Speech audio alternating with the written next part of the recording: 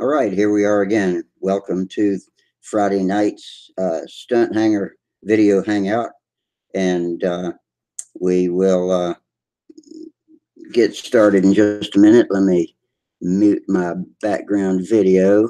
Always mute your YouTube pages before you come in live.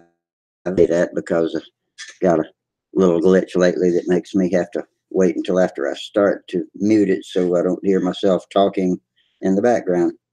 We're going now, and it's Yellow Friday. Anybody that lives in my region of the country probably knows what that means. It means that the pollen is really falling, and everybody's car is turning yellow.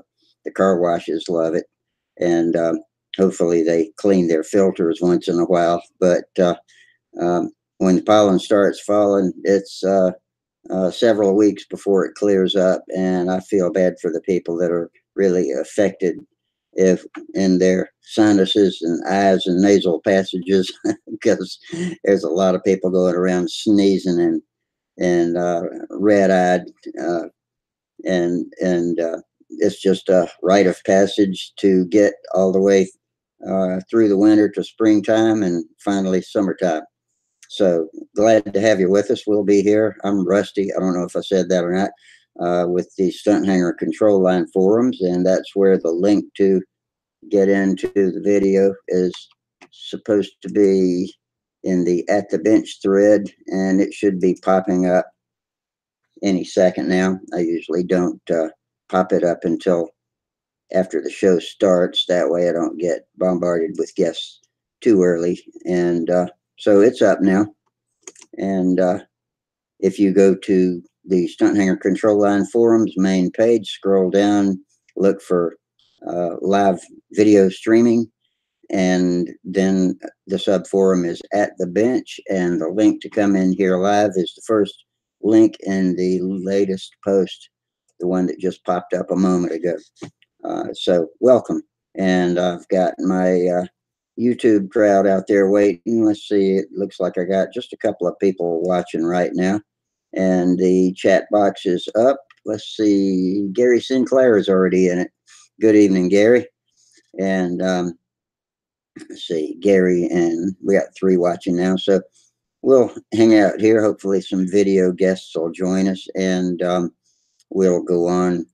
I always say till midnight. That's the official cutoff time.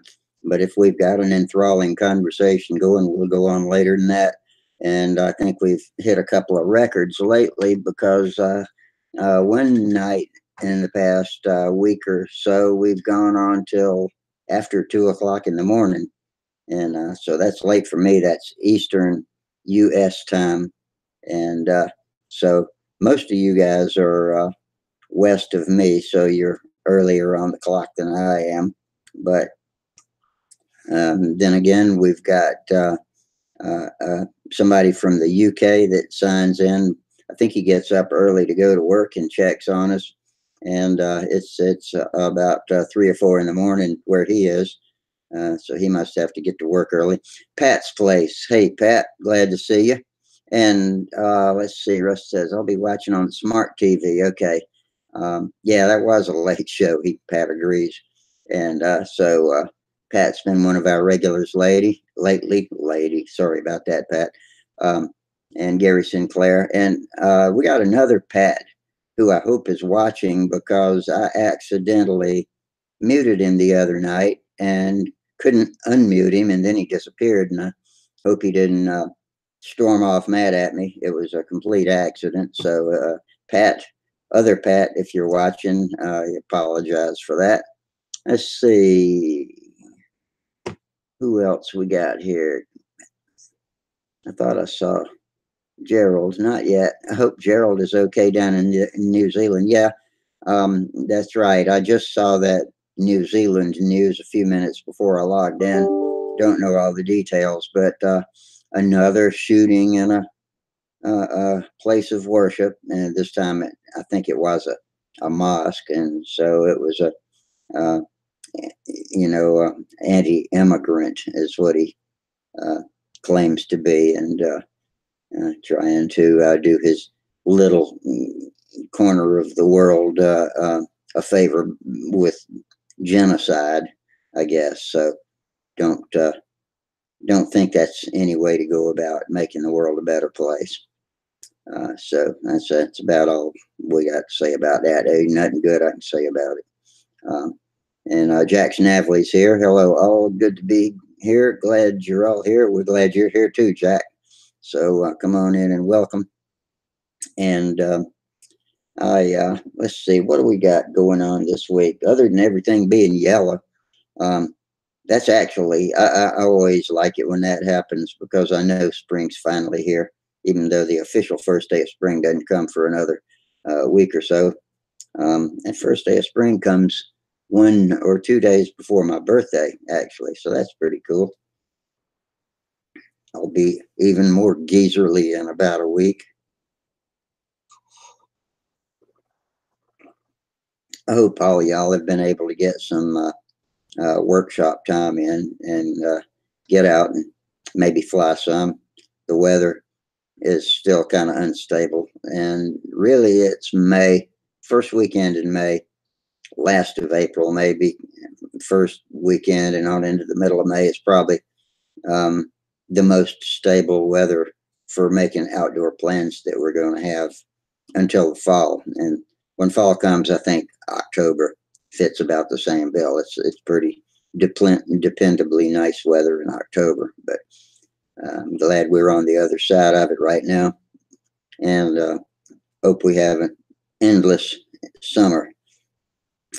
Let's see, Pat's place. Pat says we had tornadoes just north of me in Flint, Michigan. Ooh, yeah. I hope everybody's okay, and I hope nobody got hurt, and hope everybody's property survived. But that's not always the case. So yeah, it's that time of the year, and we were in a little, not a little, we were in a tornado alley down here.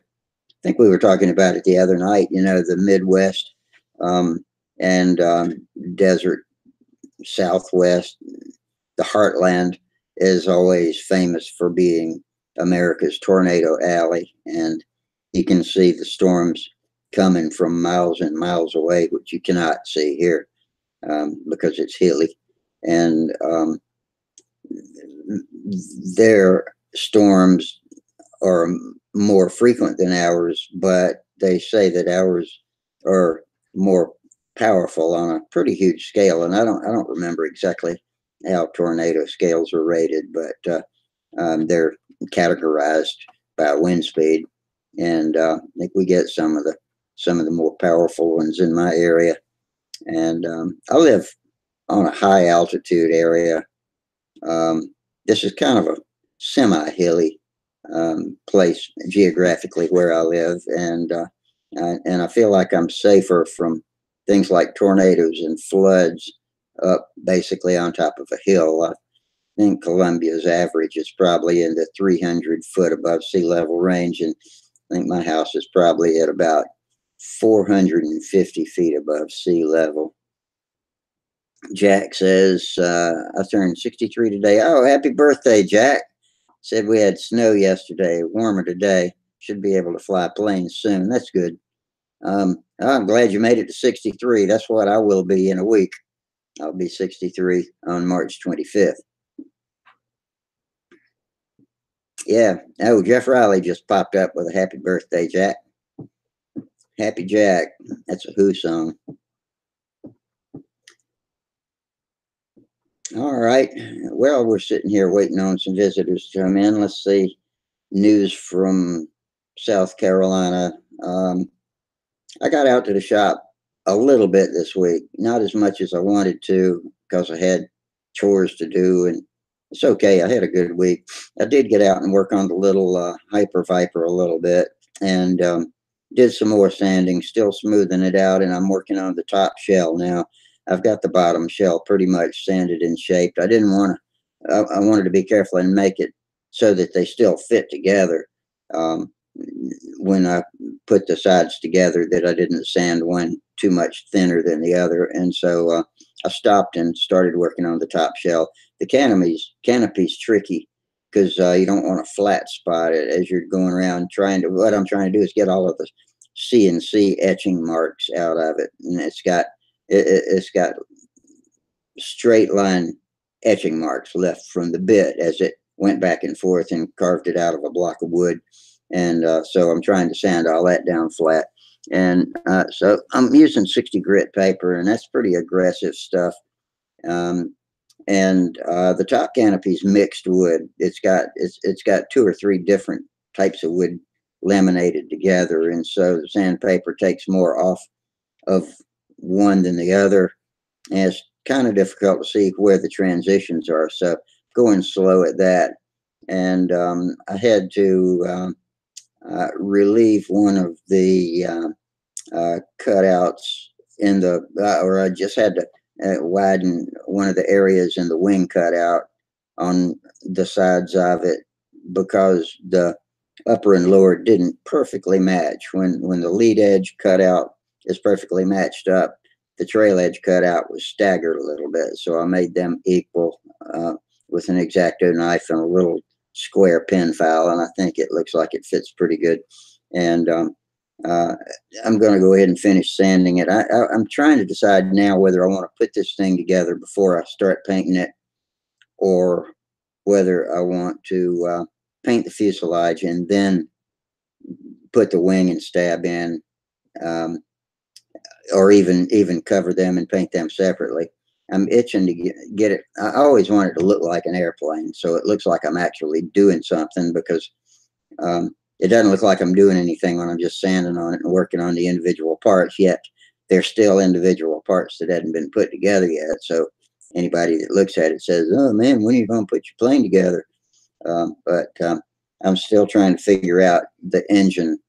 I've pretty much know, if I use a TD, how I'm going to vent the exhaust out of the compartment. That's the same compartment where the bladder tube is going to be.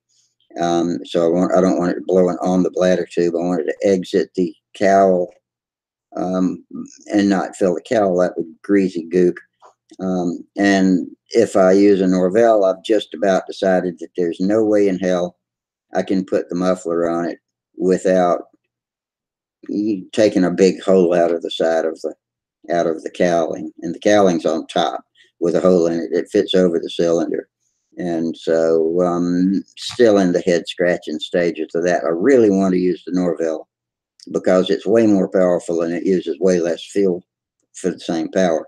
I can fly for say 5 minutes, let's say 5 minutes in a Norvell on the same amount of fuel that I can fly 3 minutes with a TD.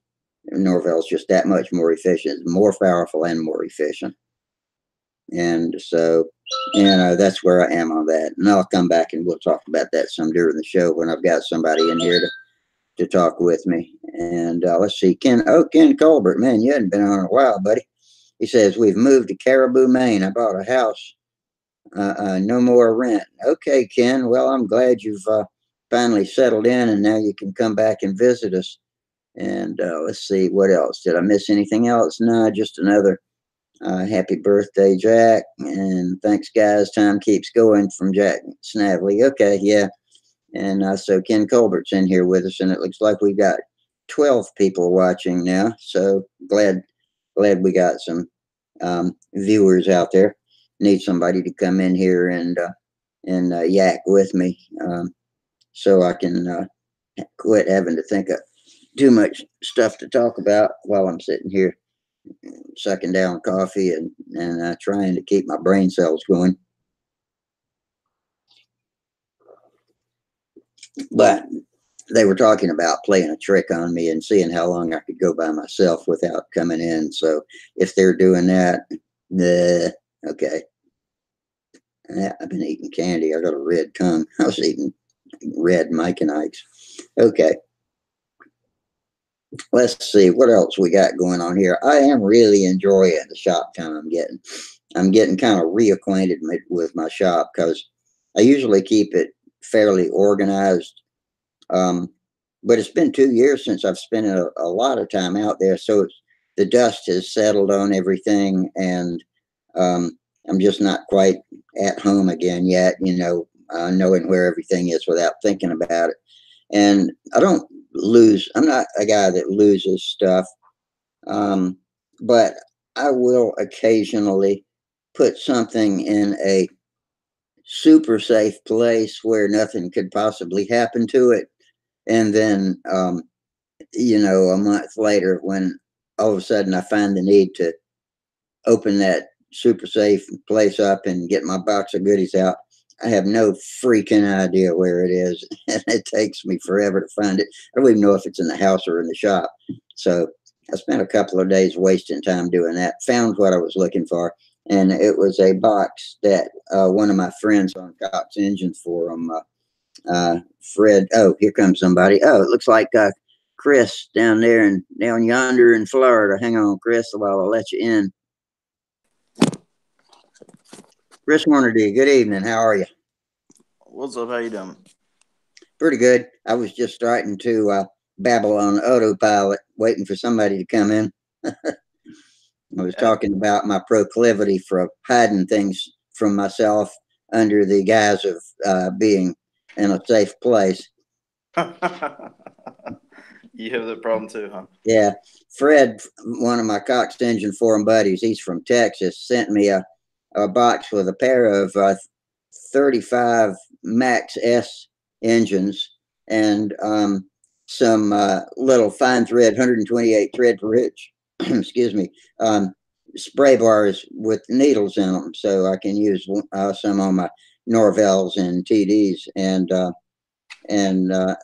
I hid them in a very safe place back when I was ill, with a broken hip, limping around, and probably on pain medicine. And I put that thing somewhere.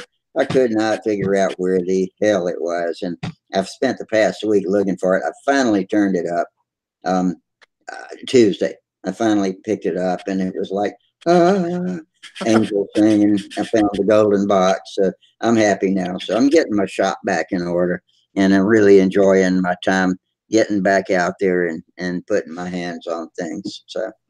Good, good, good. So how's the voodoo project looking?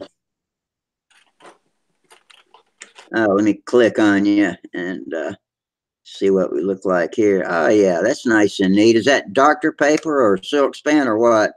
Medium silk span. So we got our little in hatch here. I've got some epoxy drying hatch to clip in there for the battery, and then right now I'm working on a modified kind of nose saddle type deal to Yeah. mount my motor to. It gets it a little further out, gets the CG where I want it, and Hmm. then it's ready to test tomorrow. You could So make that adjustable, couldn't you? If you I put yeah, slots in it. I'm thinking, I'm definitely I like that idea. I've kind of been mulling that around. The reason I did it like this, didn't want to cut into the hardwood nose and the motor mounts really, or do anything like that. So just in case it just doesn't work as an electric, all I have to do is replace the hatch with a piece of 16th inch sheeting and fit a Fox 36X to the nose, and it'll be, Yeah. you know, so it'll still be Yeah. playing. And it's all birch ply, right? What's that? The just The yeah, that's just main all parts right. of the motor mount. Yep, Yeah. yep. So yeah, I just inside diameter, outside diameter, and then made two little nose formers there, and I think it came out pretty nice. Got to Yeah. It let the looks good. epoxy finish drying, and it'll be hold well enough to hold a little electric on a little Park. I think what is it, 480, 400, little Park 400. Yeah. So No yeah, matter how powerful they are, the electric engines have the advantage of not vibrating so bad. So that lessens your strength requirements significantly. But if you want to have a 36X in the background, go ahead and build it out yeah. with that birch ply is good stuff. Yeah, and as I say, this is just a pretty much an electric mod. If I want to do the 36, all I have to do is just pull this off and haul it Yeah. out, and it's ready to go. So, so yeah. Where's everybody else tonight? I don't know. We got 13 people watching us from the YouTube, and you're the first one to sign in on video yet. Oh, so we are the show tonight, huh? So far, we're the ones. Awesome. I was just sending out an apology to Pat, who was in our video the other night, because I muted his mic and then it locked up and I couldn't unmute him, and then he disappeared. And I was hoping he didn't get mad and leave or anything like that. And he Yeah. disappeared. So I'm hoping he's okay.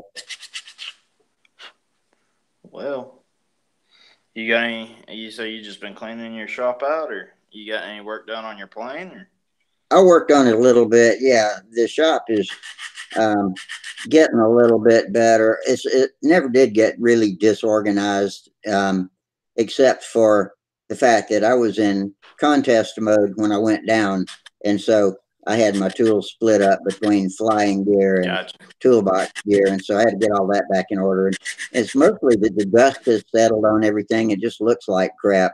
And so I've swept off the table the best I can. I just need to get the shop back out and push it around. And I've just gotten to the point where I can handle a job like that.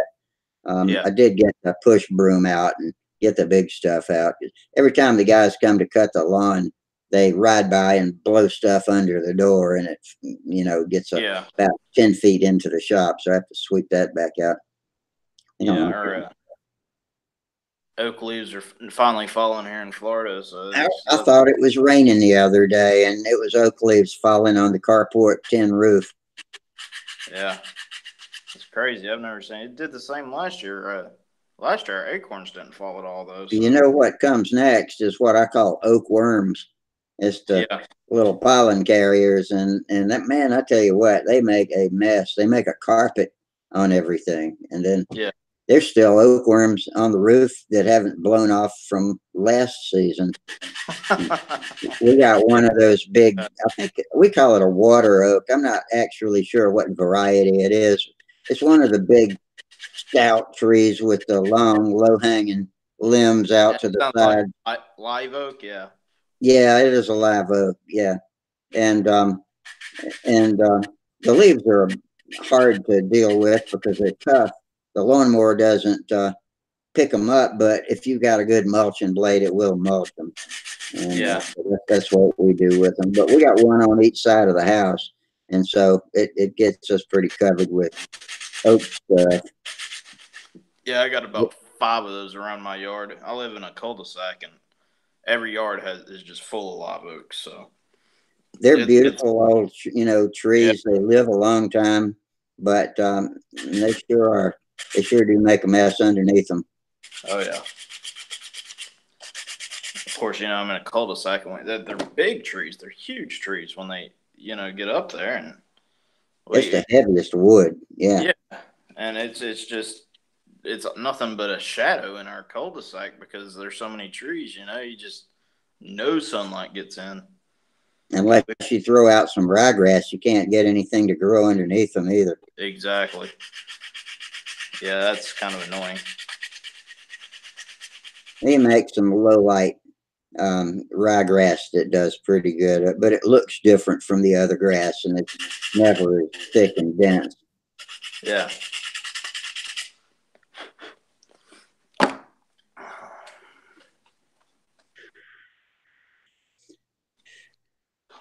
Yeah, I'd forgotten how much sawdust I get covered with. I've been sanding on the Hyper Viper, just trying to get it shaped up, and I look like a snowman after a few minutes using that 60 grit.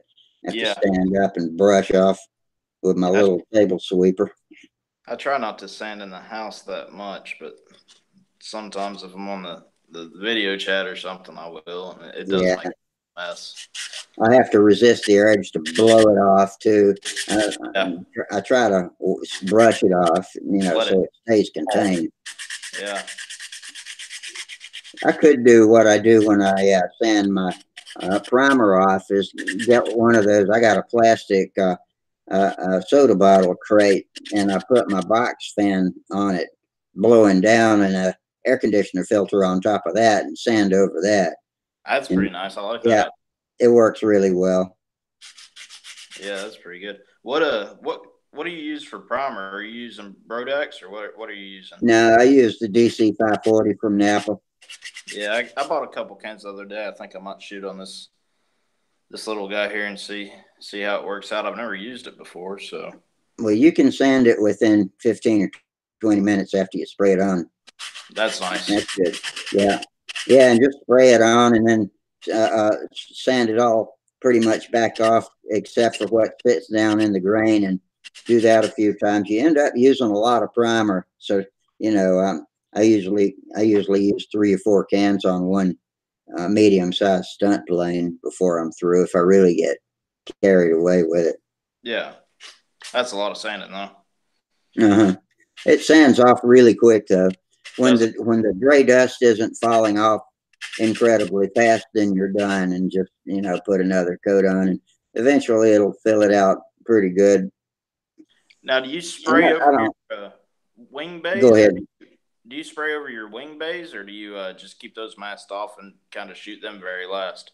I just mainly do the fuselage and the painted wood. And here comes Tom Creasy. Not the painted wood, but the wood that I'm going to paint. Gotcha. Okay. Hey Tom, gotta start your mic up. How you There we doing? go.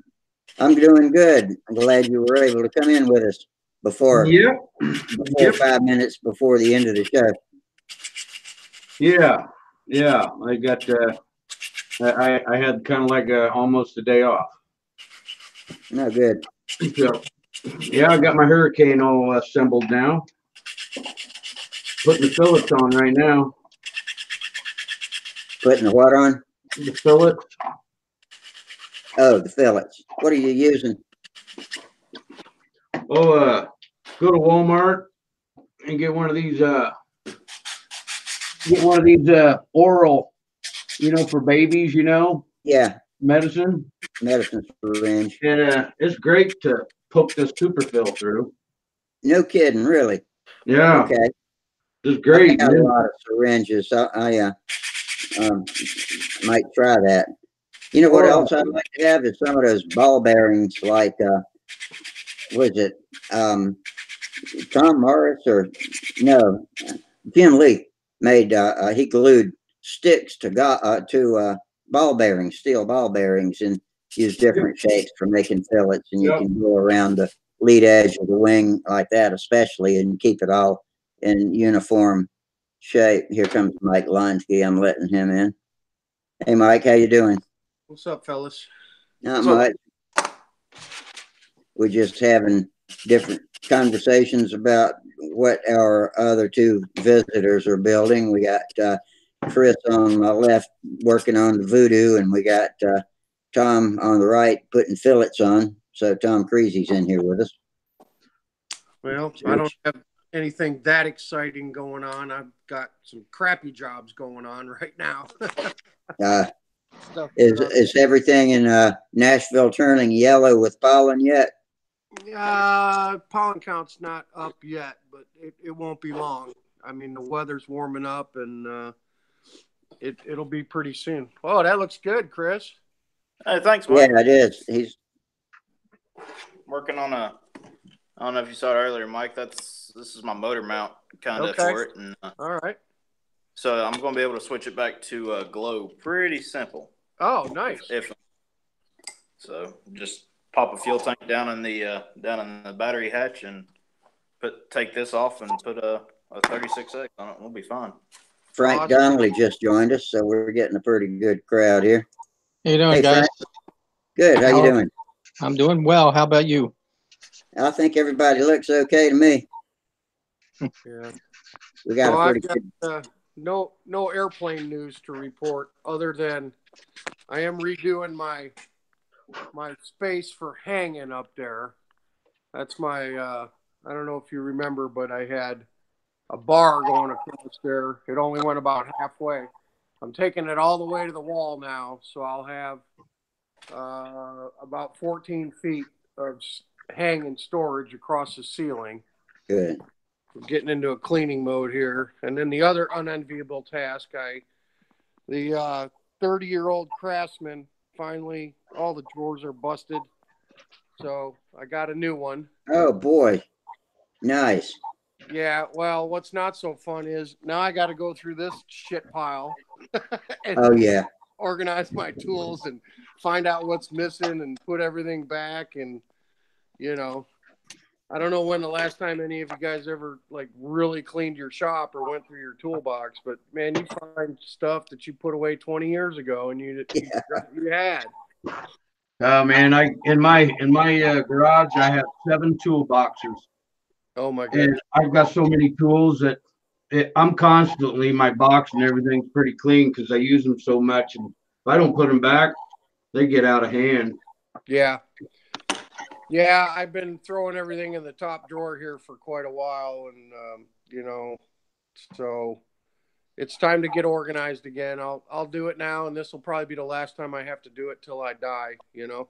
Yeah, this is a good time of the year to do it too, right Yeah. before you really get busy with planes and flying.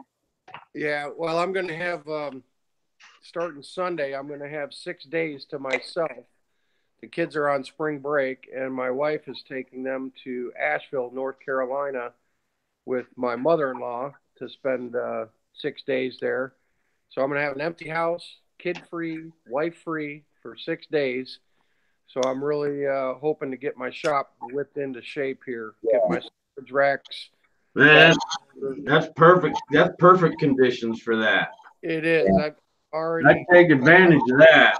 I've been going here kind of 2 days. I've been in here cleaning, and I'll have an eBay pile. You know, for I'm going to get rid of a lot of half-A stuff on eBay. A lot of Cox half-A stuff.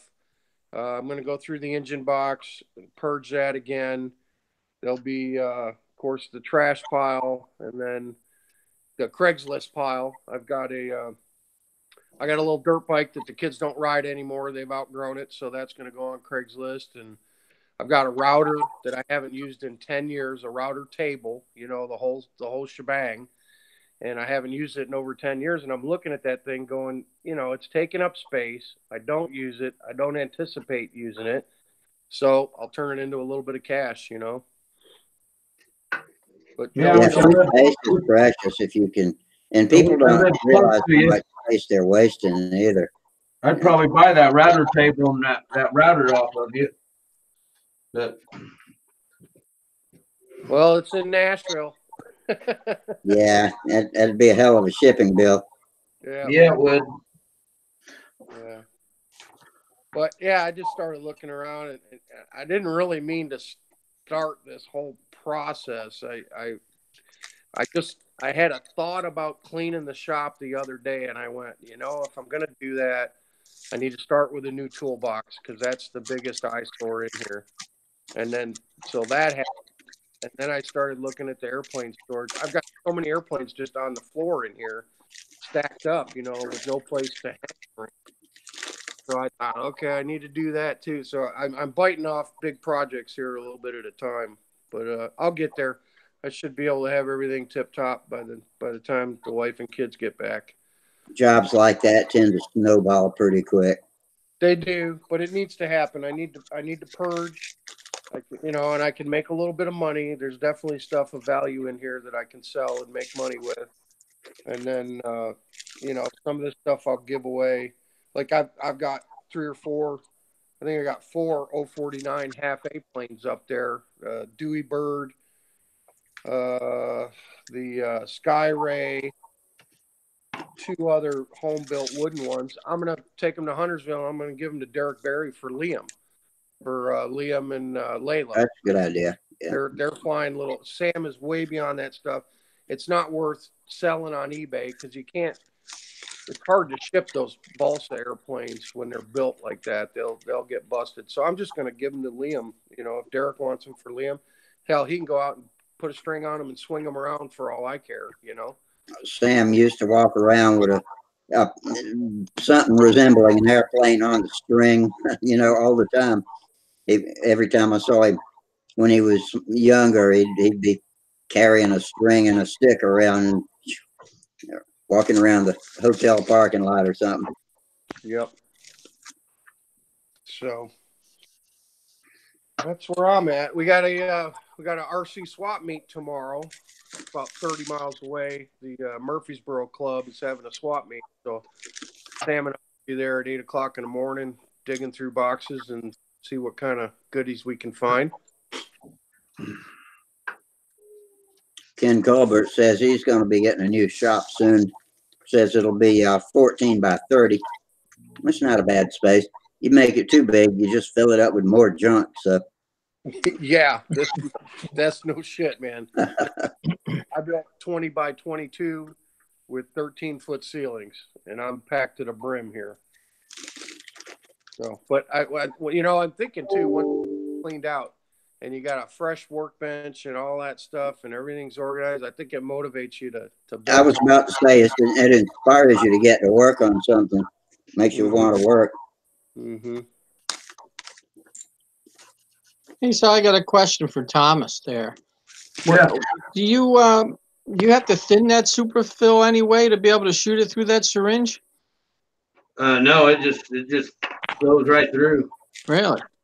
Yeah. How big is the opening on the end of that thing? Can you Oh, probably 1/8 of an inch? Oh, at least. Okay. Yeah, it's 1/8 of an inch. It wouldn't be 3/16. Yeah. All right. Yeah, it works Maybe pretty my good. stuff is just old or something. It seems like it's just too solid to be able to squeeze through there. Hey, this stuff here, I just got this stuff. Man, it's great. I never knew it was so pliable. Yeah. The other stuff I had some guy give it to me. Well, it was Sparky. And I had that for 2 years. But, I worked it in my hands. It was so hard. Right. Like plumber's putty or something, huh? Yeah. Well, it wasn't quite that bad, but hey, it worked. So do you have some in that syringe now? No. Oh, I okay. just got done clean it. You can clean it out. What do you clean it with? Just like rubbing alcohol? Rubbing alcohol. Yeah. Mm. Yeah, because acetone will probably ruin the little black plunger. Oh, yeah. And this works pretty good too for shaping. Oh yeah. Those Yeah. scalpel. That's for your fingernail. You got a fingernail kit, manicure kit. Yeah. I'm definitely going to see if I can get some ball bearings and make those spreaders like Jim Lee sells. Yeah. There used to be a company here in Columbia that sold assorted ball bearings. They had one of those steel nail bins that you could turn the trays around and pick out whatever sizes you wanted. And I think they were rejects. It was Gibbs Machinery Company. And What they're do you no use longer that here. for, Rusty? What'd you say? What do you use it for? The ball bearings? For spreading fillet material like super fillet. Oh, okay. Because, when you drag it along the edge of the Right. plane, you can do a pretty good job with your finger dragging it along. But when you get to the lead edge, if you take that ball bearing and keep sweeping it right on around, it's exactly the same depth and width, and it looks like it was put on at a professional manufacturer. It just makes beautiful fillets. Yeah. Okay. Frank, Jim Lee sells them on a stick, on a dollar. Yep. Right. On a steak. Okay. That jalapeno on a steak. Yeah. We were talking about them on here one night, and somebody had found something similar, and I think it was at the cooking department at some place where like Bed Bath and Beyond, but I don't remember what they were made for or what it was, and I wish I could remember that because they're a hell of a lot cheaper than Jim's ball bearings. Was it a mortar and a pestle for mashing No, herbs and stuff? it widened, but the pestle, the mortar part of a mortar and pestle would probably do the job. See, I'm letting Sparky in here. There we go. Hey, Sparky, how are you tonight? His mic's off. Oh yeah, Sparky, you got to turn your mic on. He probably knows. Yeah, I'm good. I thought I'd come in real quick and show you my airplane before I go to bed. All right. Yeah, I got something I want to ask you about too after you get through with show and tell.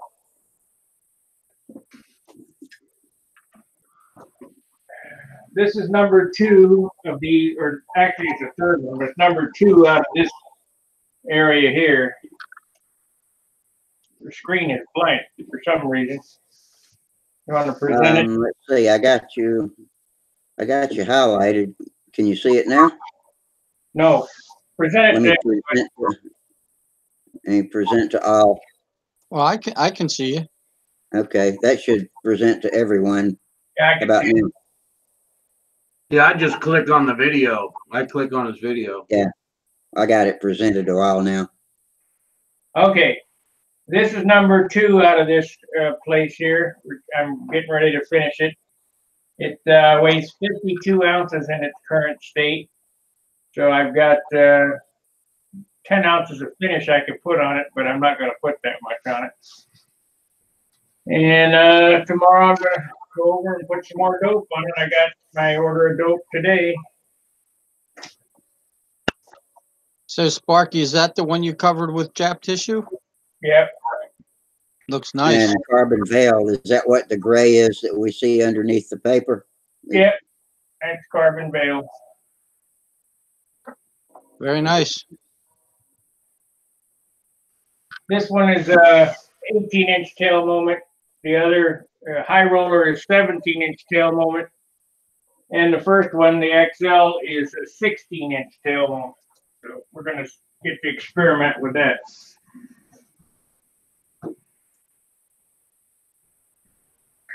Okay, that's it. What's the question you wanted to know? Well, we've got a YouTube member. He's actually a Stunthangar member, and for his club he made a calendar with members of the club holding their airplanes, and then the cover and back cover photos and all that. And he sent me a copy of it, and was wondering, he enjoys watching our show, and he was wondering if he would like for our main members that come in here, you know, the 9 or 10 or 15 of us that we regularly see, send him pictures of us with our airplanes, or your family who's got planes, or whatever you want to, and send him pictures, and he would make us a commemorative Stunthangar Hangouts calendar for 2020.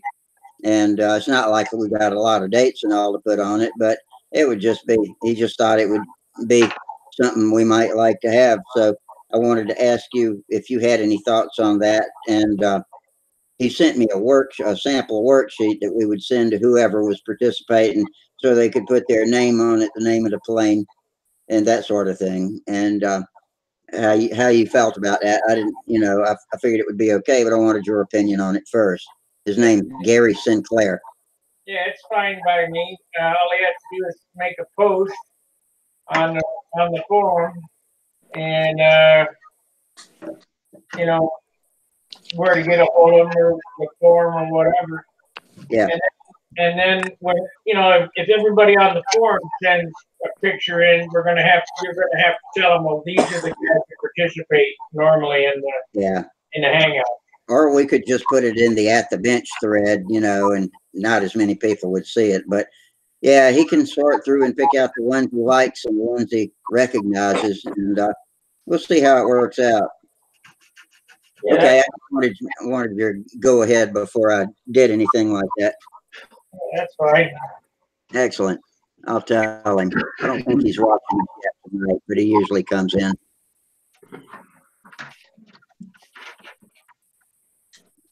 Oh yeah, Gary's there. Okay, Gary, we got it in the works. All right, fellas, back to it. Aeromodeling. What were we talking about? So we got Tom doing fillets. We got Chris doing voodoos. We got Mike rearranging his shop, and we've got Frank, who's. Have you told us what you're doing tonight? I just finished putting a coat of dope on that half-A Pathfinder I'm building for Brodax. Is that the Pathfinder you're building without the tricycle gear? Yes, I did away with the tricycle gear. I could not remember. I was talking to somebody about the Pathfinder, and I could not remember. I knew somebody that was doing one without the trike gear. Got a lot of chatter, a lot of background noise there, Rusty. Yeah, I do. Yeah, there's nothing I can do about it. It's just cross-channel talk from YouTube. Okay. I don't think it's even us. It don't sound like it. It sounds like No, it's when you talk. Only when you talk, right. Rusty. Yeah, you're right. It is. Well, I'll try not to talk so much. Sparky says I talk too much anyway. Oh, here comes Doug. Let me let Big Doug in, see what kind of t-shirt he's wearing tonight. I'm surprised that the Hangout is still working. Me too. I worry about it just going away instantly without notice. Oh, he's got a Ringmaster t-shirt on tonight. You got me. Nice shirt. Did you Thanks. make it? I made that one myself too. This Good work. shirt is purple. Yep. Always got to do Everything purple. he's got's purple. Yep. I fly purple airplanes. I thought I saw this shirt is pink. Nah. Nah. I don't think so. You might need to change the color rendering on your monitor. Yeah, there you go. Good to see you, Sparky. And Missed you the last couple of weeks. yeah, my ears been hurting and I've been tired. And like tonight, I'm gonna go to bed because I got to get up early and go over and work on my airplane. My wife's going on a girlfriend trip this weekend, so I got the house to myself. Do you have a real airplane, Sparky? No, my model, one I just showed. I thought when you said, well, when you have to go work on your airplane, never mind.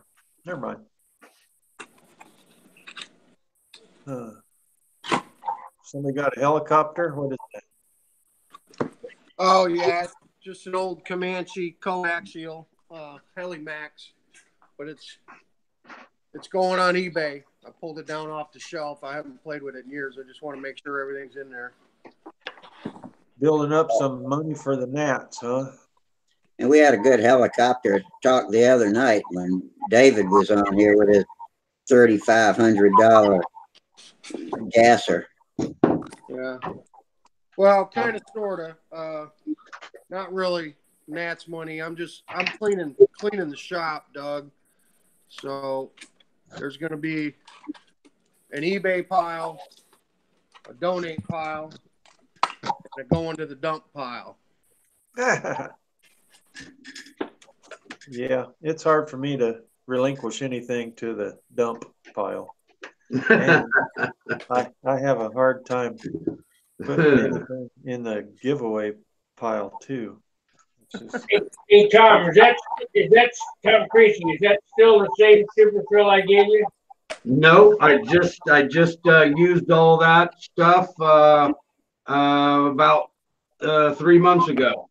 This is brand new. Boy, I sure do like it. I mean, it's it's like it's real. It's not so thick. All right, you get it from Wix? No, I got it from Aircraft Spruce. Oh, that's not good. Yeah, everybody got to support Wix. I get I got mine from Brodak, and it's been sitting for 2 years. I didn't even know Wix even carried it. Well, I would have bought it from there. I just never. I was always just thought it was paint. Sorry about that. They got it. I mean, it's a full aircraft place, just like Aircraft Spruce.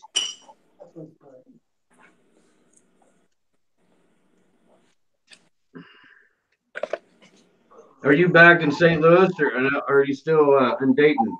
I'm in Dayton. Another week here, and then I'll go home. Yeah.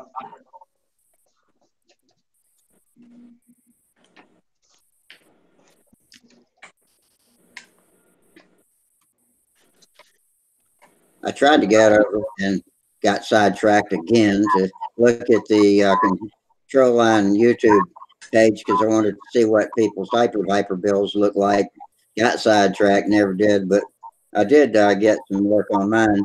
I think when Chris was in here by himself, I was telling him that I'm working on shaping the top half of the clamshell tonight, or not tonight, but this week, and got to be careful around the canopy.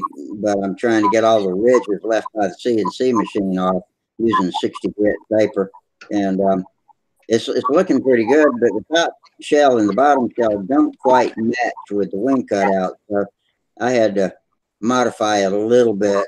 I'm going to use the lead edge as a reference and make sure that the trail edge both fits each side correctly and matches up with no screwy incident or without being crooked. Rusty, he says how to ensure that those are correct in the instructions. Did you look at that? Pretty good. I've got the booklet on the table, but I hadn't actually looked at it. It tells about that situation. situation. Maybe I should open up the book and look at it. Okay. Thanks for Have you watched the Big Art video?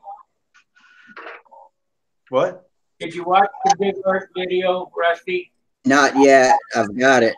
Will Davis sent it to me too, but I hadn't watched it yet. Well, how did Will Davis send it to you? You mean I don't know. He sent me the link to it. Yeah, on there, Big Art it talks about how to join a wing. He's building a fire cage or a fireball, and he talks about how to do super fill and put the get the wing to mate with the fuselage really good. Oh, all right. I'll be sure and watch that. Yeah, it's in my email and it's online too, I guess. But is it called A Day with Big Art or something like that? Yeah. Yeah. Okay. I want to thank E. Hill for sending that video. He's got some more stuff he's going to send, hopefully. Okay.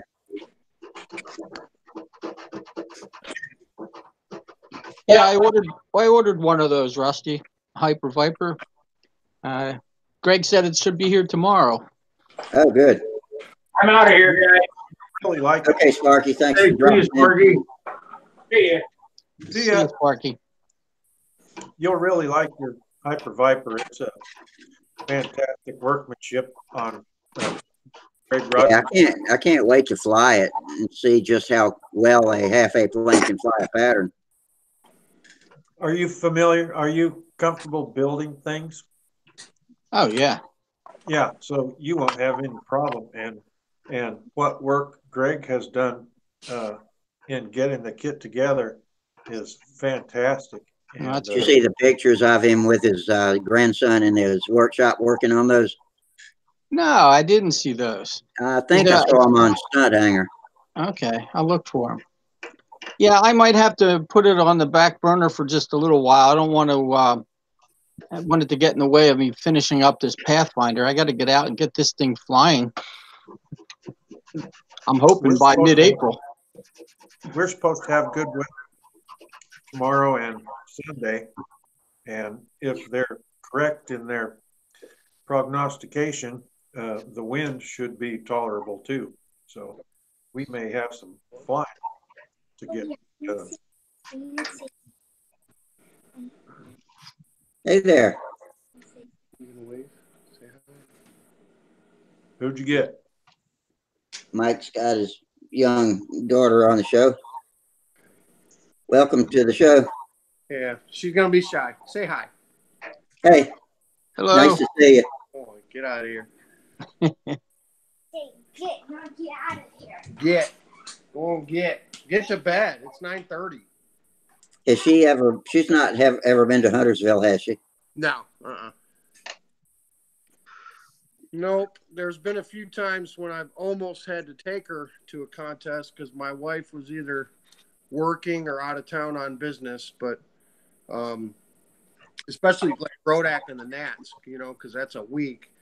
But luckily, I have a sister who likes my kids, and she actually drives down from Detroit. She drives from Michigan to Tennessee, and she'll stay the whole week with Emma while Sam and I are off contesting. And if my wife is, like I said, out of town on business or something like that, the Brodax is the worst for us because it's always June.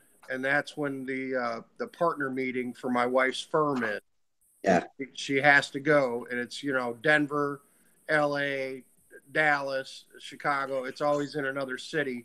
I think one time in the last 10 years, Nashville has hosted it, but it's always the same week of Brodax. So fortunately, like I said, Aunt Joanne comes down and hangs out with Emma, and they do girly stuff, crafts, and Sam and I go do model airplanes. So, but Emma would not enjoy going to. I've asked her, you know, if she wanted to go, and she's like, "Nope, I don't like airplanes. That's for you and Sam." Okay. Yeah. Not me, she says.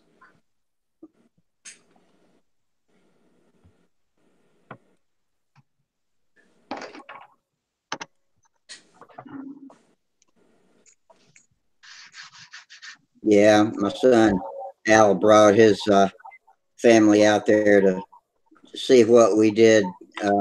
Couple of contests back. It was one where I couldn't make the contest, and yes, that was that first October 2017 when I couldn't come, and they, I don't know, I hadn't gotten too much I've asked them a couple times, hey, what you think of Huntersville, and did you see what kind of planes are flying and all? And I just hadn't gotten any kind of positive reinforcement that they liked it or were impressed at all by it. So, oh well, every to each his own. I'm disappointed when everybody's not impressed with the cool stuff I do.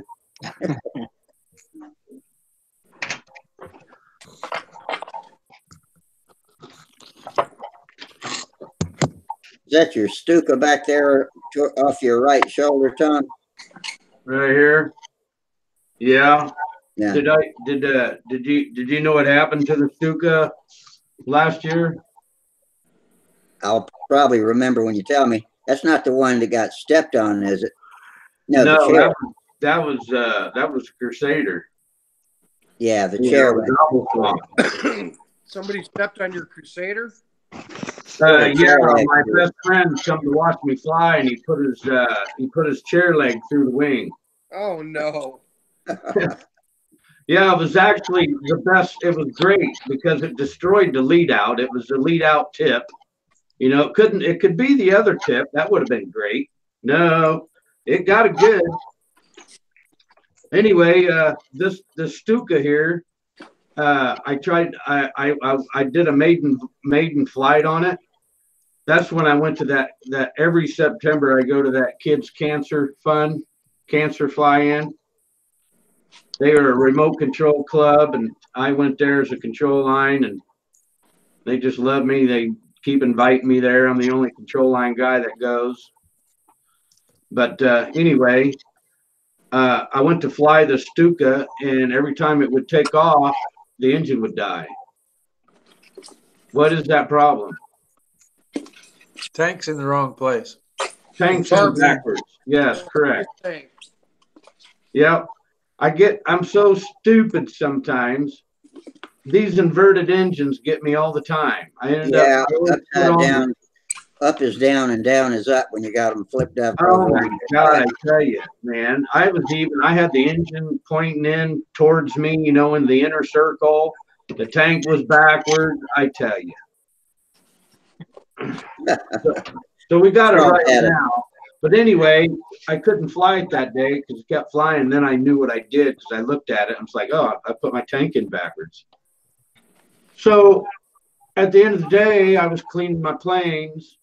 And I set this one up to go clean it, and I bent over to get the paper towel. A gust of wind come up, blew it off my stand, and landed on the tail and busted it right in the middle, right here. Oh, shit. Right there. Snapped it right in half. So I started about 10 o'clock today and try to match all this paint. I got it done. So I got the blue on this underside right here to paint, and then it's finished, and then I can clear coat this area.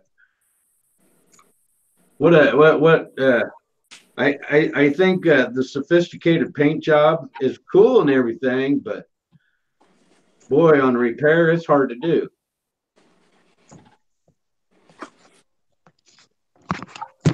That's 5 colors of paint.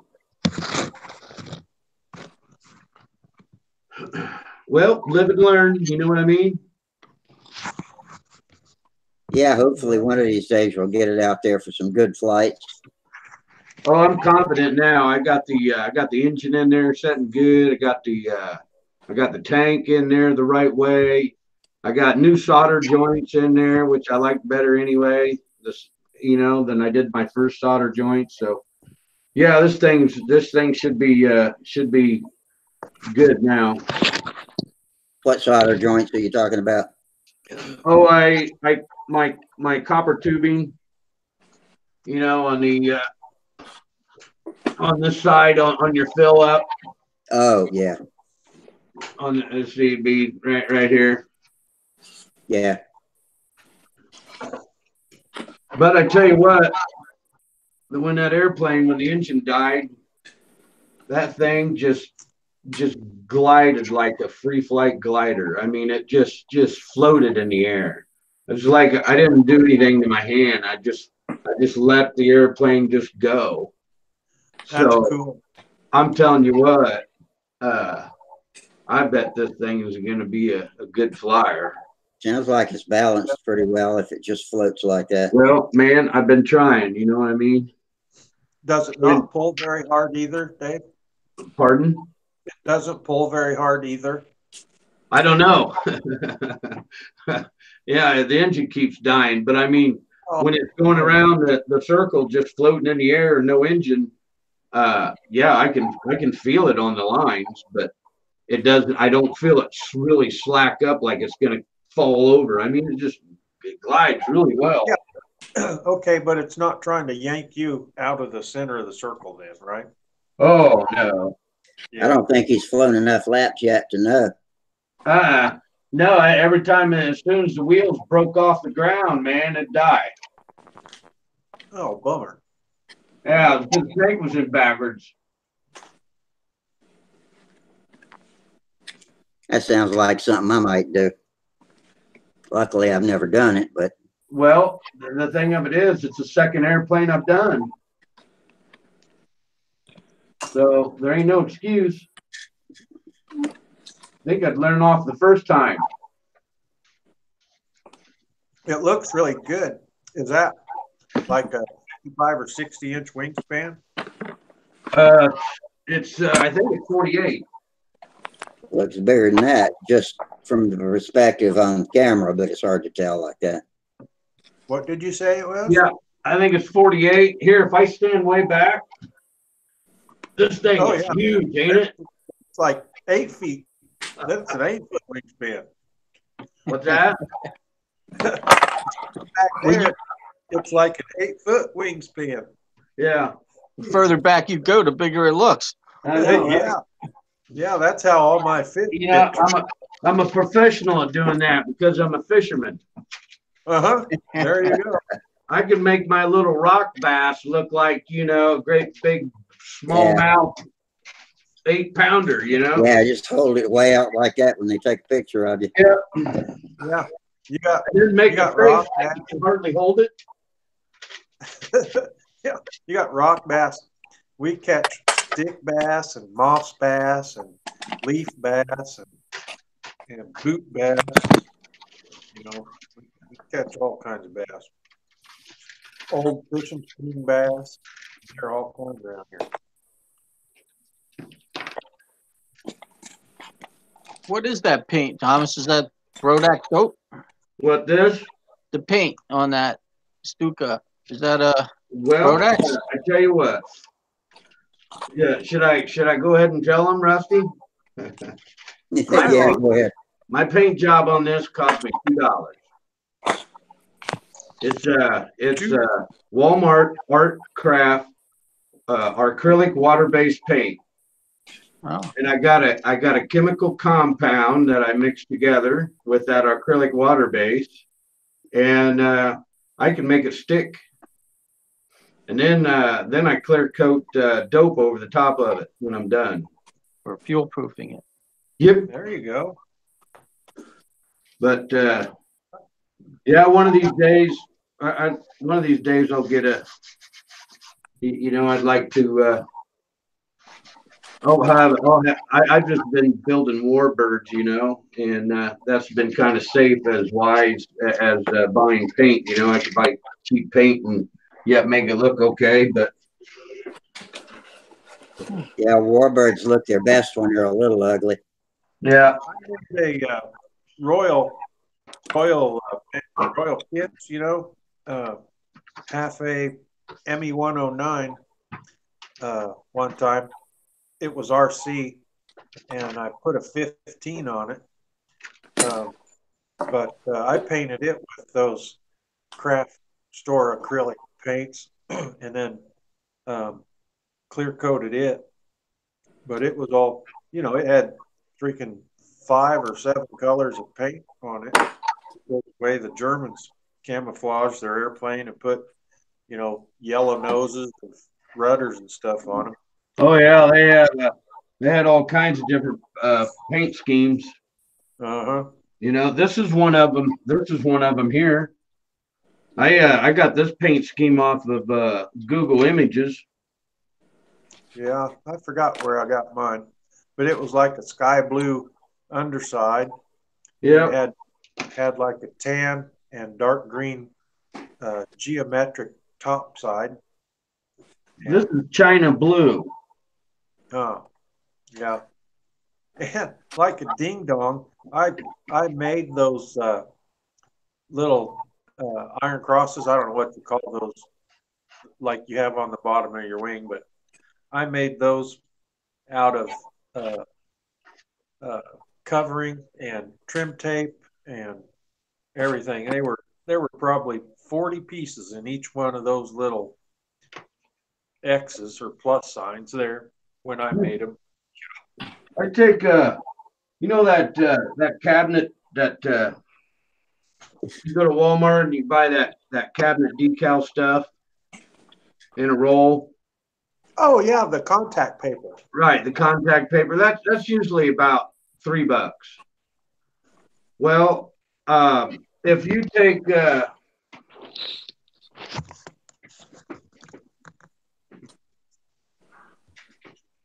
I went and got this.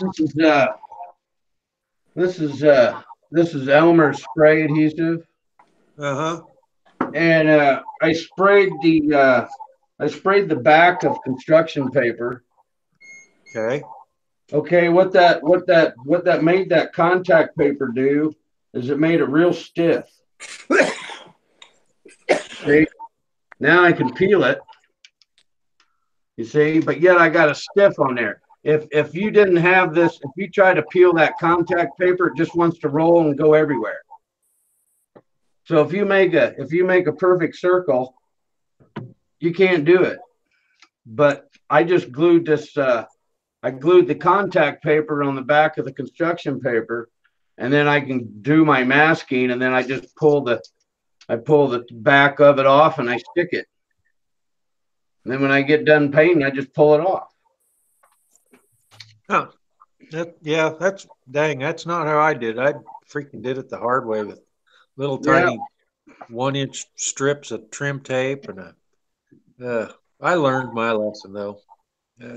Oh, I'll take and print off something on my printer, and then I'll spray adhesive on that, and then glue it to the contact paper, and then I got my print out already, and I just cut it out. If I had a vinyl cutter, man, that'd be awesome. Yeah. But I am the vinyl cutter. Here's the vinyl cutter right here. Exactly. Go like this. Yeah. No, mine. Yeah. I usually use an X-Acto knife. I like using a blade. I can do well if I can. I'll use the scissors, but compound curves and shit. You know, it's hard to. I just use a knife. Yeah, I must be doing something couple of wrong. Christmases ago, Holly gave me a 4-foot cutting mat, and that's handy for working on big stick-on stuff for wings.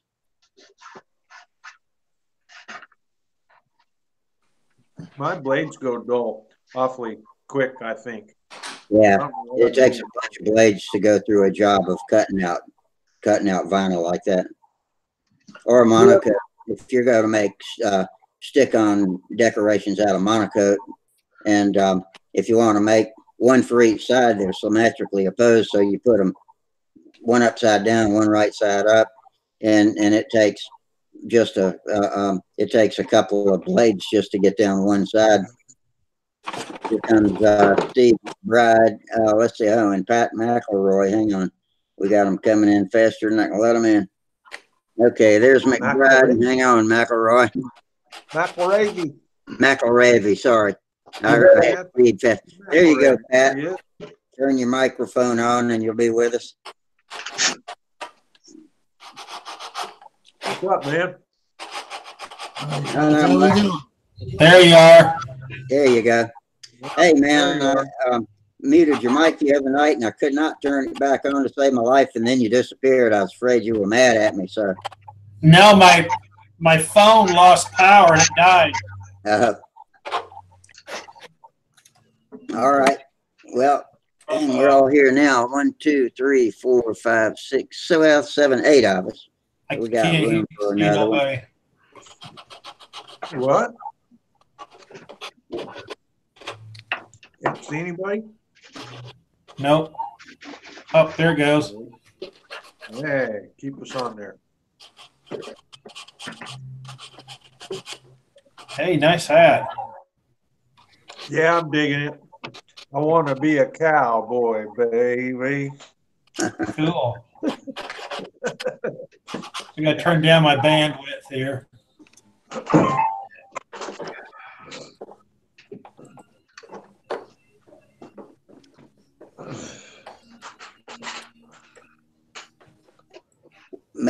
Oh, you got you. Make America Great Again hat. Yeah, buddy. Oh, shit. Only red hat I've got is the Philly Flyers hat. Every time I wear that hat, something terrible happens, so I hadn't worn it again lately. Yeah, I proclaimed it my lucky flying hat, and that was the day that I went to sleep during an official flight and buried my plane up to its armpits in the mud. So, yeah. Went to sleep? Well, that's just the only explanation I've got for not pulling out on the downside of a wing over. What do you think? Yeah. I've seen you do that. That was the one I'm talking about. Oh. I was competing against Mike that day. Oh.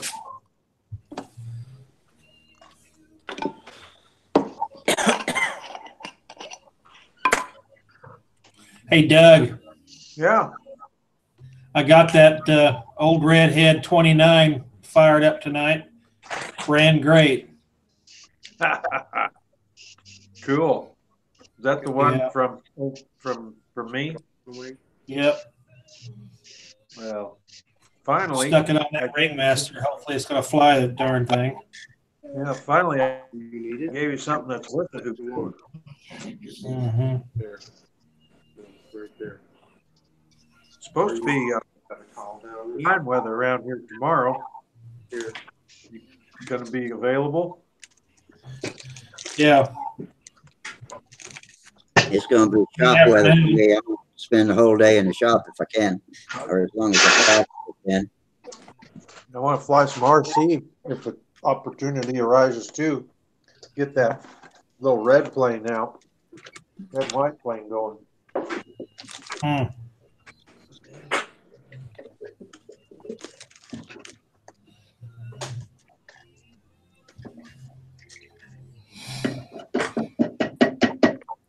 Mm.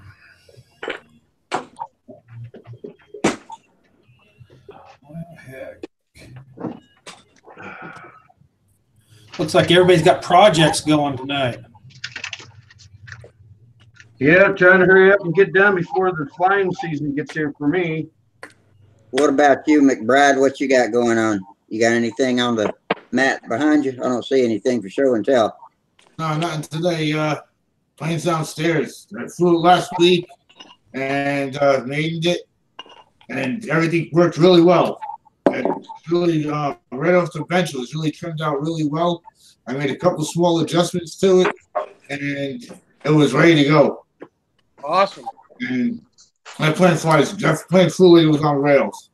Now I'm going to take it out again. This weekend's supposed to be really nice, so I'm going to take it out again this weekend and practice my patterns on it, or try to tighten it up because I was a little precautious on it on the first day taking it out. I'll try to tighten it up, make it a little more smoother, get it better, and hopefully do well with it this coming week at VSC. Boy, I'd love to go to VSC. Oh, I'll make it one of these years. Oh, that's a great event. That's most fun bunch of people you can meet out there. I've never been, but I bet it is. What is VSC? Is that vintage stunt or vintage scale? Vintage stunt. Vintage Stunt. championships down in Tucson, man. This would be Vintage like stunt contest. I mean, 30, you get years. such a family great of people that come out there. It's like when you go to Brodak and you have such a bunch of people that come from all over the place from the East Coast and all over and go to Brodak. You get that exactly all over the West Coast, and they even come from the East Coast to go to VSD. It's just such a large, well-run, excellent competitive event. But they do a great job there. And that's well worth seeing, well worth competing in. Hey, Steve, did your company get new uniforms or did you change companies? I changed companies. Yeah, I changed companies last month. It's got an infinity sign on your left side. Is that what the company's called? No, the company's called Eternal Plumbing Solutions, which we're now changing it over. We're going to call it Eternal Services. Based on the company was originated by the original owner as a plumbing company, but I'm an electrician and I'm bringing electrical into the company. And we have another guy who's also coming into it who's also going to bring HVAC into the company. So we're going to be now becoming a full service company. So we're changing it to Eternal Services. Okay. But I left the other guy I was working for. That guy, what a raw shame deal. He was a rotten person to work for. It was a miserable day waking up every morning having to go to work for him. Well, I hope this works out for you. Oh, this is working out great. I mean, this is my own show now. I have my own license I'm getting, and I'm running the whole electrical business out there. So it's a better deal for me and a better gig, better show, less stress, less problems,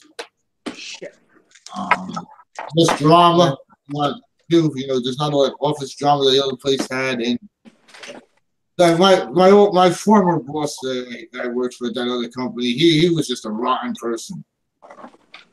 Man, that's bad when you have to be around people like that. That just sucks. Just sucks. And I know what you mean about dreading going to work every morning. Yeah, right. You're just trying to make a living. Saying, I hate this job. I can't wait till I want to leave this job. I want to leave this job. But I just said I needed the job. And the pay, and I was earning a decent living to me. And I says, I got to stick it out and stick it out and stick it out and stick it out.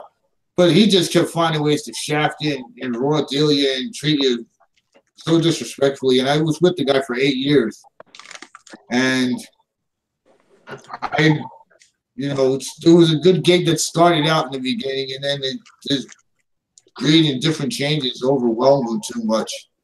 And it got to the point where you were to work to try to earn an honest day, and he was trying to take it away from you at the same time. So you were fighting to earn your paycheck. God. Yep. That went on for quite a few years, and my bottom line was, after working for the guy for 8 years, I had medical benefits with him for 8 years.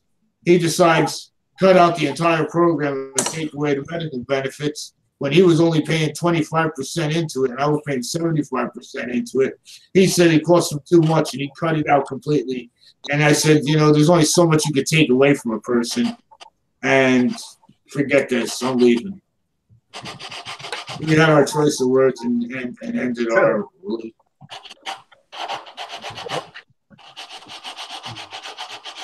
I got some airplane questions for you guys. Fire away, man. I want to start experimenting with carbon fiber props for some old 35s and 40s. What sizes should I look at? Well, they'd be just the same, in my opinion. Well, ask them guys. I have no experience with carbon fiber, but I'd do what Doug says, start with the same sizes, but that's a hell of an investment to make if you don't really know. You might want to post it out on Stunthangar and see what the guys that do use them say, because a lot of guys out there that do know. What's the main advantage of them? Just the weight? The stiffness. They hold their pitch and everything perfectly. Like better than APCs or wood props? Oh, yeah. APC is a heavy prop. APC is too much load on the motor on a lot of them. As opposed to there's no load with a carbon fiber prop. And they'll cut your finger off a lot cleaner too. Yep.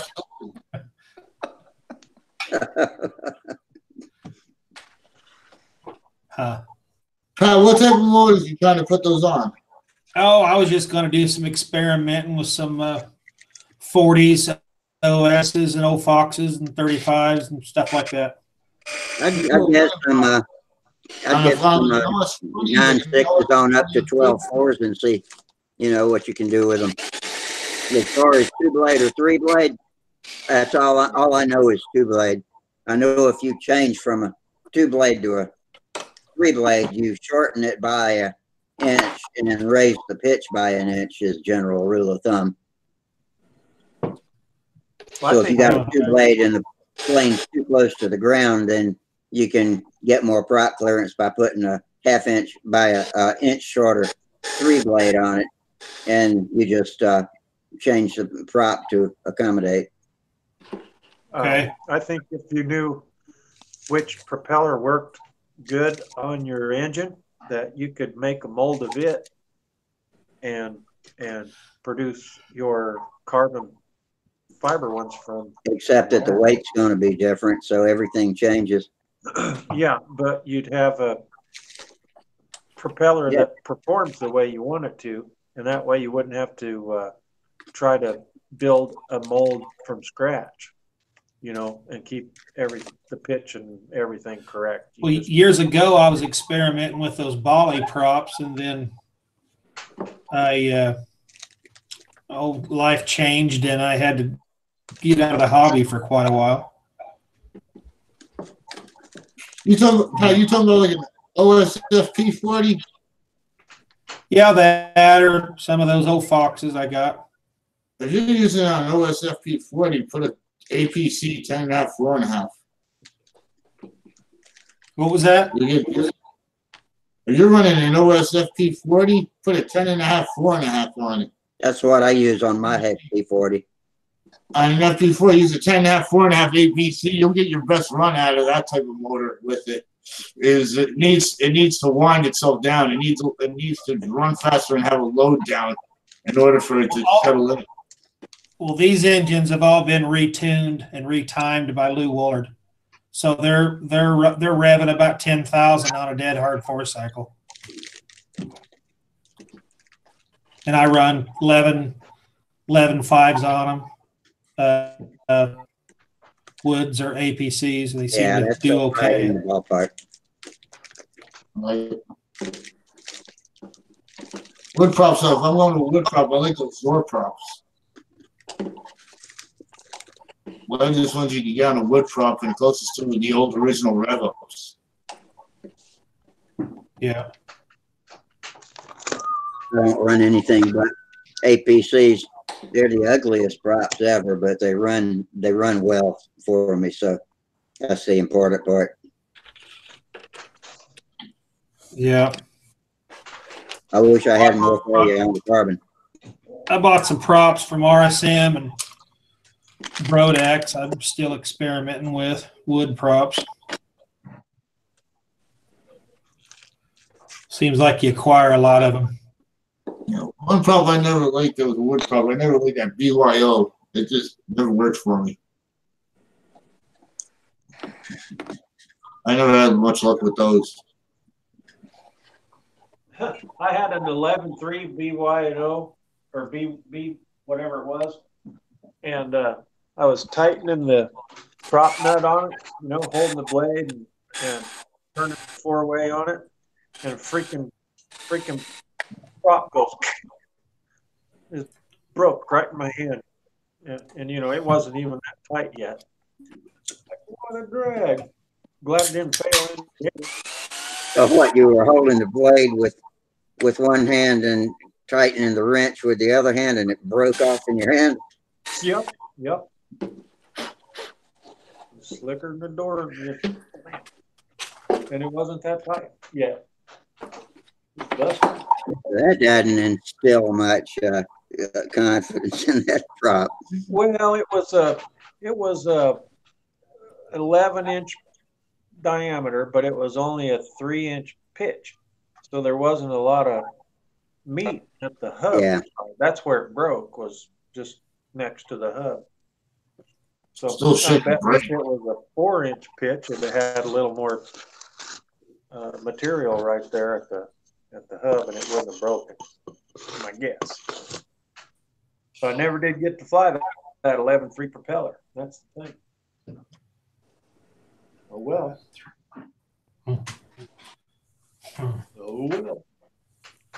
Well, Bob Zambelli bought me 3 or 4, I forget what was on my shopping list, different colors of dope, carbon veil, fiberglass, all kinds of stuff for my summer building session, because he drove up to Pennsylvania last week and stopped by Brodak and got me a bunch of goodies. And I was hoping he would come by this week one day and I could, you know, get it from him, but maybe I'll drive down to his house one day next week and then grab it, because it's got the paints that I want for the Hyper Viper.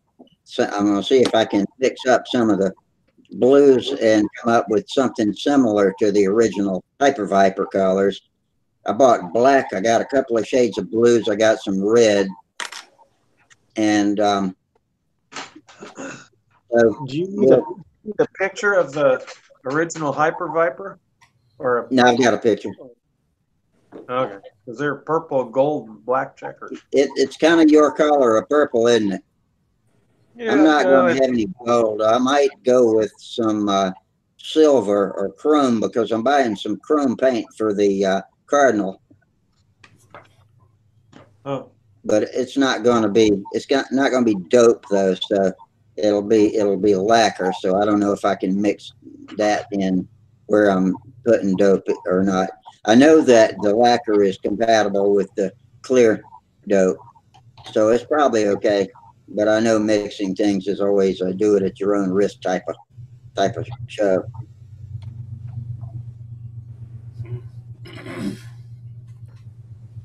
I'm hoping to make some serious progress on that little cafe model this weekend, though.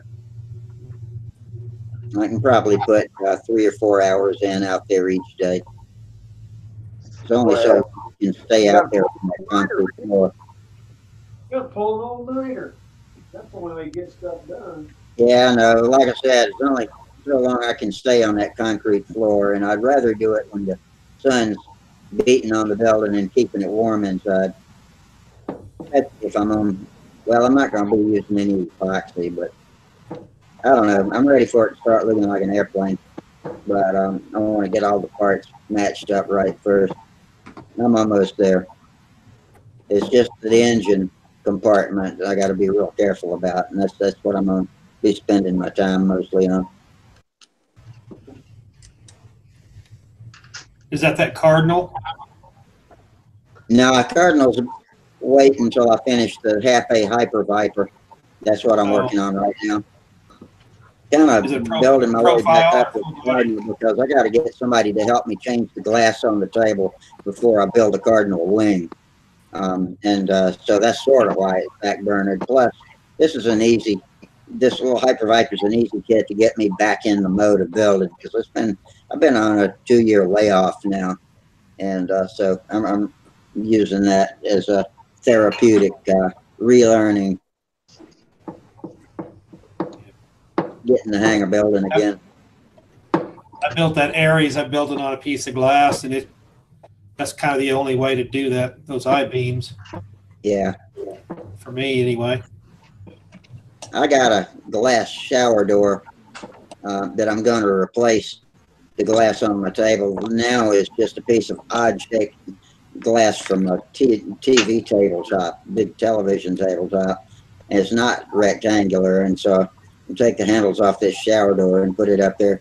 It looks like Wendy's glass because it's got the same kind of etched stripes that Wendy's glass has.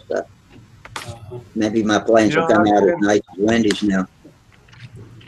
I've been hearing advertisements on the radio about these office chair glass. I thought,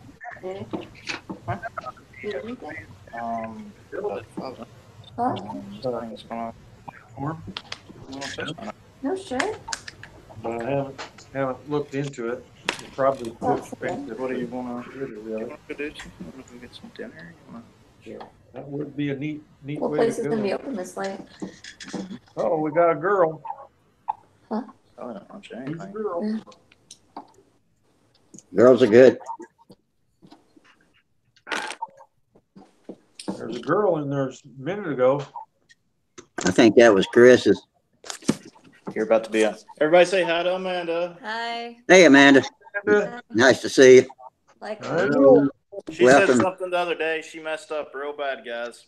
I was sitting there doping this little voodoo, and she's like, "Babe, I think I want to build a plane."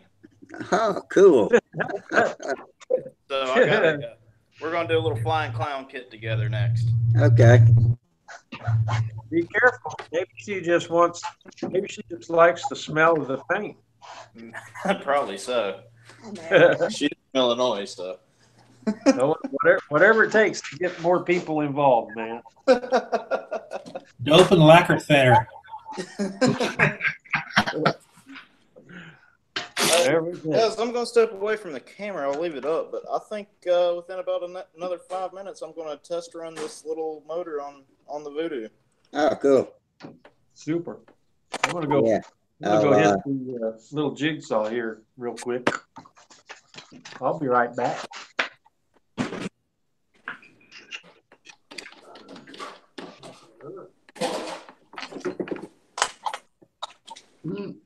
What I miss? You missed Chris's wife. She wants him to build her a plane, or she wants to build a plane now. Oh, awesome. Yeah. So we got to momentarily meet her. It looks like Chris and Doug have stepped away, but Chris is going to test run his engine in a few minutes. Awesome. What kind of plane is your wife wanting to build, Chris? I think we're gonna start out. I got some plans for a little flying clown, so I think we're gonna start out on one of those. So that'll be a nice little profile to do real quick.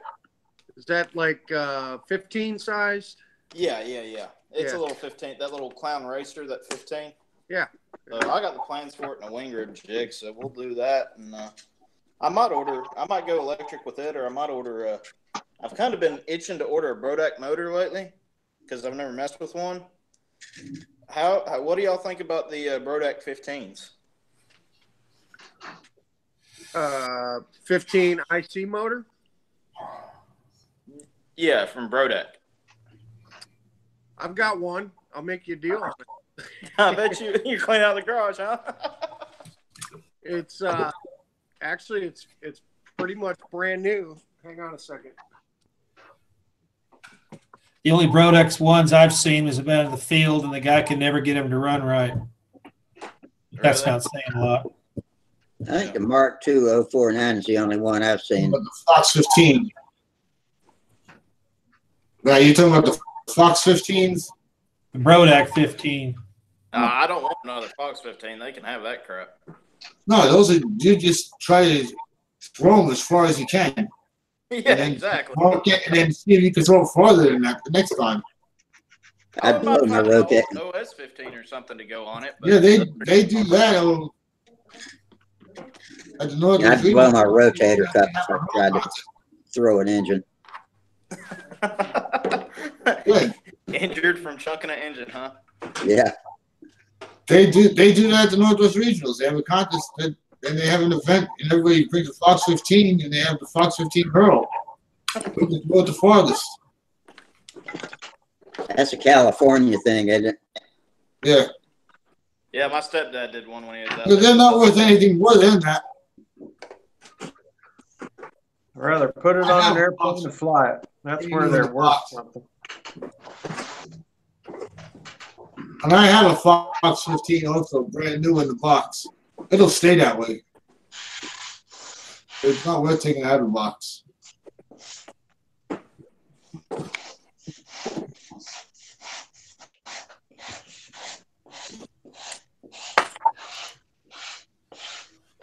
I'd probably find an OS if I was you, Chris. Yeah. I've been looking on eBay. They're getting tough to find. Yeah, the 15s are hard to come by. I've never built a 15 size plane. I've got a Thunder Tiger, brand new Thunder Tiger 15 in the box that never even fired up. I have a nearly new Brodak 15 here, Chris. It's probably not even broken in yet. It was on a Ringmaster that Sam had, and he crashed it. Got the muffler and the needle valve. The only issue with it is it's got a broken lug right there. Okay. But other than that, this is a brand new motor. It hasn't even had 10 tanks of fuel through it.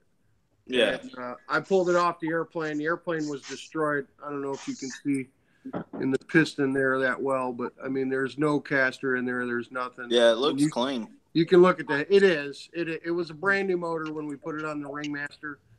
And like I said, Sam crashed it, and the lug got broken. And we don't really fly 15 stuff.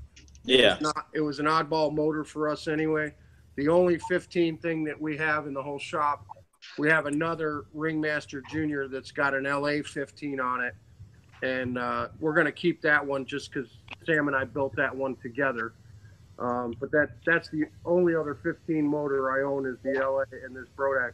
This was going to eBay with all the rest of my stuff. And like I said, I've got the muffler.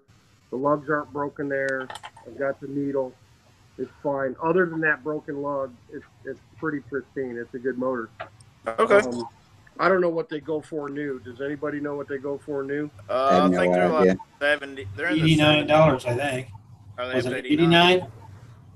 I thought they're in the high 70s, 80s, that range. Yeah. Okay. Well, if you don't mind the broken lug, I'll tell you what.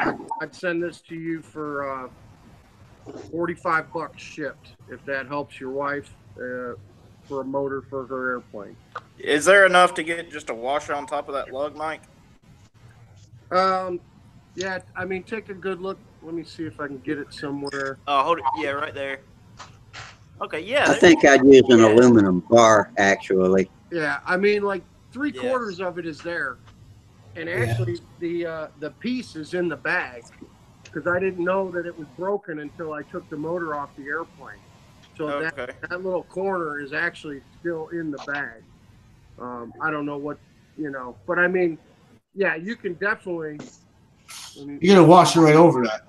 You got enough there to put a washer on there, and with 3 other bolts going through it, it's it ain't gonna go nowhere.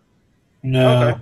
Yeah, I'll get with you on that, Mike. I'll look you up. I'll get you on Stunthangar. Yeah, like I said, it was gonna go to eBay, and I was gonna put a asking price, a starting bid of $40 on it, because that's the minimum I would have taken for it. And I might a little bit more, but if you're building a clown for your wife and you want a new 15, Like I said, it's new. I would put it on the bench and run it some more if I was you. Okay, just break it in a little more. Yeah, or break it in on the airplane if you want. I don't know much about the Brodak 15, you know. Yeah. So Yeah, I'll do a little. Good. I mean, it's got They work. it's got super compression on it, and like I said, it's got less than 10 tanks of fuel through it. So Okay. In lieu of a washer, I think I'd drill a couple of holes in an aluminum bar and clamp that over it. And Just do like a bar clamp type deal. Yeah. All right, Yeah, I'm just- going to step away for just a second or two. I'm going to get this thing finished, ready to running. Far out. cool. Make her smoke. I ought to dig through my engine box some more and see what else I got on there that I can sell, so I don't have to pay eBay a commission. Oh, don't they have a screw you job on that now? A what? They have a real good screw you job on that with that eBay now. No, They really pulled it from what it it's used like to 7%. I think is it 7%? Something And like they want that. to charge you on the postage now too, and all this other stuff. eBay's not used to be a really good deal. I see you like selling a lot of stuff on eBay. Did you say the postage? Yeah. No, the shipping is based on the seller. The seller charges whatever they want for shipping. Right. They don't get it. They don't get any piece of that. They just, I mean, you know, there's listing fees and fees for extra pictures, but you get like 100 free listings a month. I do anyway. And then they give you up to 12 photographs. So for me to have to pay them extra money, I'd have to do more than 100 listings a month, and I would have to have more than a dozen photographs. What program are you in with them? I'm sorry? What program are you in with them? What type of program do you have with eBay? I just sell. I mean, occasionally I might sell 30 items a year or something like that. And it's mainly model airplane junk. It's mainly engines and kits, you know, that I don't want anymore. But I mean, I probably only have, I think I've sold maybe 150 things on eBay, you know, in the last 5 years. It's not a lot. It's just in the spring when I clean the shop out, I go through stuff and it's just easier to get top dollar for it there than to try to ask a price on Stunthangar for something. You know, I've sold like clapped out, ragged out Fox 35s as parts engines, and guys will give me $25, $30 for them. And I'll pay non-running engine, parts only, you know, piston is fried or crankcase is bent. You'd be surprised what guys are willing to pay for some of that stuff, man. So if eBay charges me, if they charge me 7% to do that, it's better than sitting in my junk drawer. That's the way I look at it, you know. True. That's all. I found it a good way to get rid of, especially control line stuff, because you can't, you know, my RC junk. When I go to RC swap meets and I'll sell that, I'll sell old airplanes and old RC motors at RC swap meets, but you can't take control line stuff to an RC swap meet and expect anybody to buy it. They don't. You know? I tried. You tried? Yeah, I tried. I've done it more than once. Yeah. I even brought a sign with me and said "Control Line Guy," all done in glitter. Were you successful? And I had people come over and say, "Hey, you got any RC stuff?" Yeah. Oh, dude, I got a sign. Look at my sign. It says "Control Line Guy." Yeah. Hey, Dennis just joined us. Hey, Dennis. Hey, how's it going? Good. Hey, it is. Oh, she's looking good. Let me get the click on it. Click on There we that. go. Oh, wow. It's almost ready for clear coat. Yeah, that's a lot different than last week. You've been working hard. Yeah. Sharp. Yeah, she's coming out pretty good. Is that? Yeah. Oh, there it is. Yep. Let me pull the camera and give it a tour. Hang on. Yeah, go ahead. Present, Rusty. All right. Okay. Let me flip this camera around here so I can.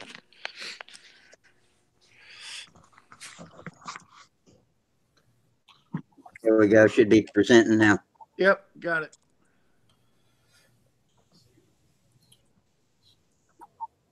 Yeah, you It's kind of got dark. the phone on the wrong side. You went dark, bud. Yeah, you're dark. Yeah. No, Look like you put sunglasses on us. Oh, wait a minute. Hang on. I got you fixed. And there we go. There. Now you see my face, right? It was Rusty's problem. turn your camera around, Dennis. All right. There you go. Yeah, there, that's Now better. we're good. Got it? Let's see. Hang on. I got two. Maybe Pat can ask you about carbon fiber props when you get through too. This is my first one. So, but you can see some of the detail there. Got your name on it. Good. Very nice. Really nice job there, Dennis. Beautiful. There's, What are you powering that with? Rojet 61. Sweet. There's the. I like your script on the side. I didn't catch the first name. Circulus. Oh, Bill. Oh. Bill. So there it is. Is your AMA number really 666 on the end? Yeah. Yeah. Damn, you got a lot of sixes in there. Dennis, that's my cell phone number is 666 on the end, and I hated that when they gave that to me. Yeah, it came as it was all sixes and ones and a couple zeros. Yeah. So it's easy to generate, that's for sure. So, but this is the third generation. I happen to have the first generation. Let's see what's going on here. Here we go. That's the first generation that I started with when I started competing. What is that powered for? That was for a Super Tiger 60. Okay. And then the second generation was this one. Power. And again, same Super Tiger 60 on that one. Okay. What changes did you make? From 1 to 2, bigger wing. Let's see, bigger wing, different wing tips, different tail, thicker wing too, also. Yeah. Did you keep the same nose moment and tail moment? Yes. And then on the third generation, the one that's up on the table, that one completely changed. I changed the tail moment, changed the tail size. Tail size is 25% of the area of the wing. Yeah. And I got an 18-inch tail moment. 18, yeah. Yeah. Nose moment stayed the same. What's that? Around like 8 or 9 or something like that? What's that? Your nose moment. 10-inch. 10-inch. What is that from the flap hinge line? Or yeah, for the tail moment, flap hinge line to the elevator hinge line. Dennis, you had a couple more on the floor there. It looked like what were those? Yeah, my other this is my profile with the LA-46. Oh, awesome! And then I have another one for an LA-25. Look at you, man. So they have Stunt 25 out here, and I use that for the compete. Both the profiles are excellent flyers. Yeah. I like the 40-sized one. Yeah, this one's. I can't say nothing yet, but hopefully something will happen in Pampa pretty soon with this one. So. In Pampa, as far as you winning with it, or you were kidding it, or what? It'll be it's supposed to be featured. Featured. Oh, okay. Oh, featured. Awesome. Yeah. Awesome. Why don't you cut some kits of that, man? Why don't you make about 50 kits for us? Rusty, Steve's trying to get in there. All right. I wasn't going to let him in, but since y'all Okay. made So me, is that a yes, Dennis? You're going to cut some kits for us? Not right now. Not 46. right now. Let me get this all changed around here and get this hooked back up here. I like that. That's a nice, clean, straightforward profile 46 size plane, man. It looks And really good. And it's simple to build. Update. What's up, Steve? Not too much. There we go. What are you doing tonight, Steve? Oh, just recouping from the process yesterday, but I had Hell of a week. 8, 9. We got a full house, 9 people. yeah. We had 50-mile-an-hour winds yesterday and the day before. Now what was that? 50-mile-an-hour winds. Damn. You Yeah, could have we gone did out too. with no gas in You gotta plane yesterday. be in Kansas. Yeah, I think we had 66 mile an hour. It blew semis over. You can do some wind flying. Lost their electricity for 4 hours. Wow. That part of the same storm come up from the south, and they sent my kids home from school 2 hours early yesterday. They came home at 2:30 in the afternoon instead of 4:30 because they were worried that there was tornado watches and tornado warnings here in Tennessee yesterday afternoon. But we did get some 40 to 50 mile an hour gusts ourselves here. Hey, not change the subject, but wasn't there a terrorist shooting in New Zealand? Yeah. It was. Yeah. I was wondering about Gerald because it was at a public mall. I'm gonna pop in. No, he lives in the island above that. Oh, okay. He lives in Upper New Zealand. There's like 2 islands. It's split there with that straits or whatever goes between it. Yeah. Okay. Yeah. All right. Well, that's good.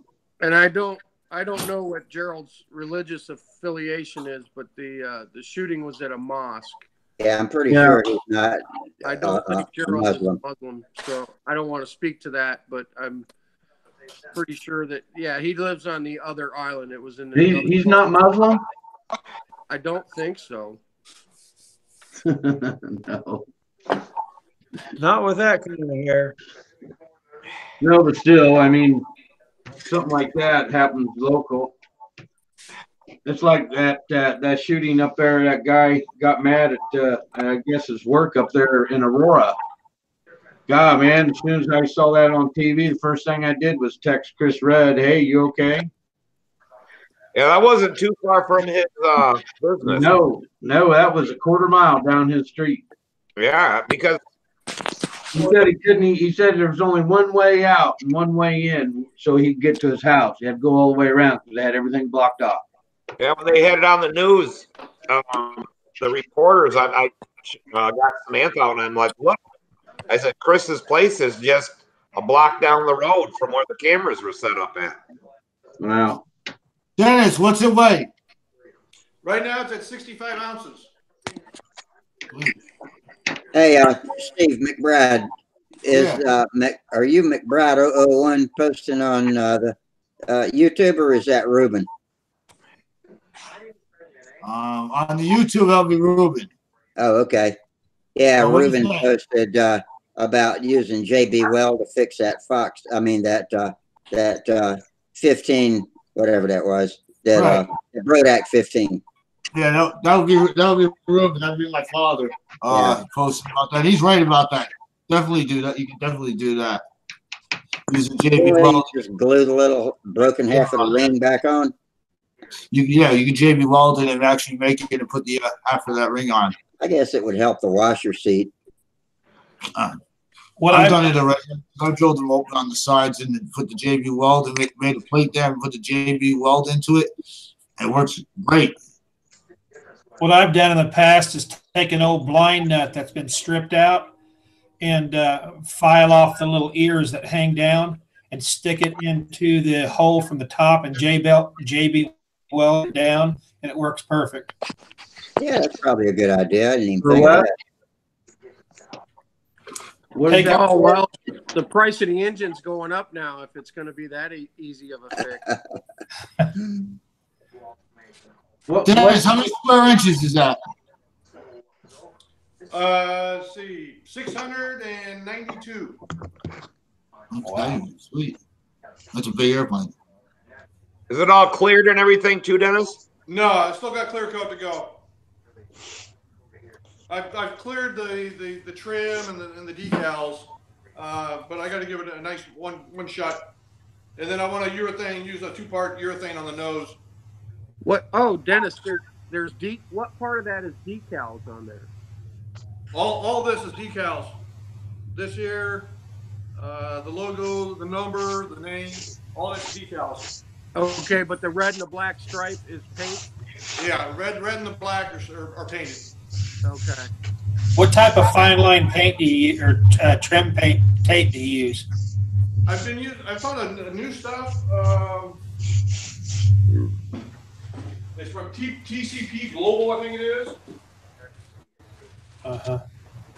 Get it at the body shop supply. K-tape, high performance tape. This stuff. Hang on a minute. Hang on, can't see you. Oh, PCB. Yeah. Yeah, TCP Global. It's cheaper than I use the 3M fine line tape, blue. But I had trouble with that stuff pulling the paint up. And That's my problem. Is once you tape it down and you shoot all your trim colors and you take the fine line tape, sometimes it pulls up the base coat underneath of it. Yep. And that's the problem with having on the other planes. And I used this stuff for the first time, and it worked really, really well. Hey, Rusty, I don't want to interrupt, but it looks like Chris is running his motor over there. Oh, okay. Yeah, let me. Turn his mic on. Sorry, we were kind of waiting for that to happen. Yeah. Oh, it disappeared. I hope we didn't miss it. He might not have realized his mic was off.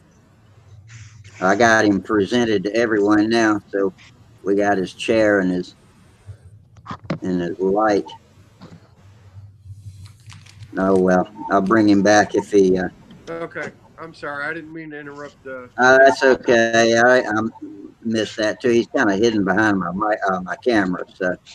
So Dennis, you got the 61 broke in? Yeah, it's broke in. It still needs to be. I guess it takes a while for it to break in. I've run it for almost an hour now, so it's ready to go. I'm still waiting for my pipe for that. 2 or 3 weeks before it'll be ready to fly. By next week it should be. Yeah, I'll be clear coating it next couple days. What kind of clear are you going to use? Week or two to let the clear. Certified aircraft spruce butyrate dope. Okay. It's different than the Randolph. It's a lot clearer and sure flows a lot better too.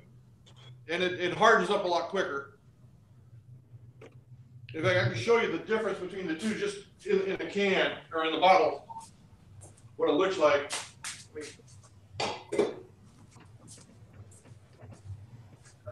This is the, if you can see it, the Randolph clear, and then this is the certified. This is the certified clear. Certified clear looks almost like water. Wow. And where's that come from? Aircraft spruce. And it's that looks like some shine that we get down here in Tennessee, man.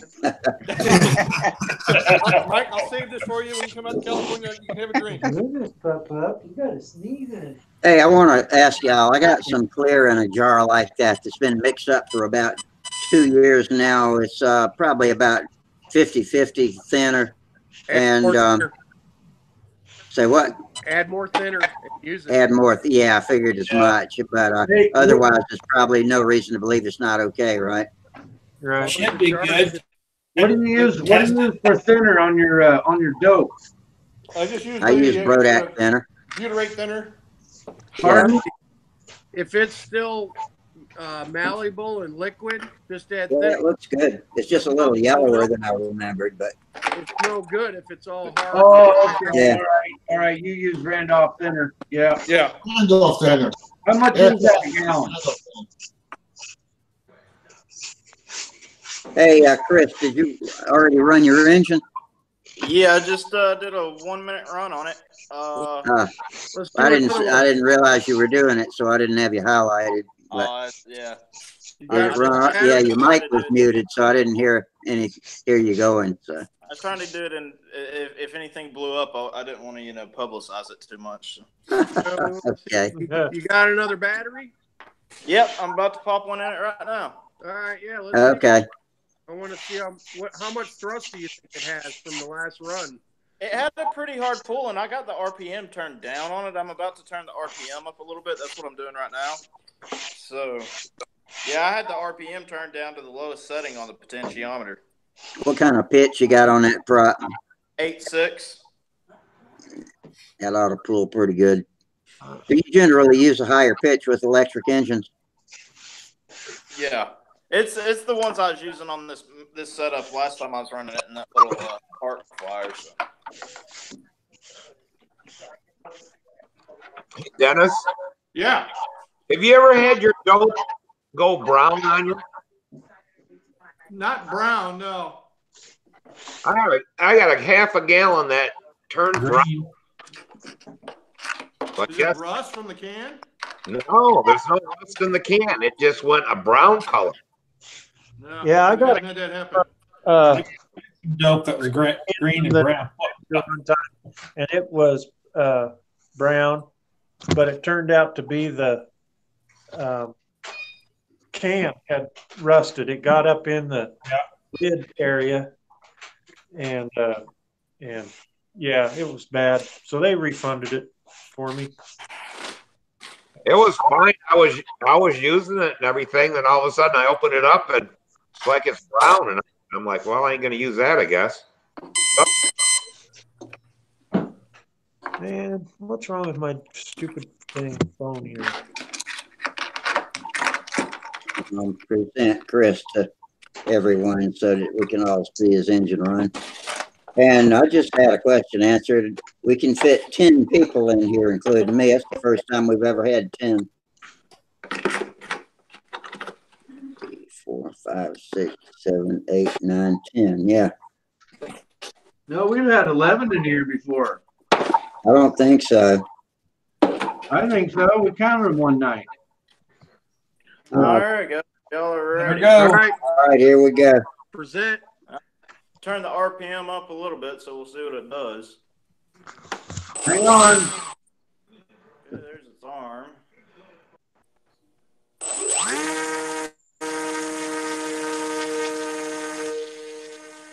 Who are we looking for? Chris Smoke. Hardy.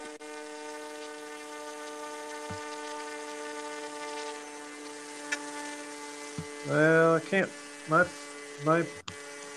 thing is messed up. What's it doing? I can't see anybody. Blowing the curtain pretty good. Well, I got Frank at the bottom, and some guy in an airplane, then Rusty, and then Pat, and then the Cutlass or whatever, and then Mike, and then Mine's doing the same running his thing. voodoo engine. Yep. All right. That was a lot more thrust that time. That seems pretty good. Yeah. Yeah. I think it'll pull it around. I'm going to start it out on some shorter lines, and then I'll go up to the 60s, seeing how it does. So, yeah. I wish I could fire up my road jet inside my house. You can do it. Yeah, you can. He's got a Dynajet. You can do it, Dennis. Dennis, you can do it. Right? He fired up his Dynajet in the house. Yeah, Just Dennis. all he gave us no. I ran a Dynajet here a couple of weeks ago. Come on now, who's the king of the castle there? You or your wife? The wife. Oh, okay. Hey, at least he's honest about it. Yeah, my dad always said, you show me a man as the head of the house, and I'll show you a single man. I'm the head of this little room here, though. This room that I'm in, mine. I can do whatever I want in this room only. Oh, she lets you believe you're ahead of that room? It's my garage. It's my shop, man. It's my room. Yeah, you bet. Until she takes it back. Hey, and then when she comes into your room, do you always look at her and stuff and then say, what do you want? You need some help? Oh, you need something? Why would she want this room? There is no reason at all that my wife would want this room. Look around, man. Oh, my wife comes in my garage. I'm like, what do you want? What are you doing in here? You guys weren't in early on the conversation, but that was my hanging airplane area. I'm extending it by 3 feet to squeeze a few more planes in on that bar up there. I'm gonna run that bar all the way to the side. And then the other unenviable task, I bought a new toolbox because the 30-year-old Craftsman finally gave out. All the drawers are busted and all that shit. So now I got to go through this toolbox and put it all in the new one, which I'm not looking forward to.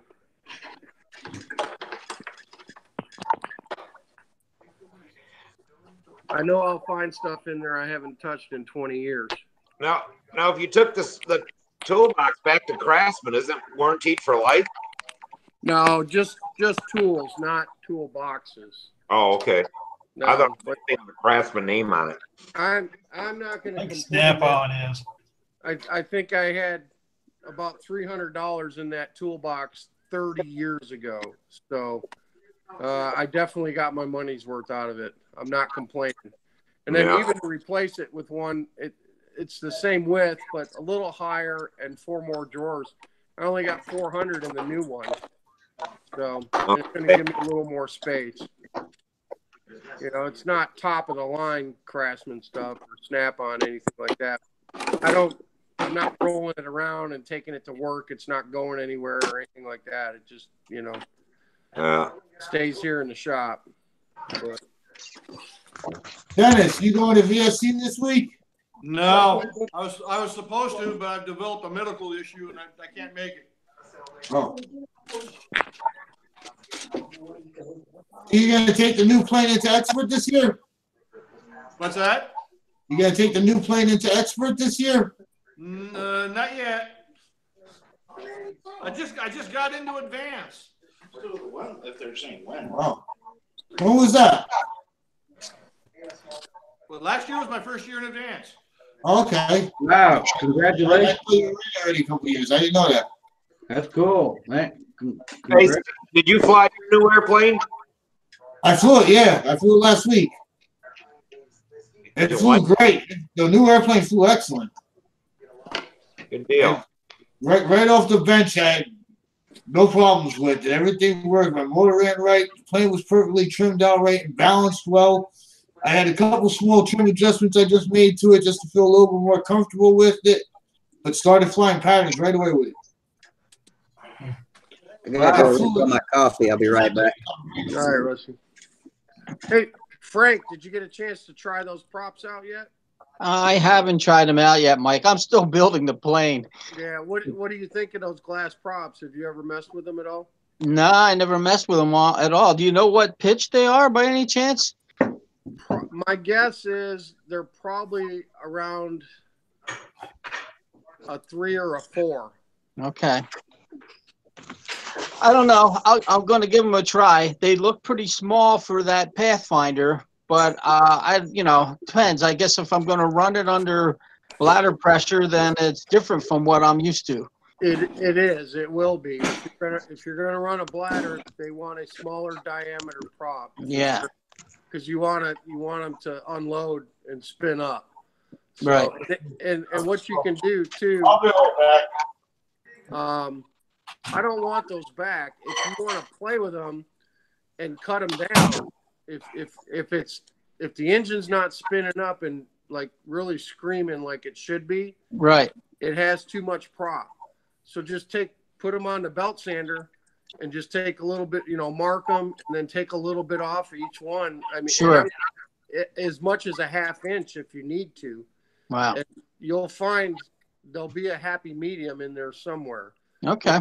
Where the engine will be happy, it'll get the maximum amount of RPMs, and the engine will be happy on a bladder. So, because they could be too big. Is it a Norville 061 you're putting them on? Yeah. Right. Yeah.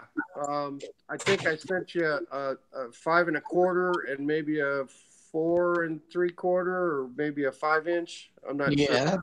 Yeah, that sounds about right. I actually didn't measure them, but yeah, one's just a little bigger than the other. Right. So try the big one first. If that doesn't work, try the little one. If that doesn't work, take a little bit off the little one. Take a little bit more, and you got a tack. You can put a tack on and see what they do. All right. Yeah, you can't think like regular stunt motor and stunt props when you're dealing with half-A stuff on a bladder.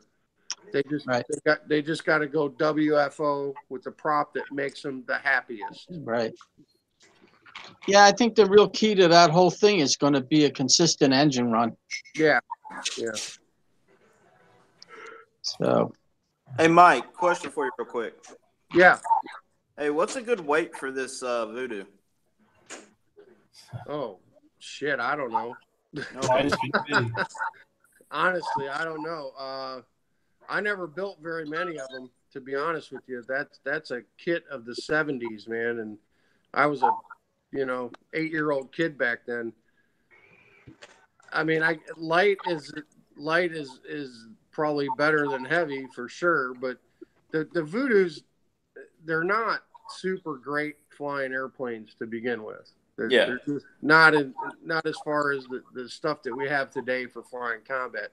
They had their place and time, but they do have to go at a pretty good clip to fly well.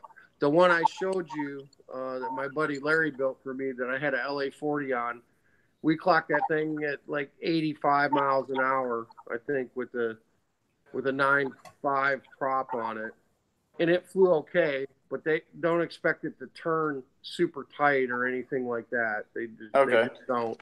They don't have a lot of wing area for the weight of the airplane. And did you build a long boom or a short boom? Short boom. You built a short boom? Yeah. Yeah, it's going to turn even worse than. Oh, really? Well, yeah. I mean, and it's fine for sport flying, and it's just you got to do everything nice and big because it's real easy to stall the airplane. Okay. Especially if you're not going fast enough. It'll stall. Okay. If you hammer on the elevator too hard, it'll wobble a little bit on the ends of lines, and it'll just lose speed really fast. So you really got to fly it gracefully. You got to keep it within the airspeed that keeps the airplane happy and keeps it flying.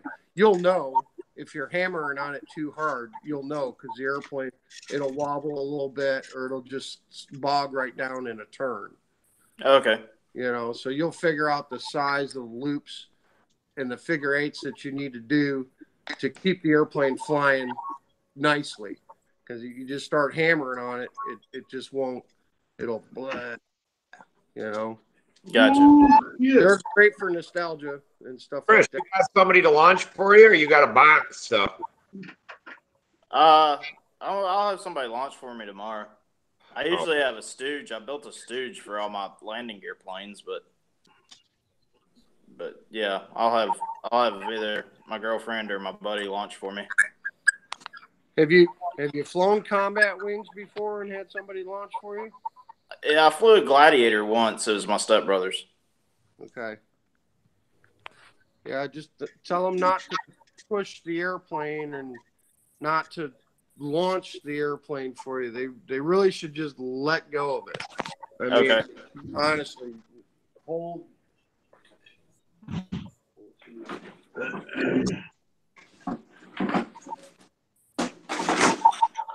This is just a busted up fast combat plane, but ideally just have them hold the airplane or even hold it by the boom. Hold it and let go. Okay. Because I've had so many people, they want to help and they want to do this. They want to throw the airplane. Yeah. And they throw it right into the ground is what they do. Yeah. Gotcha. Yeah, things with the combat planes get out of shape real fast with help like that. And the other hot tip, Chris, on the launch. All right, so this is level. If your holder monkey has the outboard wing up, when they let go of the airplane, guess where it's coming? To you. To you. Yeah. I always tell people, so a little bit out, right? Outside the circle, and outboard wing down just a hair. Yeah. Pull out and down, and then just let go. But Gotcha. if you can see the outboard tip and they're getting ready to let go, don't let them launch it. Tell them to stop. Because as soon as they let go, that airplane's coming right in at you. So out a little, outboard wing down, let go. No pushing or, Just drop it. Just drop it. Drop it and get out of the way so you don't do a loop and hit you in the head. Absolutely, get out of the way and hurry. Well, but if you're this is how I launch guys like this. I hold the wing out here, and I do this, so that I'm already on this side of the engine. Yeah. Right outside the loop. Yeah. Yeah. If it does go, they can't get me. But you don't want them to do that. You don't want it straight up. I do, like, I don't know, 15 degrees up and out, and I just let go from there. And so I drop it, let go, and I turn away like that and take a step. Okay. Cool. That's good advice. Thank you. Kind of You the don't other. want to be looking at the front of that thing on your first flight, man, or diving out of the way or anything like that. No. Come back in confetti. That hand launching airplanes really is a lost art among a lot of people. A lot of people cannot hand launch even a stunt plane like a ringmaster or a flight streak or something.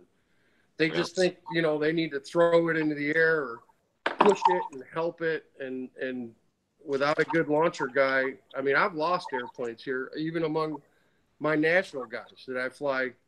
They're sport flyers, and the grass would be too high. I'll be like, all right, give me a hand launch.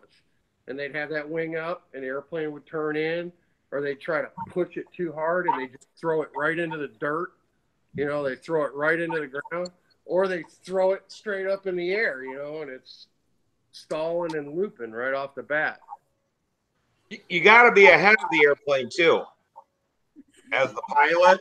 Yeah, you do. You need right in front of it, be ahead of it, so that arm's going to come around. Well, not only that, but you need to hold neutral, and you got to see what the airplane's doing when it leaves the launcher guy. You got to let the airplane fly and get a little bit of line tension.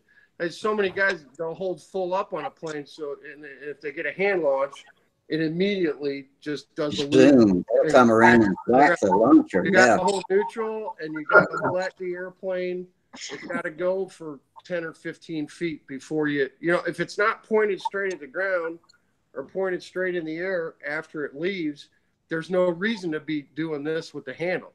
Just if it's going off nice, just let it fly till you got the line tension that you need. Yeah. I noticed when you flew the Super Satan after launch for about a quarter of a lap, you were hunting up and down a little bit really quick, and then you leveled it off. But it wasn't because anything the launcher did. It just took you a minute to get the feel of the handle, I guess. It did. It had a little more control than what I liked. Yeah. Too wide of a line spacing. Well, that or too much on the horn. I'm not sure which, but it was a wide handle you had that day.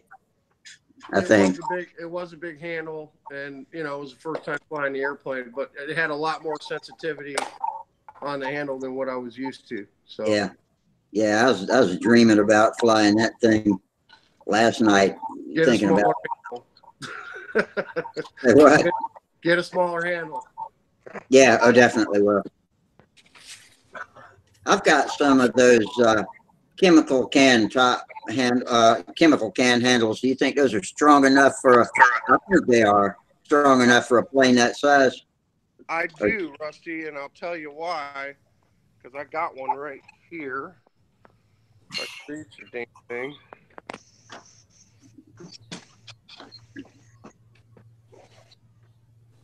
You're talking about these right here?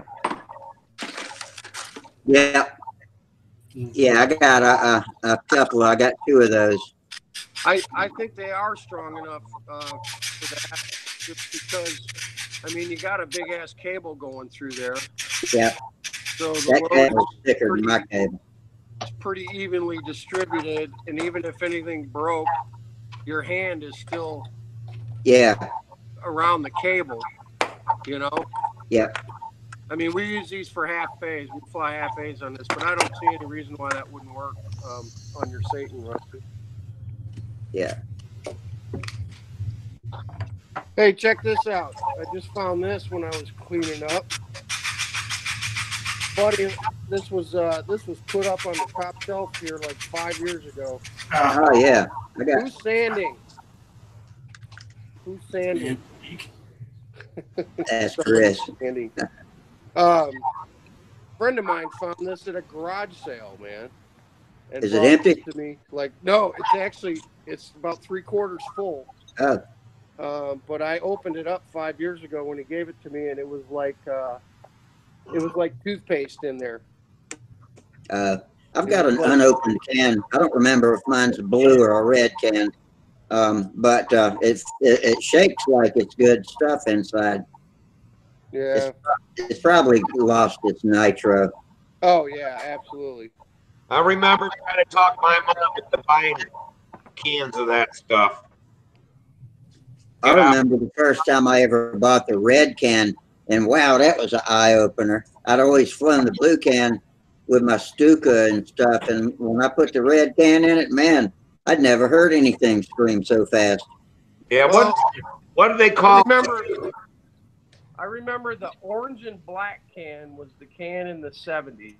That was the orange and black one was the one. I guess that's the one I'm talking about. And then the that blue can right there, that I think was in the late 70s, early 80s is when the blue can with the guy flying the airplane. Yeah, well, that was what, 15% or 20% nitro? 25. The blue can's 25? Yeah, they were all 25.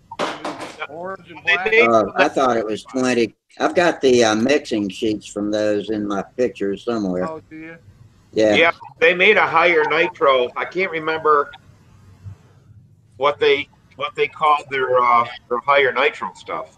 Super fuel. Cox Racing Fuel. It was Cox Racing Fuel? That's what they called it. Oh, okay. Fuel. That was the orange and black can. Yeah. Cox Racing. Yeah, that was 30%, I think. The Yeah. orange and black. Get out of here, guys. I'm tired. I'm about ready. Take it easy, man. Guys. Yeah, I'm going to hit the road too. Yeah, I'm gonna bail. Oh, okay. All right. Take it easy. See you later. Where's everyone getting fuel from now? Making it. I get it from wherever I can. We've still got Power Master going around the club. Oh, Chris left too. Damn, we're dropping like flies. Oh boy. At 12:02. It wasn't mandatory that you had to leave. Mike, we went on to what are you doing for 2:30 one morning. Say again, Steve. What are you doing for nitro? My speed shop here in Nashville. What are you paying for it again? $54. I just bought 2 more gallons 2 weeks ago. So the same guys I was buying from Torco on eBay, and it was free shipping. It was $50. Okay, that was 3 years ago. Okay. Last year, Torco went to like $80 a gallon with free shipping, $79 with free shipping. So I called the speed shop here in town, and I got 2 different speed shops. And only one of them sells nitro, and only one of them sells methanol. But they had Torco nitro for $54 a gallon last summer. So I bought 2 gallons last summer, and just 2 weeks ago, I called the shop again. They still had Torco nitro for $54 a gallon. So I went up and I bought 2 gallons of nitro from them then. It's the same stuff that's sold on eBay, but it's $25 cheaper. Yeah. Well, what it is that I called Klotz yesterday. And he was out of town, but he's supposed to call me back. And I talked to him with Dick to get an order in because I'm going to Toledo. Yeah. And last year he was selling nitro for $30 a gallon. Wow. So I don't know what it'll be this year, but he was getting like $66 a case for oil, which that's only $6.60 a bottle for quarts. For quarts? I'm gonna be at the Nats, so I'm gonna be at Brodat. If anybody needs anything, they need to let me know. Okay. You dropped out on the Klotz oil. Is that for quarts or for gallons? Quarts. $6.60 a quart. Usually everybody pays about 12. Yeah, and it's 18 online. I just bought a gallon of Klotz, and I paid $48 for a gallon of Klotz Super Technoplate. Yeah, we're paying 24 a gallon. Is that the mixed oil or is that pure? That's with the 20% Castrol. That's the KL 100 Super Technoplate. It has 20% Castrol. Now you can still buy KL 200, which is pure synthetic, but man, it's like $60 a gallon, man. You see, he sells that. That's what I'm paying for the light Technoplate or the regular original.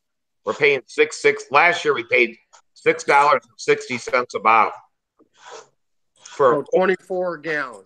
24 a gallon. I'll take a gallon of the Super Technoplate, the KL 100. I'll see if we can get it by the gallon this year, because usually he sells it by the case. Or I mean, I'll buy four quarts, whatever. Yeah, well, he sells it by the case, and it's 10 quarts. $66 for 10 quarts. All right, I'll take 10 quarts then. That's all right. Still, yeah, that's half of what I'm paying.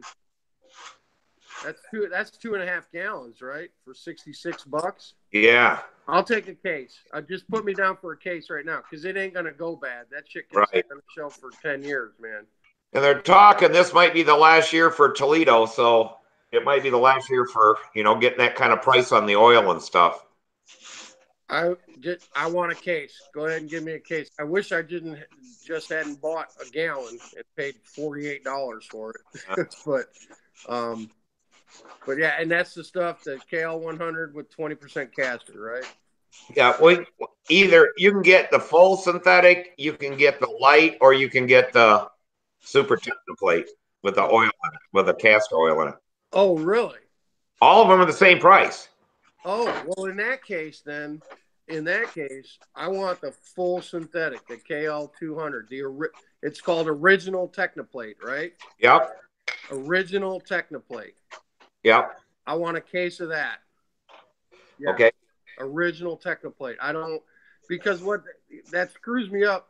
What Randy told me, the 80-20, the Super Technoplate with the 20% caster, he said I can just run that as all the oil in a PA. Yeah. 20% of that to make fuel for a PA. Problem is, if I mix it up for, the LAs, the combat motors or anything, if I'm doing half synthetic and half caster, the ratio's off because the Super Technoplate has 20% caster in it. Exactly. Yeah. So I'll take a case of the Original Technoplate. Yes, sir. I'll send you a check. I'll pay you before you even go to Toledo. I'll catch up with you at Brodak. Okay. If I see you up here before Brodak or whatever, I don't know when. I'll be up there in May for the Detroit Combat Contest. Yeah, me and Dick may come over, so if we come over, I'll bring it to you then. But yeah, if anyone else wants anything, let me know. Like I said, I'll be at Nats and I'll be at Brodak. But I'll tell you what, that's a ripping deal, Rusty. If you need oil, Hell, that'd be a lifetime supply of oil for you, Rusty. It would. Yeah. But it's Yeah. it's You know, I'll let price. everybody know what the prices are when he calls me back. And I mean, we'll see Will. You'll see Will, so I can get oil to you. Yeah, yeah. You know. But if people want to go in, on a split a case too, it doesn't matter to me. Yeah, I'll take a whole one of the original Technoplay. Now you were talking about nitro as cheap as 30 a gallon. That's pretty good because even, the Speed Shop sells Torco 5 gallons for $200. So that's 40 a gallon, but you got to buy 5 gallons. I don't know if I would use 5 gallons of nitro before it went bad. You know what I mean? Yeah. Storing it. Well, if it's in a can and light can't get to it, it should. I used nitro that was shitting 20 years old and it worked just as good as. Did you? Oh yeah, but you can't let light get to it. We stuck it in a bottle once and it lasted about 6 months and it was junk. Okay. I hear humidity is bad for it also. Yeah. Yeah, it'll absorb You're talking about an open can, though. An open jug will get humidity. If it's still factory sealed, humidity shouldn't bother it. Yeah. Correct? All those high volatility solvents are hydroscopic. They suck up water like crazy. I can't stand to see somebody leave the cap off a bottle of fuel. If they're open, though, right? Yeah. Yeah. I can't stand to see people fill a plane up and leave the top off the bottle. No, I know. Yeah, those electric guys don't know what that means. I'm kind of lucky because I got a huge bottle of nitrogen on my work van. So I'll blanket stuff with, if I open a can of nitro or whatever, I just put the hose of nitrogen in it, blanket with dry nitrogen, and then close it up. The nitrogen will sit on top of it, won't it? Yeah, it would displace the oxygen or the air that has moisture and stuff in it. Yeah, that's a good idea. But, we use it all the time in refrigeration because we got to purge systems and stuff and push all the air out of the system and to try to dry it. That's why it's 100% dry nitrogen. There's no moisture in it. And so I'm lucky on that. Once I quit, I don't know what I'm going to do. I guess buy my own thing of nitrogen and have it on hand. Hey, Steve, do you know Lou Scavone? No. He's a combat flyer from Detroit. Old guy. He's part of the Detroit guys. I might if I seen him.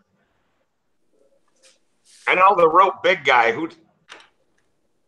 he's from like the Detroit area too. Great big guy. Flies combat. Great big guy. Bob Birch?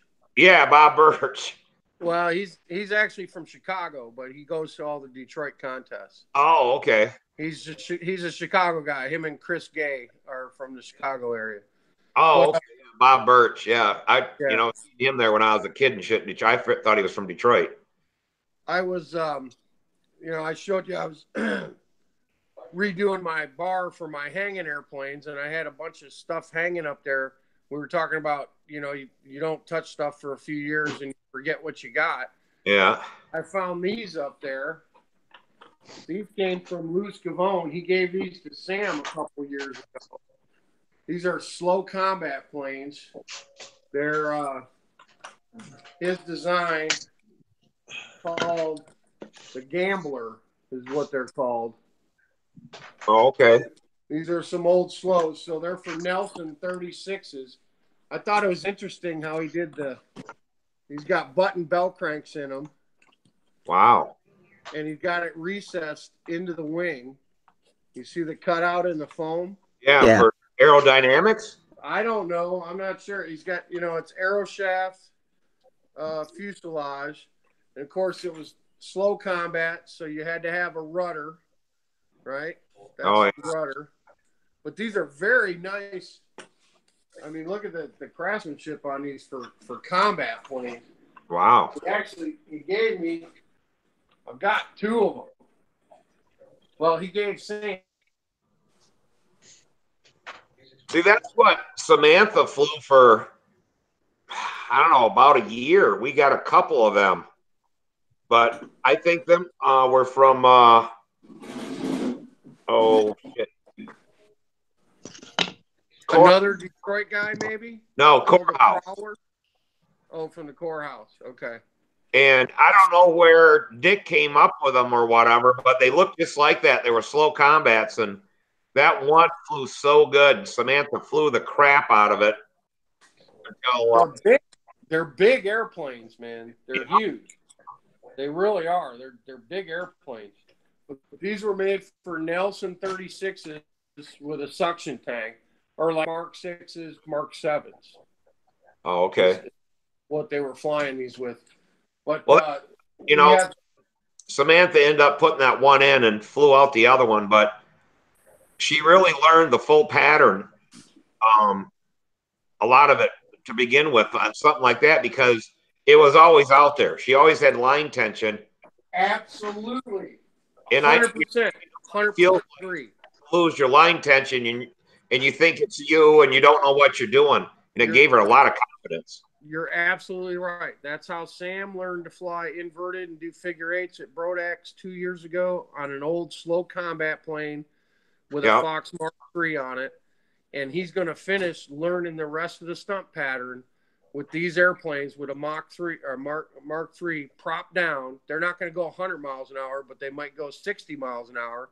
But he's going to have line tension and not be afraid that the airplane's going to come in on him.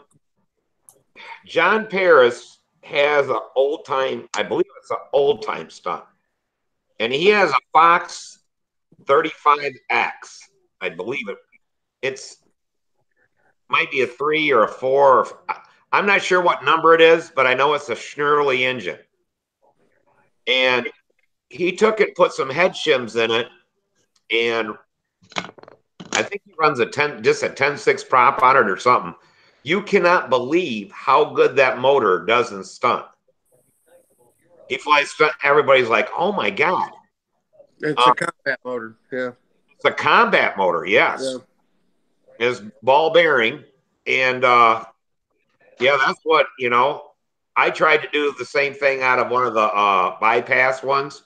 It didn't work as good. Yeah. But that Schnurley motor, it will give as good of a 2.2 brake as anything out there. I mean, it runs perfect every time. He's won a lot of contests with that. Well, I'm a firm believer that even though they run too fast to fly them legitimately in a stunt contest, an old slow combat plane going a little bit faster is easier for people to learn to fly stunts on than a Nobler or a Flight Streak or any other stunt plane. Because, I mean, you guys all know, man, when you're learning to fly stunt on a stunt plane, if it gets a little bit loose, or comes in on you a little bit, you're going to crash. You're going to crash. That pull of the airplane is confident, that it's not light on the line. So even though they're flying faster than a stunt plane, I think you can learn quicker that way than with a stunt plane, and you'll crash less. Yeah, until you've flown it enough, like with Samantha, to know if she loses all tension on her airplane, the wind or whatever, she just knows it's going to come back again, and it doesn't bother her. Right. To where I panic. New people, they just panic and they don't give it time. It's like you're saying, without giving it any, when you're launching your combat ship, neutral handle, let it fly a little bit, and then it'll. It's like, oh my god, I got no control, and boom, right on the ground they go with it. Yeah. Or it takes a long time to get secure with your flying and stuff. With kids, combat's the best way to go. And that's why. So there's like 6 slows down there, right there. 6 slow combat planes. Just got to slap motors on them. There's Yeah. there's another 5 over there, slow combat planes, and we're going to go through all of those airplanes if that's what it takes for Sam to learn to finish learning how to fly the pattern. Yeah, I actually put one together for me for this year. I'll get it. I don't know who makes it. Maybe somebody will know by looking at it. Hang on, I'll be right back too. I gotta. All right.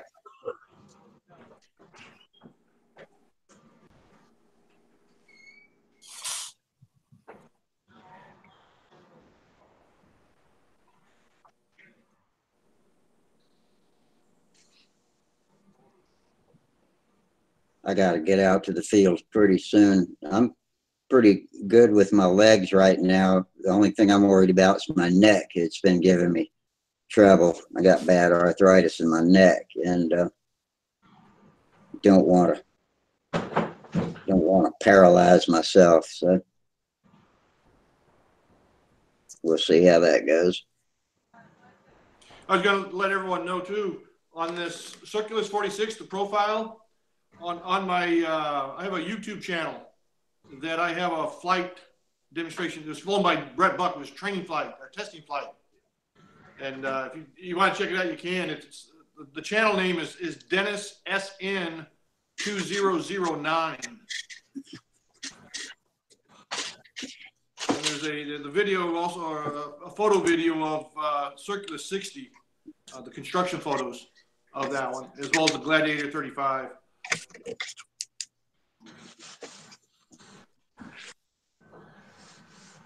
Dennis SN 2009. Yeah, DENNIS SN 2009. Any spaces in that?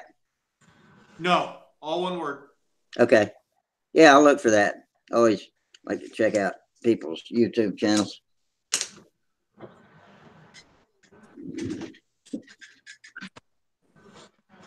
I've been trying to figure out how to change a setting on my YouTube channel. When people visit it that have never been before, the first thing they see at the top is me flying my little Satan, and it auto plays, and it's annoying as hell. And I don't want it to play unless somebody clicks on it. But every time you go to my YouTube site, that thing just, as soon as you go there. And yeah, you should go onto your channel and be able to change the order that you want your videos to appear.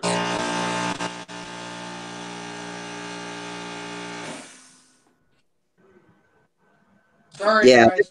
this is the one that's a feature video that new arrivals see one, and people who have visited before see another one. And that one with the little Satan, it always starts playing as soon as you go to my channel, and I can't figure out how to stop it from doing that. Here's my $5 slow combat airplane. I had to make a elevator for it, but I don't know if anybody can see this. Why this airplane would have never flown good when I bought it.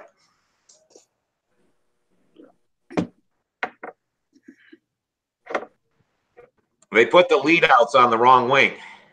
It's been done more than once. Flip it around. But this way? Yeah. Put the wheel on the other side. Flip it around. And then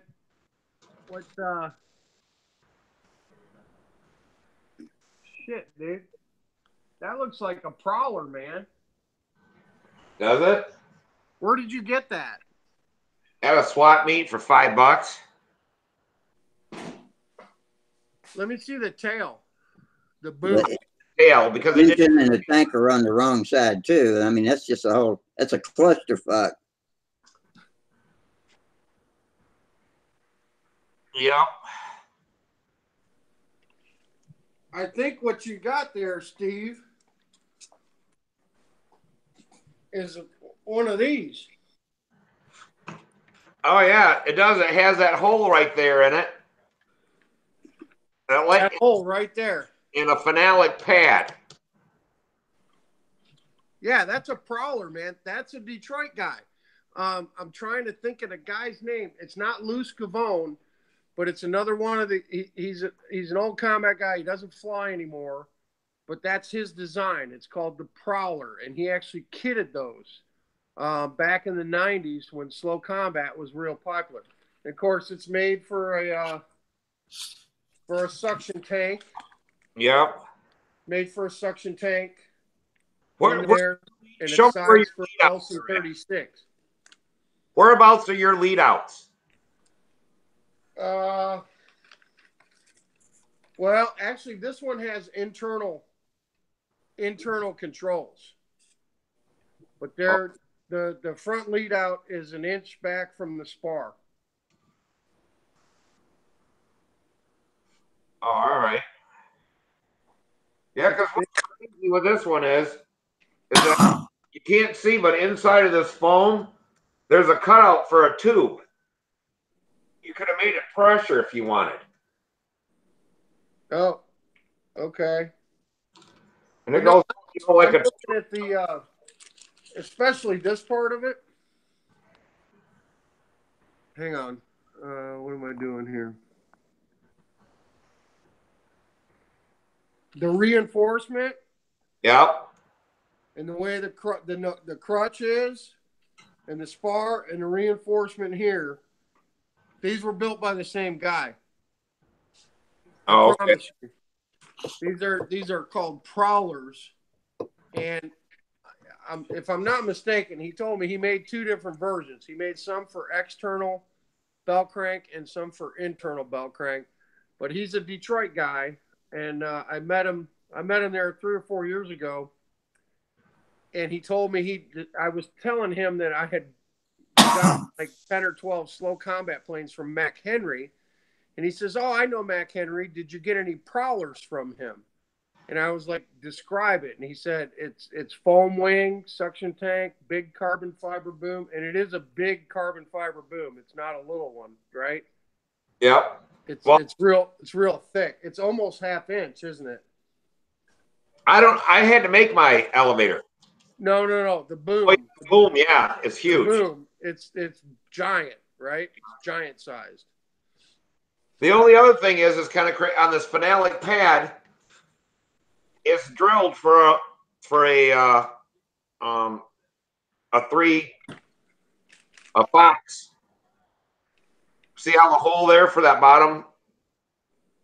You just got the hole in it. Hold on. Yeah. It does. Yeah, so you can put a Fox 35 on it. Right.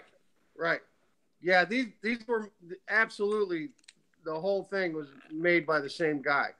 Samantha flew it once last fall because I flew it. I didn't think it flew good, and it doesn't have good line tension. So I think I got to figure out where to put my lead outs, and that's why, because I was wondering about. They set it up like a stunt model, and I think the lead outs need to go further back. Yeah, your front lead out is pretty close to the spar. I'd move it back at least a half an inch. Yeah. What I did really do is I copied this side, and I shouldn't have did that because the guy stuck them in the wrong part, the wrong wing, and then he probably put them in the wrong place. Yeah, hang on a second. I can get something down here. Here, it's easier to show you on this one.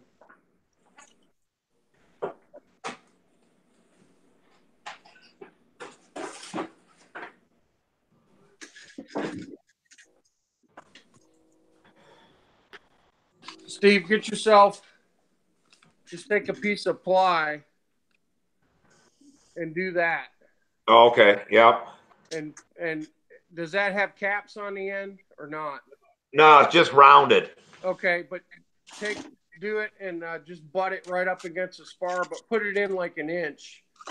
Since you don't have a cap, just make a lead out guide out of 1/8 inch ply, drill 4 holes in it, and then butt it right up against the spar, but move it in like 1.5 inches or so. Oh, okay. And then just stick it in the wing and epoxy it down, and then you'll have different holes you can use as a lead out guide. Yeah, because she flew it just at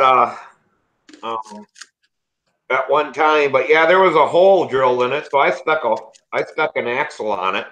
So this guy must have thought of a lot of things. You can put a Fox 35 on it. You can made it with a bladder. You can use it with the regular tank. Yeah, I wish I could remember that guy's name, man. I really do. I don't think it's loose It bone. really has a long nose on it because there's no cutout on the wing on this one. This tank is before the wing. Yeah, well, it's got a long enough nose that you could put a 4-ounce tank on it if you needed to for slow combat, because that's what they ran, 4-ounce Uniflow tanks. Yeah, so I got that. That's going to be. What swap meet did you buy that at? I'm trying to remember where in the shit I did buy it. If I got this at Toledo or I may have got it in Kalamazoo. Okay. At the Kalamazoo swap meet. So they used to have, a lot of guys in that Kalamazoo club. And and you got a Fox 35 on it? Yeah. How does it balance? Probably tail heavy with a Fox 35. Well, you got a nose wheel on it too. That'll help. It balances right on the spar. Yeah, it should be a little bit back from that, but I mean, you've flown it, and it doesn't have any hairy characteristics or anything, right? No, it's not real hairy. It just doesn't stay out on the lines well. Yeah, move the lead outs back and put a little engine offset in it too. Put a couple washers under the front. Get it out there. So, but yeah, besides, it's fairly stable and everything. Yeah, but that with enough line tension, that's a great stunt trainer, man. Yeah. You can't beat it. Even if it is flying a little faster than a stunt plane, there's just something about having that line tension and them staying out. That's the biggest hurdle for Sam right now. He's afraid to do some of the other stunts with his planes because, if you get it off the line and you get it in the wrong place, it's going to get light. And he doesn't like that when he can't feel the pull, Well, that's like Samantha said on the outside square. Yeah, that first one, man. Like, you come across and you lose all line tension just because it's at 45 degrees, and now you dump all the down and there's nothing right there for that. Right, but it comes back as soon as you. Yeah, once it picks up a little bit of speed coming down, but she says it's hairy. It just. Yeah, across the top and that first down. Yeah. Samuel's scared of that too, But that'll come with learning to be ready to take a step back when you turn that first corner. Be ready to pull your arm in and take a step back. Yeah, I sit out there and watch Samantha fly, and it's like now she doesn't have to think about doing that. It's just when you do it, it's just automatic. Right, but they have to learn that. They've got to learn that hey, it's going to get a little loose here, And learn to do it even if you don't need to do it or whatever. Yeah, if the wind's honking, yeah. Natural thing that you're doing it because, it was before she just dumped down in it, and all of a sudden you see her running. It was like this gap of time of like, shit. Yeah, they learn to anticipate it, and when it's because in some maneuvers the plane's going to get a little loose if you're not actively moving in and out. Yep. But yeah, great. I don't know. It was so much faster once we put her on that. It always had tension no matter what. She could practice, them outside squares, and it didn't bother her. Right. Hey, full-size stunner, she still had it a little bit, but since she was so used to it by then. Yeah.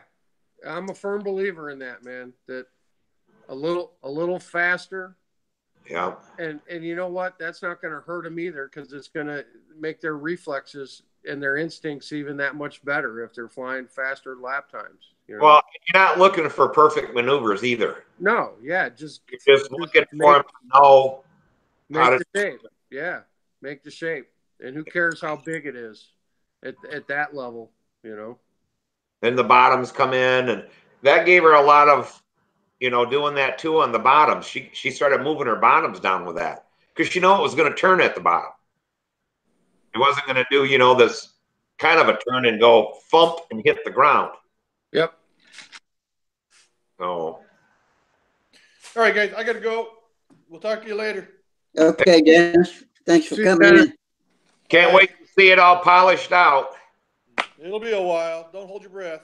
I know, but it's coming along good. Thanks. All right. Nice job there, Dennis. Thank you. Rusty, did we have any YouTubers tonight watching and asking questions? We got 10 of them out there, but there were no real questions. There were a couple of comments, and I read them. The only one I hadn't read is Ruben McBride said, Pat Johnson is coming out to Las Vegas to visit us Flyers on Sunday, March 17th, St. Patty's Day. Okay. That is correct. I don't know Pat Johnson. He's PDK Kits, right? Yeah. Yep. Yeah, he makes all kinds of kits.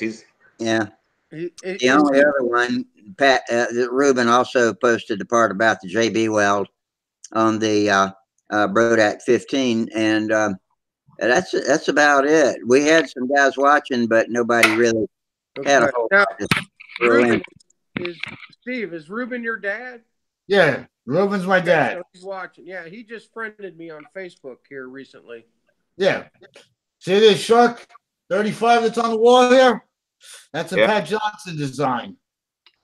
Electric. Okay. Oh, okay. That's an electric, isn't it? That's electric. That's a Pat Johnson Shark 35 he designed for electric. That looks good, man.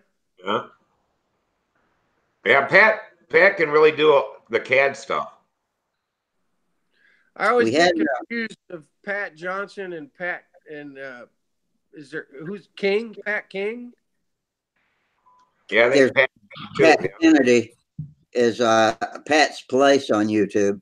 No. Pat King. He does laser cut kits too. Yeah. Do you know who I'm talking about, Rusty? No, I don't know about Pat King. I wish I could do the CAD stuff because they're in town. I'm trying to think what they call it.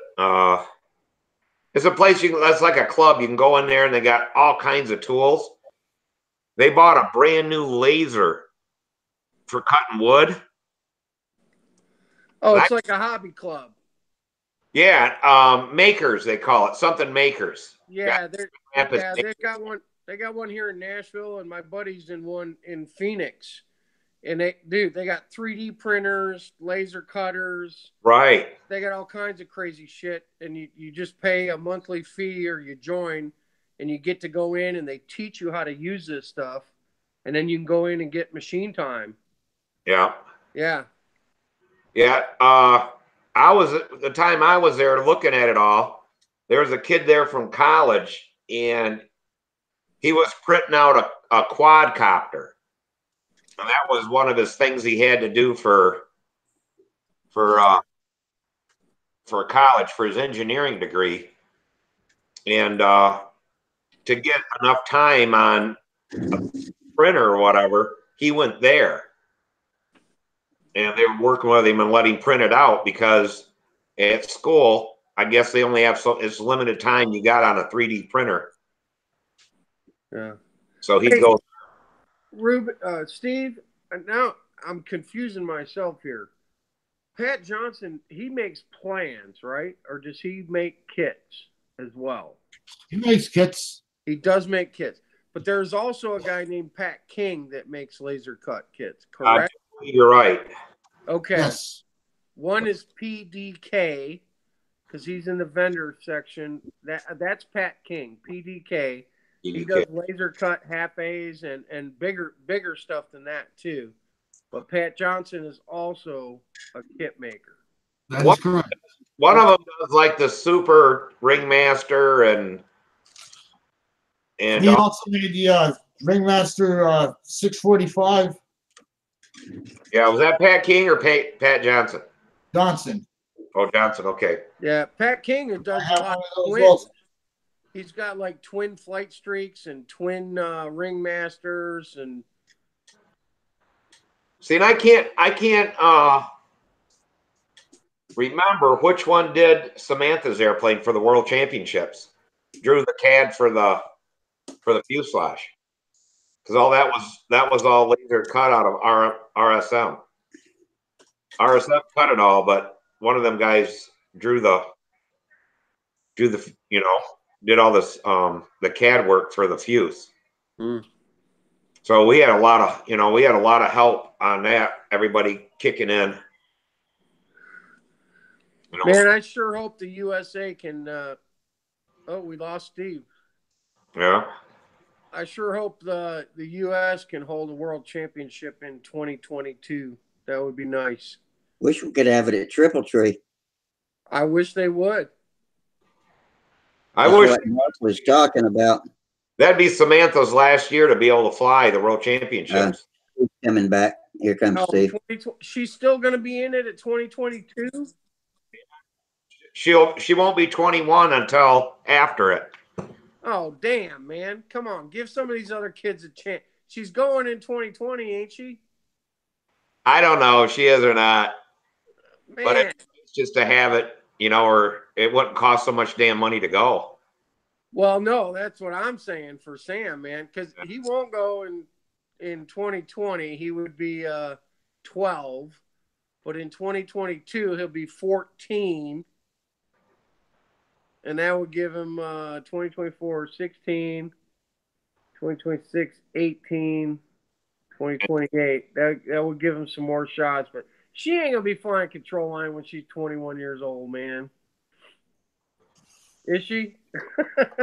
Who knows? Yeah.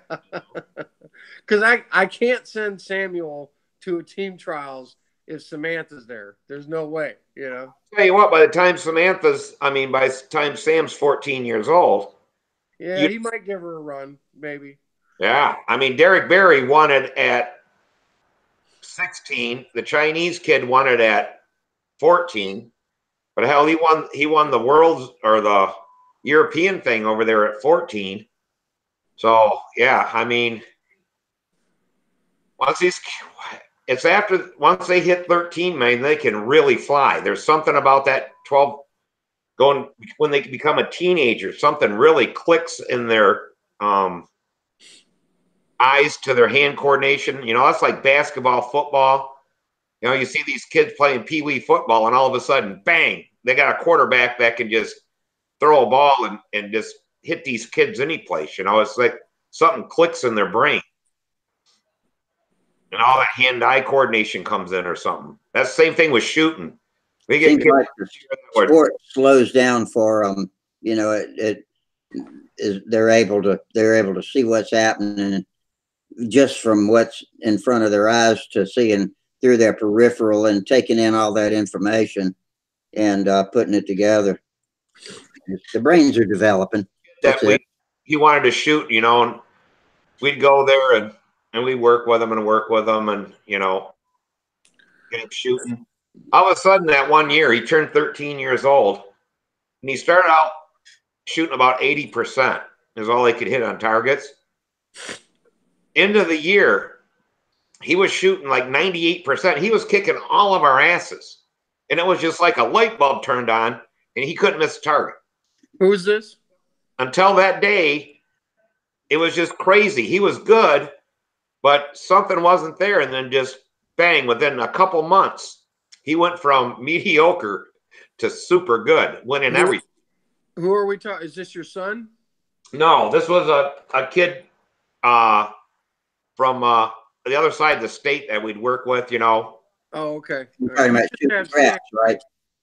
Yeah, that was shooting trap. But yeah, it was just crazy. Once they start growing, they hit that spurt and they turned like 13 years old. And he started growing taller, and then just everything all came together. And he was just then a force to be reckoned with. He knew everything, but all of a sudden the brain just let him put it all together. Well, I want to get Samuel a shot here on the team before he turns into a dipshit and gets girl crazy and stupid as a teenager. You know, that's my goal. Before he starts. Is that what you're saying?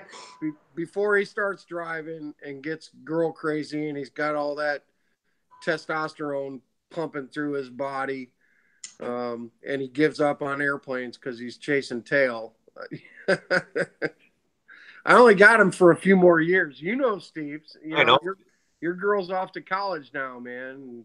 It's a sad deal, but it's a happy thing at the same time, you know. It is, but I know that you and her have had some awesome times with modeling, with flying airplanes while she was into it. And I want to. This week last year, we were in North Carolina. Yeah. With Rusty and stuff. Yeah. You know, that's how shit changes in 1 year. I mean, we spent the whole week down there. Yeah, I came up to see you. The wind was blowing so hard it was picking up inch size gravel and throwing it out of the parking lot onto the circles where y'all were flying. Yeah, we got out there. We get up early and go before the wind got up too high, and it was a fun time. We had fun and always found. It was pretty good that Thursday. I came up, but Samantha's engine crapped out, and I didn't get to see her fly a pattern. Yeah, she burned up that engine burn up on her. I flew the shoestring. But yeah, Meg I was on my way at that time, but then everything started falling back apart. Well, Rusty, it won't be too long. We'll be at Huntersville together, man. Yeah, I hope so. I'm pretty confident with my legs right now. Only thing that's worrying me is my neck, but it's less than 2 months. I know it's coming up fast. Less than 2 months. I just booked my room here the other day. I just booked my room. Yeah, I did too. I got my room. Well, just remember, Rusty, fly the airplane in front of you. Yeah, I'm going to have to fly without looking up because the whole back of my head and neck starting to go numb now, and I don't want to fuck that up. Make it. Just take a bunch of Percocet before you fly, man. You'll be able to bend that neck, no problem, man. That's what I was doing the day I plowed the Yuki too. So. I tell you what, though, we should have really a lot of good control line flyers here in Michigan. Because when you're going down the highway and stuff, if there's an accident, there's nothing but rubberneckers. They can twist backwards. Yeah. But yeah, Holly decided we were going to scrape where she told me not to help, but I did scrape the kitchen ceiling last Sunday, and I worked over my head. And ever since then, something's been bad, fucked up. Dude, don't do that. Yeah, I'm taking it easy now, hoping it'll clear itself up. Save it for flying. Say what? Save it for flying. Both of you talking at the same time. I can't tell what either one of you saying. Go ahead, Mike. I said, how's the hip? Fine. Now I hadn't felt nary a twinge in it. The muscles, I can feel the muscles starting to come back now. And so, I don't think the hip's going to be an issue. Okay. So, but it's your neck a little bit. Right now it is. I was down for most of a year with a neck problem before the hip came along. And I every time I looked up, my whole body would get electrocuted. But it's arthritis in the neck. My spinal cord's getting pinched. But, I was just ignoring that, hoping it would go away because they didn't figure I'd survive the surgery. So we're just going to ride that out. But, right now I feel like I got ants crawling around on the. And so, yeah, kind of worrying about that. But worrying doesn't seem to help. So I'm just going to treat it as gently as I can and get out there and try to fly without looking up. I hope I can get 2 or 3 days in the field before I come to Huntersville. Well, let me ask you this. What the fuck were you doing scraping the ceiling when Holly told you not to? being stupid. Yeah, dude. Come on, man. That's why I said save it for flying when you got to look. Yeah. Yeah, Save right. it If for I'm gonna flying. fuck it up, if I my whole body goes down, I want it to go down in the middle of a flight. So Yeah. Call Al and tell Al to get his ass over there and scrape your ceiling for it. You got a perfectly healthy, able-bodied 20-something that can yeah, do that shit for you, man. He's about a foot taller than me too, so he can reach it without even looking up. Yeah, don't do anything dumb between now and Huntersville that's gonna make you not be able to fly, man. Gotcha. I already feel stupid enough for all of us. So yeah, I'm not gonna do anything else stupid. I mean, I enjoy your company at Huntersville even when you're not flying, but I know, but it's a whole different thing. I want to be part of the show. I'd rather see you in the circle, man. Yeah, I know you would, and that's what I want to do. So do the best I can. Yeah. I want to fly that Super Satan too, but I'm not ready. I mean, I got to get tuned up before I unleash that sucker. That's not what I heard a month ago here, man. You're like, yeah, I'll be ready for it, man. I'll be good. Yeah. My hip is good. Yeah, now I'm my neck. So you don't need your neck. You just I'm such a out fucking in front of flyer. you, do figure eights, man. Yeah, You'll be fine. I'll fly something even if I can't fly the whole pattern. But yeah, I'm gonna fly an official one way or another. Good. It's good to hear. Yeah, I found out I got 3 discs in my back that's screwed up. Yeah. Now I got to figure out what I want to do about that. Steve, when's the last time you had a control line plane in your hand? Last fall. Okay. Do you compete anymore? I only competed one time. I took 6th place. What? It said I took last. I've flown one time in Well, I'll fly the Tour de Michigan stuff. You know, the fun stunt and racing and shit like that. I can do that. You know, I've done that. But in a stunt match, I flew that one time there at the Nats. I signed up and flown, and I couldn't fly. I just did it because Samantha wouldn't fly unless I did. Okay. And so I flew, and I got a trophy for 6 or a plaque. So I took 6th place at the Nats. How many guys were there? 6. Were you flying beginner or intermediate? Yeah. But I got their pictures were in the book and all that kind of shit of me there flying. I got 6th place. But yeah, there's only 6 of us. Samantha said, "Yeah, you took last." I said, "No, I took 6th." Well, if you're not a dedicated stunt guy, why don't you throw together or get some planes from Dick and fly speed limit with us at Brodax, man? You can do that. I have them. Well, then you can do that. Bring them. You should fly speed limit at Brodax, man. It'll be fun. It's a low pressure event. Yeah, I got 4 or 5 speed limit airplanes. Nobody's going for blood. Bring that shit and come and fly speed limit with us. You'll have fun, man.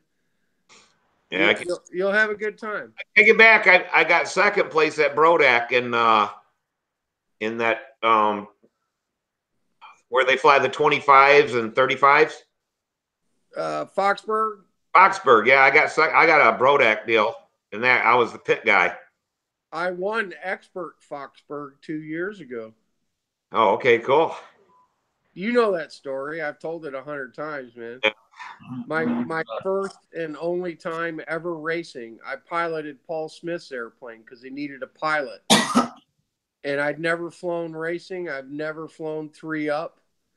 And Paul told me what to do, and I was out there with Al Ferraro and I forget the other guy's name.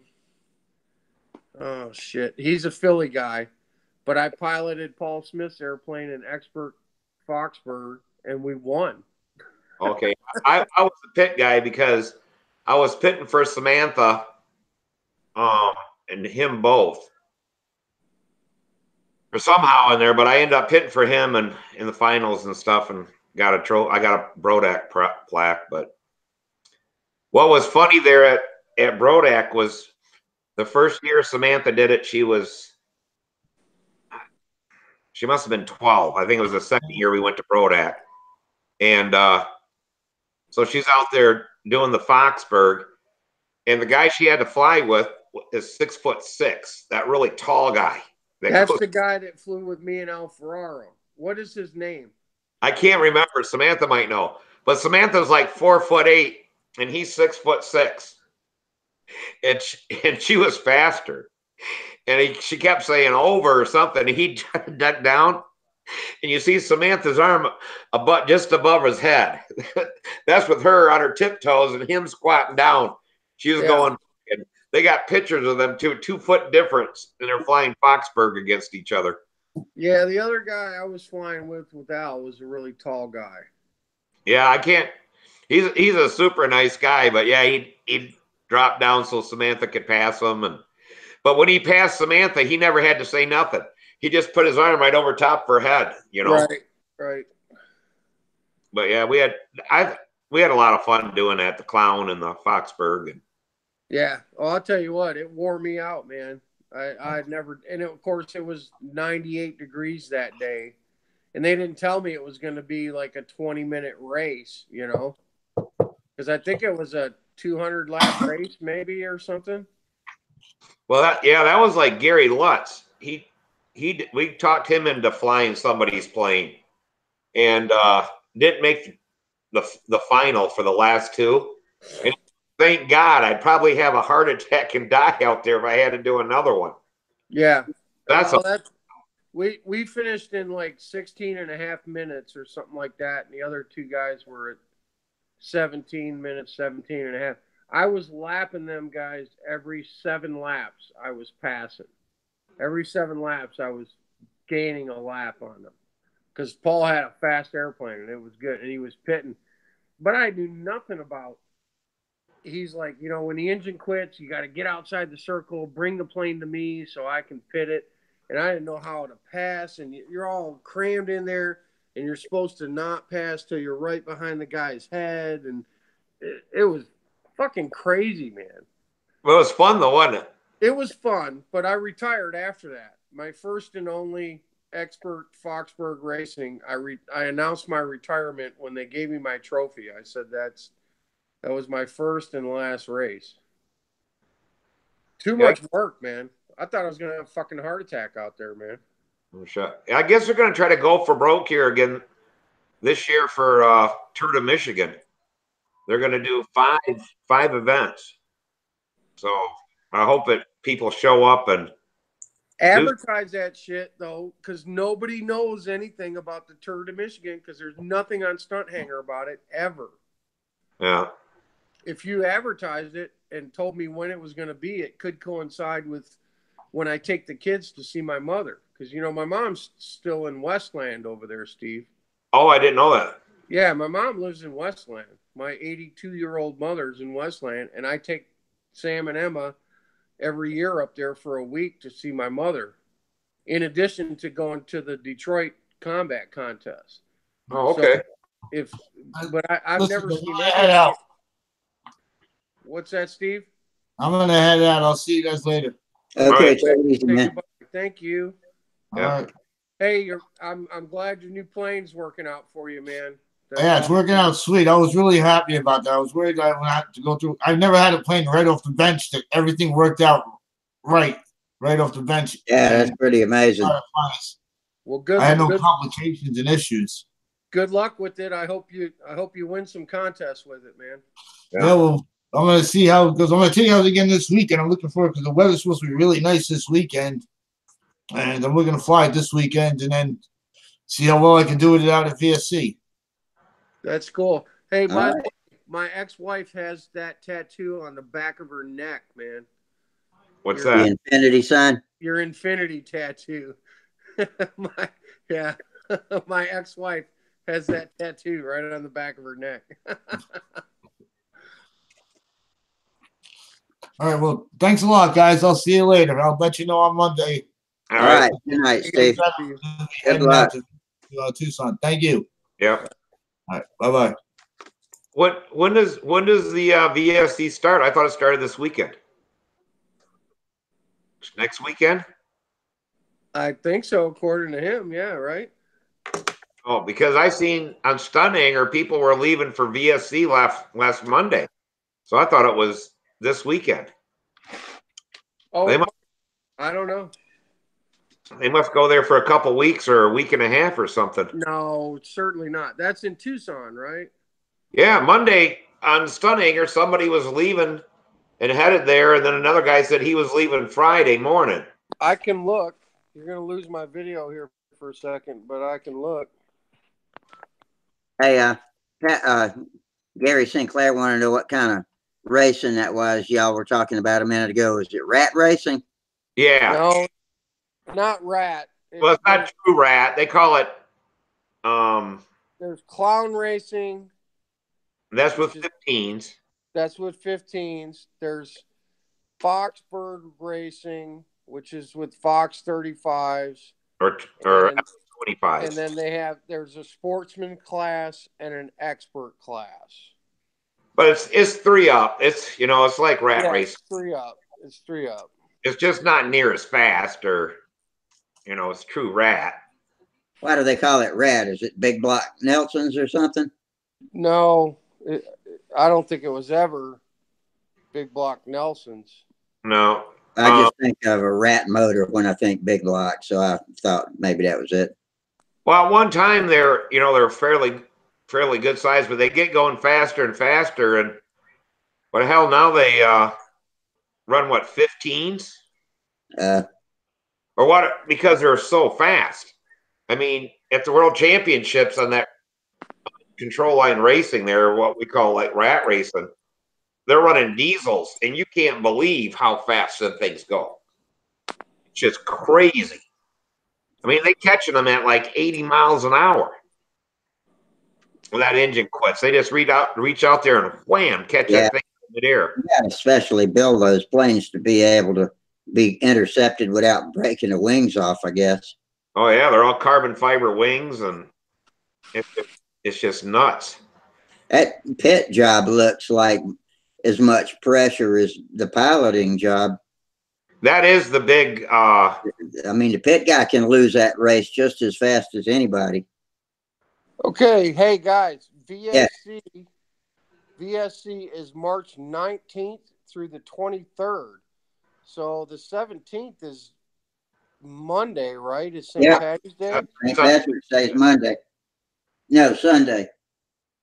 Yeah, 17th is Sunday. So yeah, it starts on Tuesday. Starts on Tuesday and goes to the 23rd, is what it says. Right.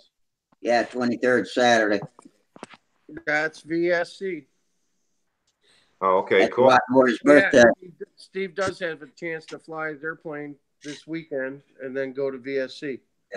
Yeah. Saturday's Watmore's birthday. That's next Saturday, and this is mine too. So we always have a double birthday at our meeting because that's when our meeting is. But I'm going to Savannah instead of Huntersville this birthday. Yeah, I got. Your birthday's this Saturday or the following Saturday? The 23rd. Well, mine's 25th. Watts is Saturday the 23rd, but we always have a cake together and cut it with a big master air screw propeller. Nice. How old is Watt going to be this year? I think he's going to be 84. 84. Yeah. 84, 85, right there in that area. I'm going to be 60 on the 28th. I'll no longer be in my 50s. I'll be 63 on the 25th. Oh man, I'm hanging out and talking to old guys, man. No shit, we're geezers, man. How old are you, Mike? I'll be 52 in July. Oh shit. I'm jealous. I want to be 52 again. I was your age when me and Samantha started, going all over. Yeah, well, I mean, I've been going all over with Sam for about 5 years now, Samuel, but I'm 52 and I've got a 10-year-old and an 8-year-old. So I rekindled my hobby when I was 52. And one day Al said, "Hey, Dad, let's go fly a plane." That was back then, 10 years ago, 11 years ago. And that's when I got rehooked. I'd never gone for a full year without flying a plane since I was 12, but just dabbling at it. And then I decided I wanted to learn how to fly a loop. So I got me a jumping bean and beat it to pieces, trying to fly loops. And anyway, so that's how I got back into it. Well, I've been in and out since, I was in pretty hard as a kid with my dad and as a teenager. And then through my 20s and 30s, in and out of RC and control line a lot. But I got to say that when Samuel came along and he was, 4.5, 5 years old, and I got him going on some 049 planes, that really piqued my interest again in control line. Yeah. And we haven't looked back, We're riding that wave right now. I am. If Sam wasn't doing it, I don't think I would be as hardcore as I am. I don't know. I'd probably still fly a lot of combat, but it just makes it nice to be able to share flying control line with him, and that it sure does. Yeah. He's flying stunt and he's flying combat. So I got a flying buddy, and as long as he's interested, we're gonna go tear a bunch of shit up, man. Oh hell yeah, that's great. And Gary Sinclair's about to turn 75.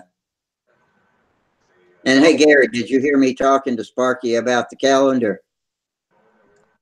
Because he's given me the go ahead, so I'm going to make a post and put the PDF on it in the next couple of days so that people can sign up to submit their pictures.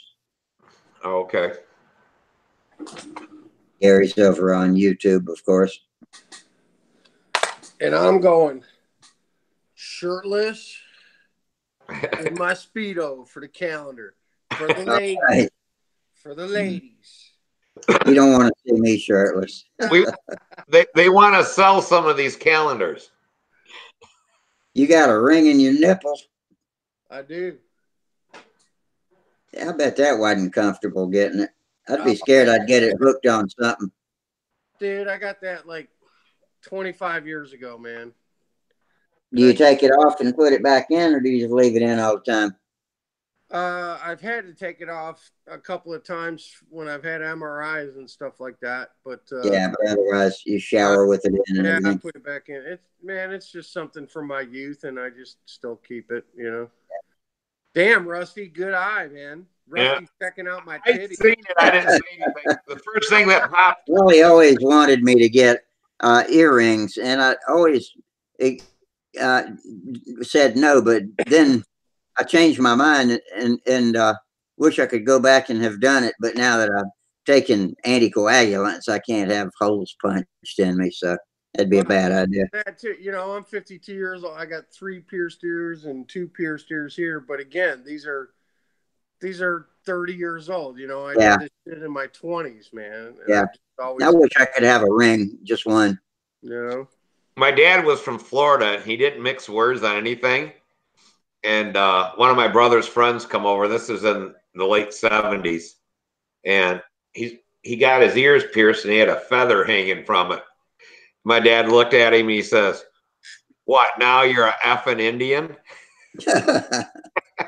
I guess I could wear a falsie. Yeah.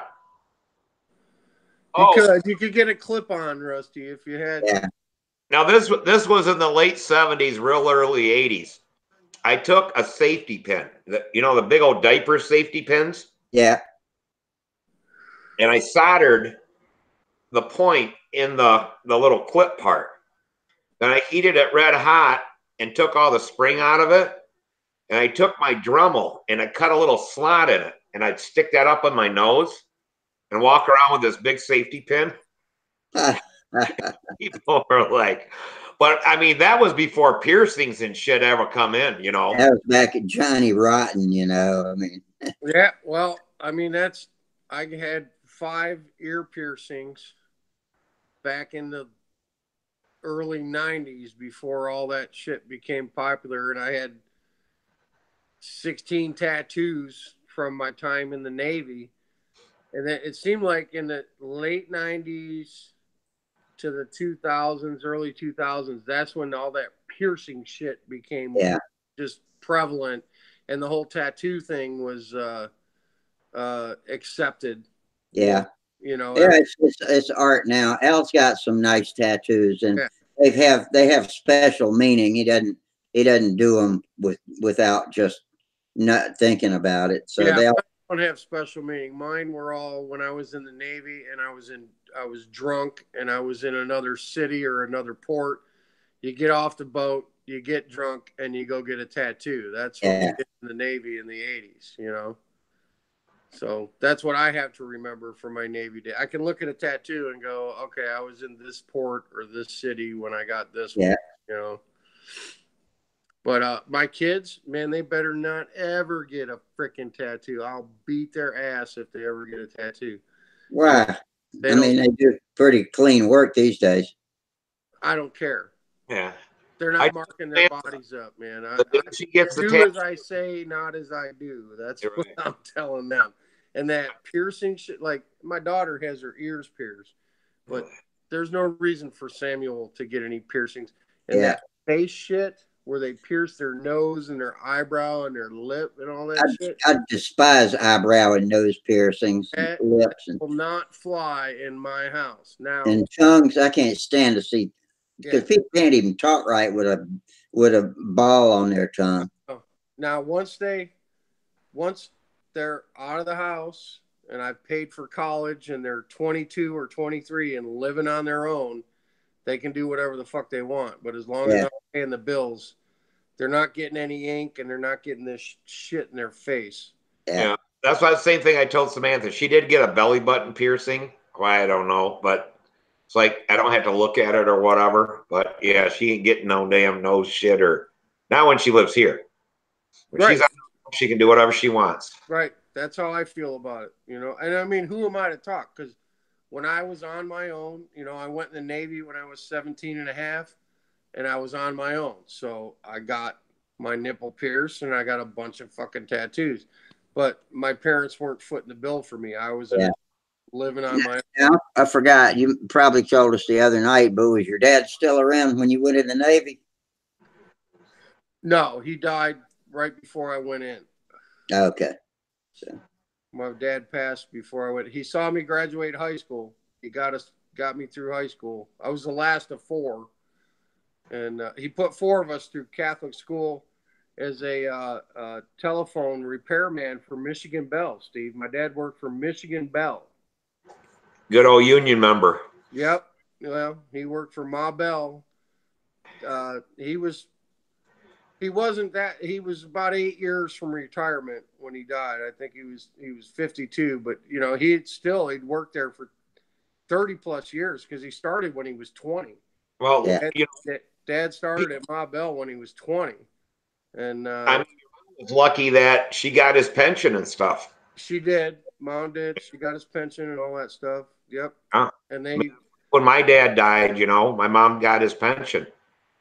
And she says if it wasn't for that, I'd be paying for a lot of shit for her. But Yeah, mom got his pension. She was widowed, but I was out of I was the last of four to graduate high school, and Dad died right then, right when I graduated. He died, and so Mom was on her own. All four kids were gone, but she had his pension, and they had bought stock over the years, you know, different stuff in AT&T, and then when the split happened, remember when Michigan Bell became Ameritech or something? yeah, well, all the baby bells came out of that. Oh yeah. Mom did pretty good on that. She did okay on there, and she's lived off his pension and the stock that they bought since. And she's 82 years old now, still living off of. She never went to work after that. Right. Yeah, my mom. Between his pension and and Social Security and their stock, she's been able to live comfortably. Yeah, my mom is going to be 85 this year, and she's still does everything on her own and stuff. But you know, Yeah. My dad working hard and saving and all that. You know, she's got to go this long. Dad was a pole climber, man. He was a PBX installer, is I think what his job title was. I don't even know what that means today. PBX installer. PBX is a public exchange, which Okay. is just routers. But It's old-timey router. He climbed poles for years and years and years.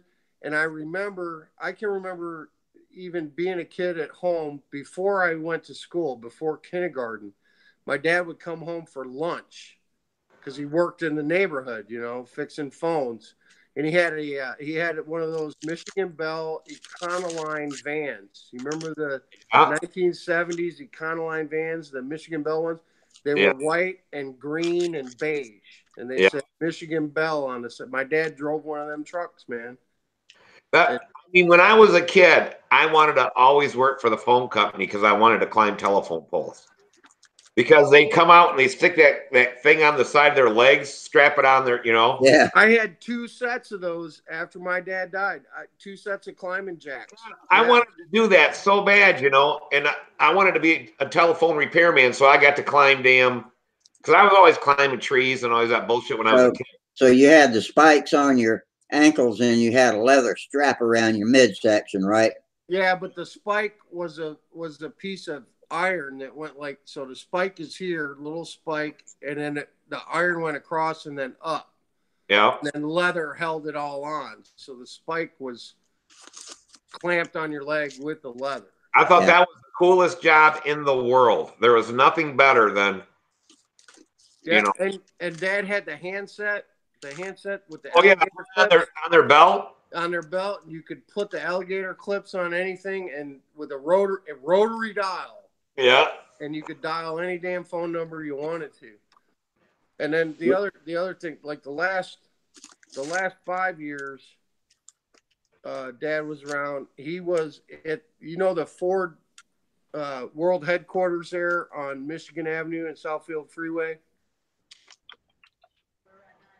No, I'm not familiar with that. You know the Ford world headquarters. It's a big, tall, blue and white building. I've seen it on TV, but I've never seen it in person. It's right there at near Fairlane Town Center, close to Greenfield Village.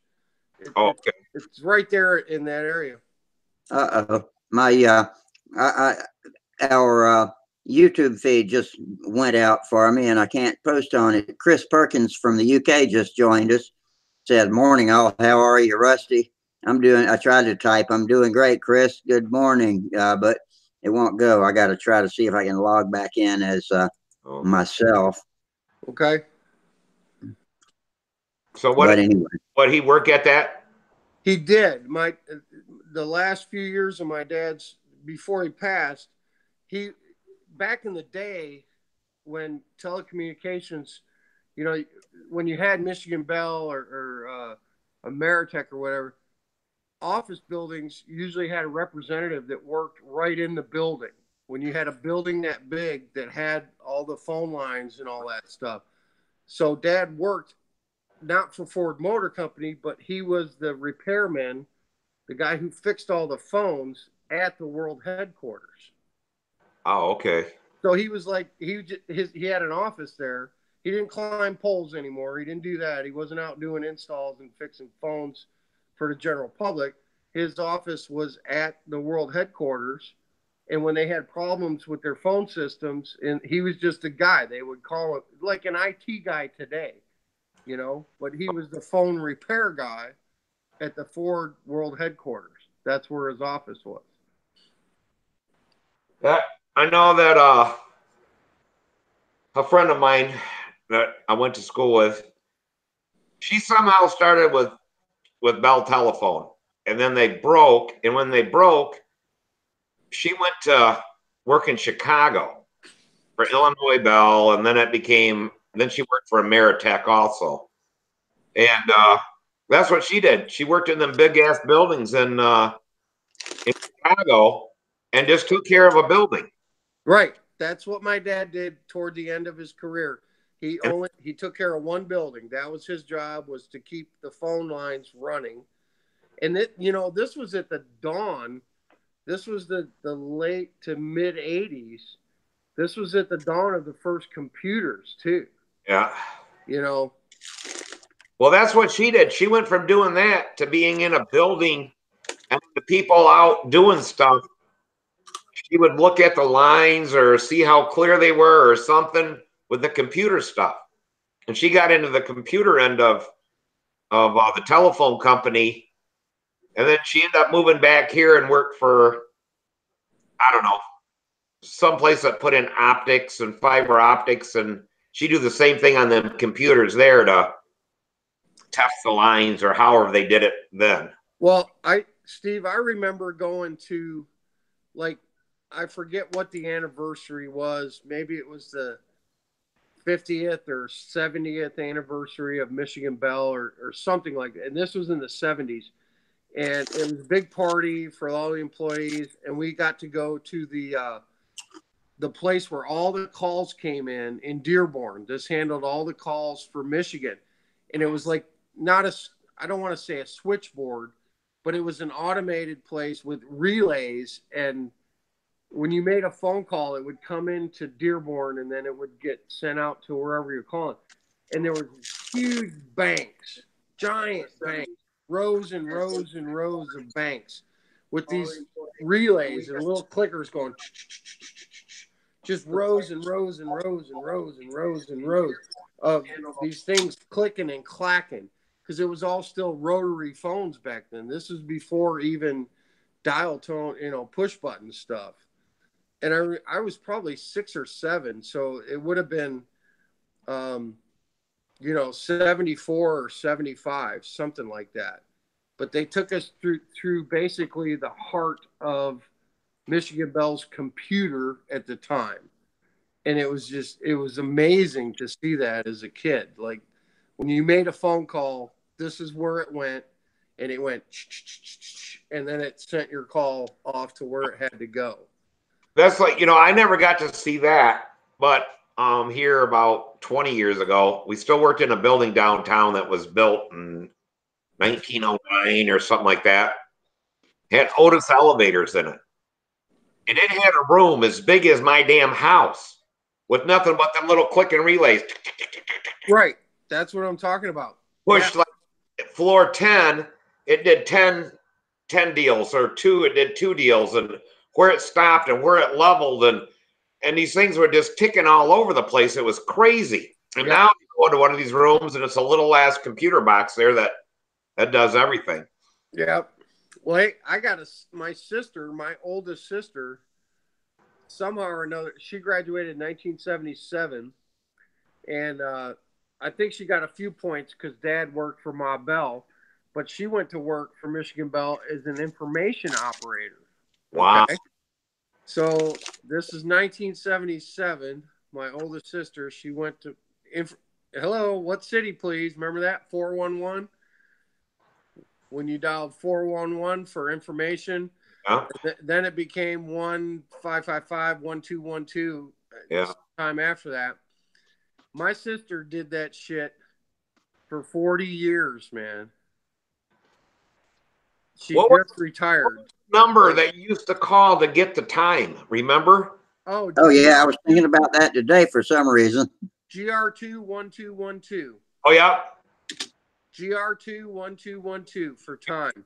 We do that all the time, dialing and then set our clocks. I guess clocks back then they didn't keep good time or whatever. Yeah. GR2-1212. Man, I know. It was always a bank that sponsored it around here, a bank and trust company. Yeah, it was GR2-1212. 123. D. You'd go. Yeah, that was cool back in the day. And information was 411. Yeah. But listen, man, can you imagine? And my sister, union job, she made a good living, but she did that shit for 40 years. Information, what city, please? Name and number, please. And she just retired, I think about 4 years ago, my sister retired from, Ameritech. Because, Michigan Bell split and they did that whole thing. But she was in Allen Park for like 30 years. Hold on a minute, guys. I gotta mute out here a second. Okay. And then she went to Southfield, Michigan, is where she finished up her career.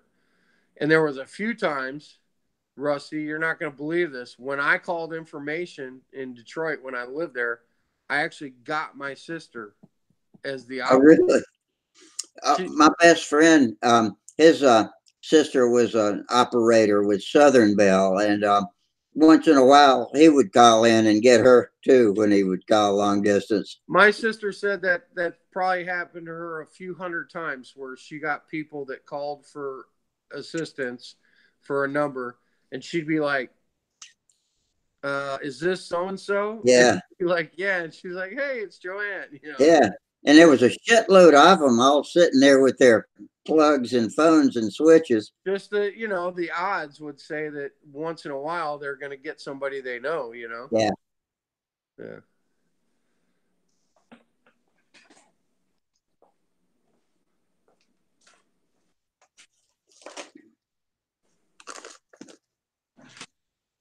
Oh, hey, Mark Williams. Oh man, we've covered a pretty good bit of stuff. We had and Mark's over on YouTube. We had several people come in and show us planes they're building. Sparky came in and showed his, and then Dennis Nunez came in and he's almost finished with his. What's it called? It's not a curare. It's something. Circular. What's Dennis's plane called? But anyway, we I don't know. We've covered a pretty good many topics. We didn't have any serious show and tell tonight, but we had enough. Let's see. Chris down in Florida demonstrated his electric voodoo. He ran it in the shop, hanging on to it while his engine ran. Dennis's plane was the Circulus. Circulus, yeah, that's right. I'm talking to Mark Williams. He just jumped into YouTube with us. I'm signed in as myself now as Rusty K because something happened and the chat blew up. I had to reconnect it. I'm glad I can do that without killing the video. Yeah, I wish some of these YouTube guys, man, would get on Stunthangar and join us one night. It'd be nice to see some new blood in here. And we love show and tell, man. We'd love to see your planes and love to see your shop. We sure would, yeah. We're the same old guys all the time. So John Scooplet came in with us one night, I think. We're the same old guys with the same old shit all the time, man. It'd be nice. Yeah, we're running low on stories. We're running low on stories. We don't have any stories anymore. We told them all.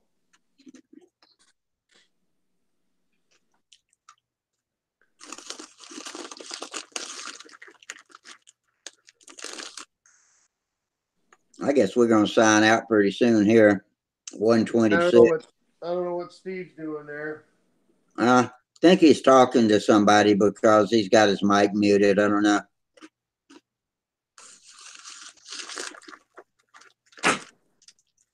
Hey, Rusty, we talked about when you clean your old toolbox out, you might find some old shit. Oh, you sure do, yeah. All right, here it is. The first driver's license I was ever issued in my life. Holy shit. And you wore glasses when you were young, didn't you? No, dude, it's got stains on it. That's who knows what's on there. I can't even tell you. No, it's dirty. That's a bunch of dirty shit. But that is the very first driver's license I ever got in my life in Michigan. This was issued in, oh my God. 15 years old. 1983. That was a year before 2 years before Al was born. I just remember that where the year was here, 1967, I was able to change the 7 to a 2 with a pencil. So these driver's licenses, they weren't laminated like right. Today. They didn't have holographic reflectors built into them. They didn't have anything, but it had kind of a rough paper feel to the front. And I was born in 67, but I could take that 7 and with a pencil put a little line across the bottom of the 7 and make it 62, and then I could buy booze. Cool. I bought so much booze with this thing, it's crazy, man. Holy shit.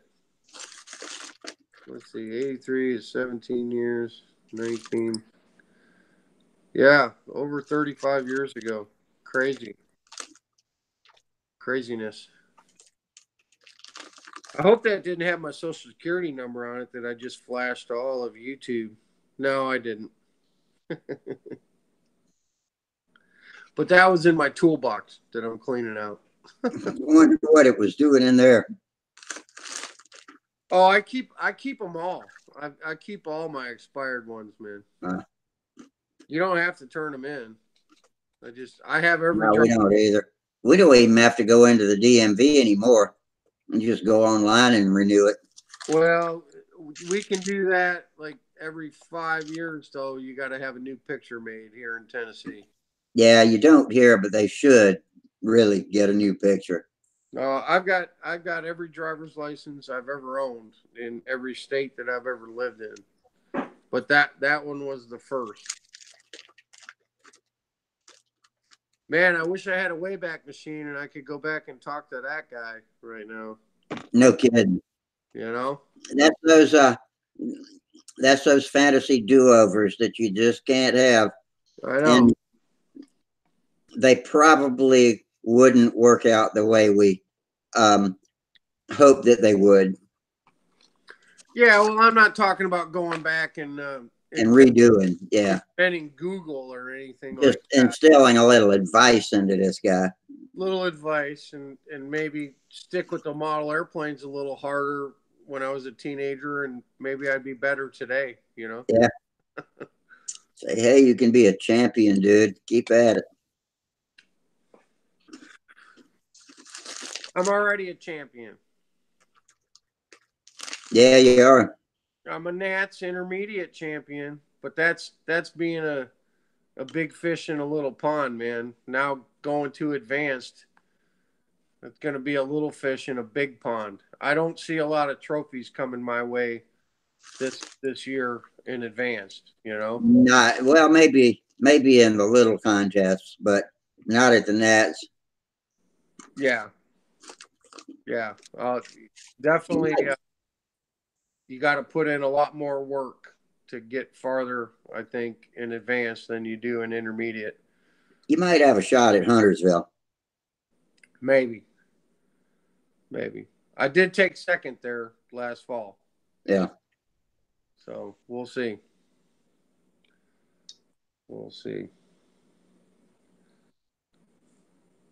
You get the Ringo Award the first time you win advanced in Huntersville. That's what I heard. Yeah. You get to keep it for a year. That's what I heard. I was 2.5 points out, Rusty.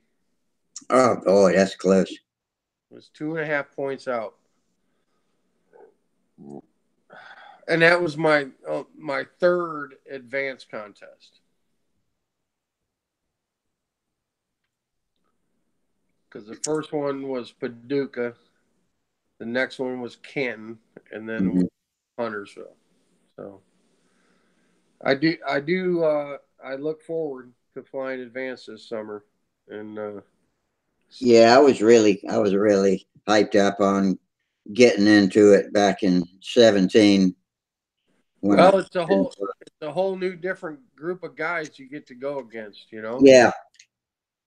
They're so much better than the intermediate guys, because that's just like, you know, intermediate's like beginner for people that can fly the full pattern, and there's a huge difference.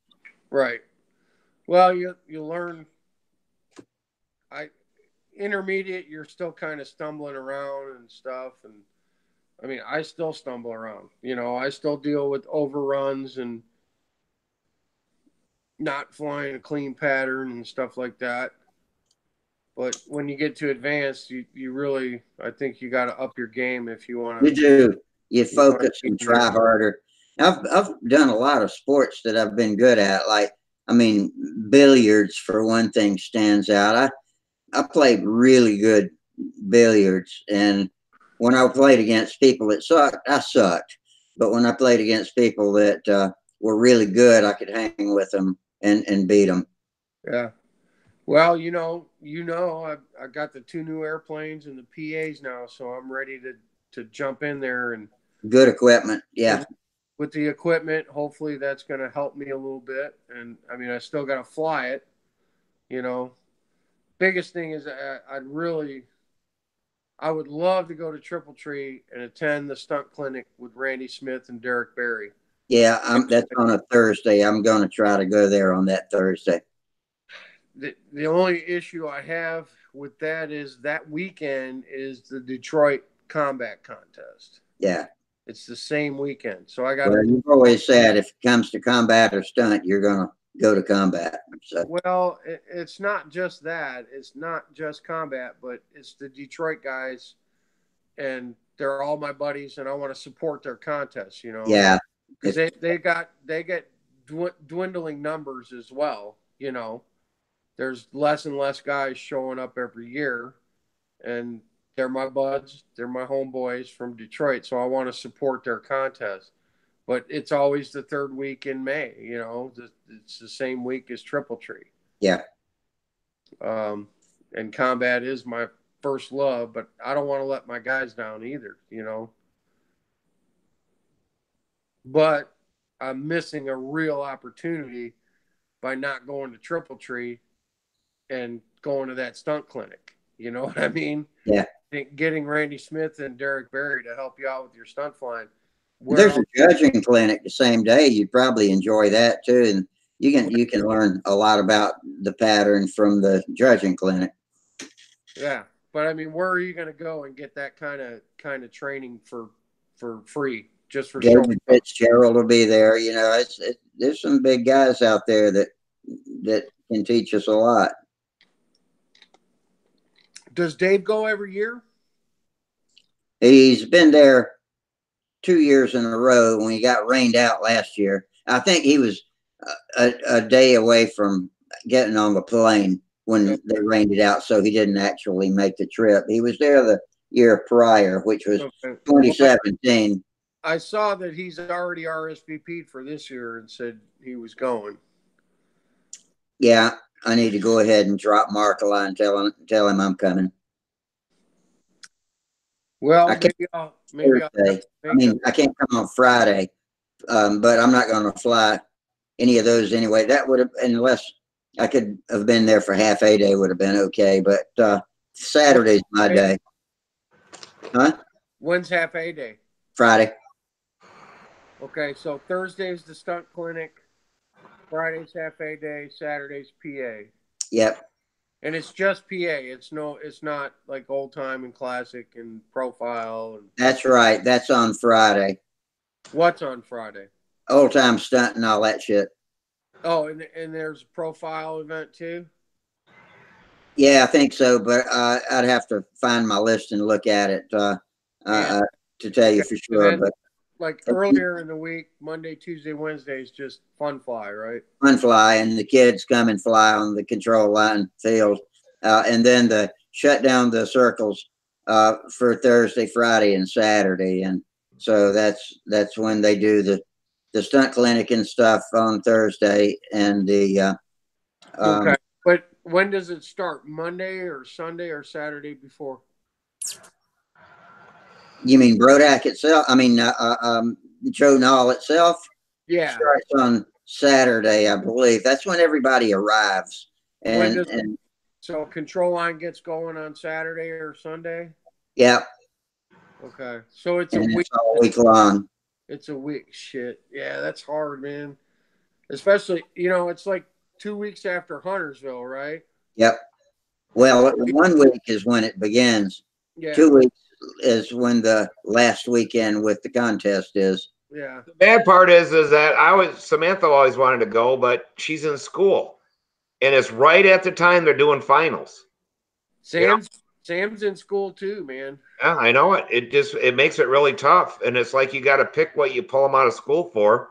Sam's still in school, and it's the same weekend as the Detroit contest. Well, I should say the stunt contest at Triple Tree is on Saturday, and that Saturday and Sunday is the Detroit combat contest. Oh, okay. The 17th, 18th, that's the Detroit combat contest.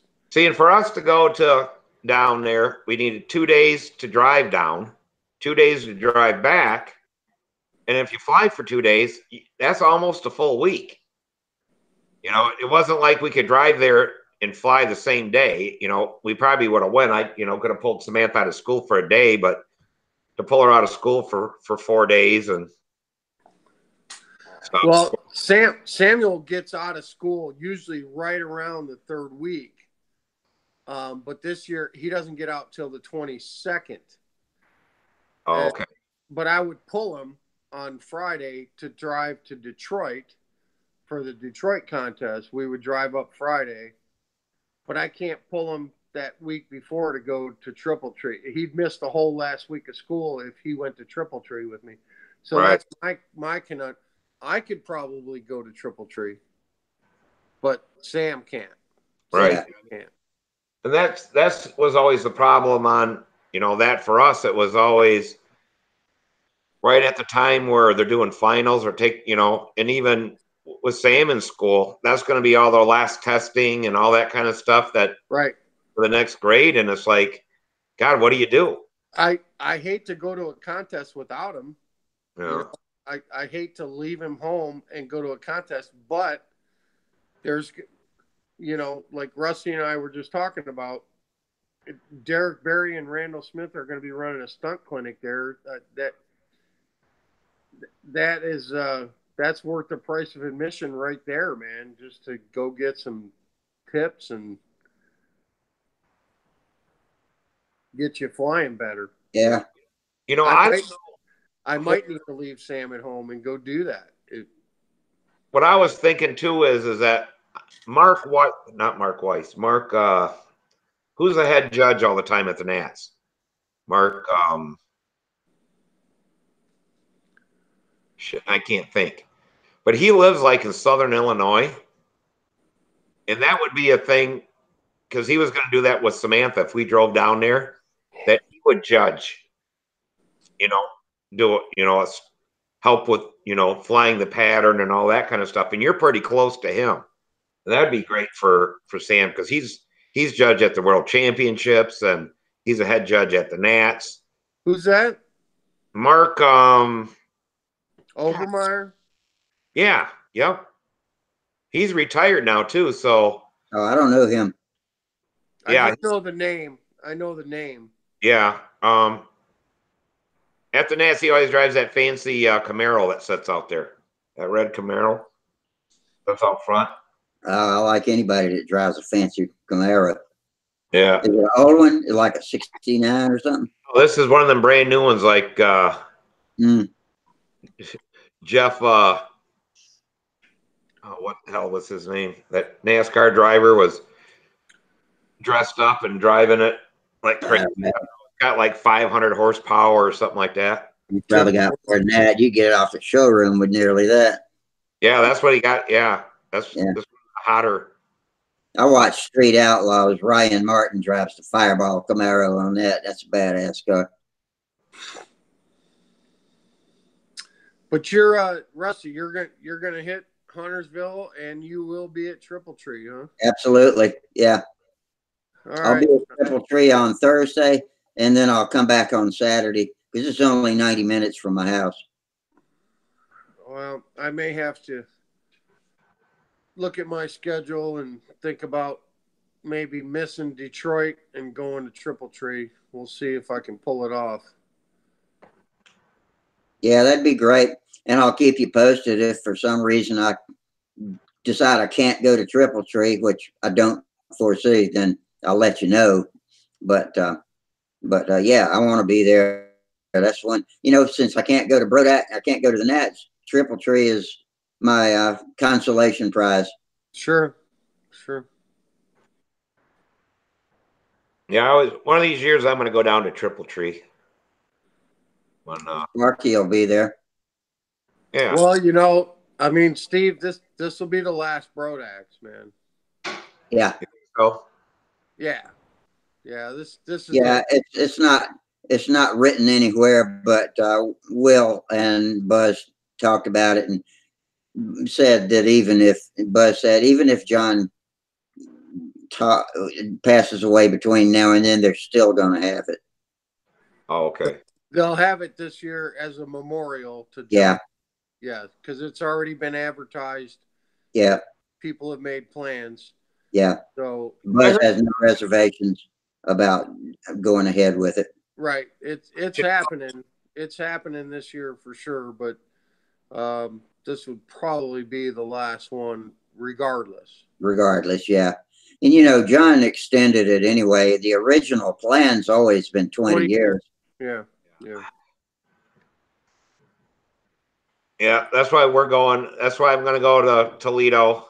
That's what I was talking about with Samantha and her boyfriend about us going to Toledo on the 6th and basically going to Brodak and, you know, planning stuff out because this, yeah, will be the last Brodak.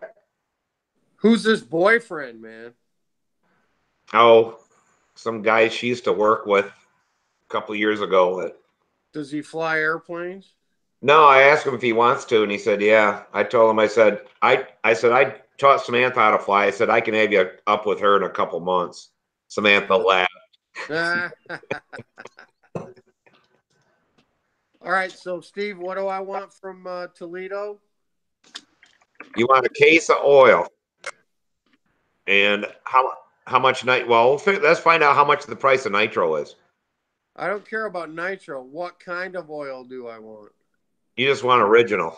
Original. Thank you. There you go. I got a case. I got 2 cases of that full. So anytime you need it, let me know. Oh, so you're gonna buy a new one and give me your old shit? Is what you're gonna do? No, I'll give you a new one too. It don't matter. It doesn't go bad. No, it don't ever go bad. But yeah, that's what I want. I'll take. I got like 5 gallons of nitro, and we fly electric. But I'm still gonna buy more nitro because you probably can't get it anymore.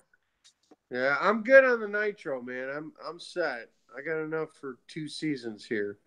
But yeah. I talked to Dick, and he's getting his caster from that one place for $16 a gallon. So that's from what place? Huh? From what place? I thought you named the name of it. Bulk Apothecary? Something like that. Bulk. Yeah, I wasn't paying $16 though. It was like, I think it was 25 with shipping. I think. Well, he found it someplace for 16. He said. Well, that's good. It's not bulk apothecary because I paid like 25. I was going to call Randy Rich, and last time I got caster for him, I got it for $22 a gallon. Yeah, that's not bad. He brings it to Toledo when he comes up. So, but I'm going to talk to Randy about making nitro oil, and if he'll do that, that'll solve a lot of people's problems. It will. So you're saying Randy will bring caster to Toledo for 22 a gallon? That was 2 years ago. I don't know what he's getting for it now, but I can give him a call on that even. Okay. Yeah, I mean, I'd take a gallon of caster too if it's under. Well, I mean, like I said, I paid $25, I think, with shipping from Bulk Apothecary. Yeah, because see, I always got my caster from Fox, and I could get it for like $20 a gallon, and then with shipping, it came to be like $21 or something. It wasn't very much. But then Fox quit doing the fuel, so they no longer had caster. Right. You know, like I said, I can get it really cheap from where I used to work, but I just don't know if it's the same kind of caster. Yeah. You probably get it from them for $5 a gallon. It was like when they told me 4 something, but it's blown castor oil. They said it looks the same, and they use it in place of AA, but that doesn't mean that it'll work in fuel just because they use it in the paint industry. You might need to shake it up before every use.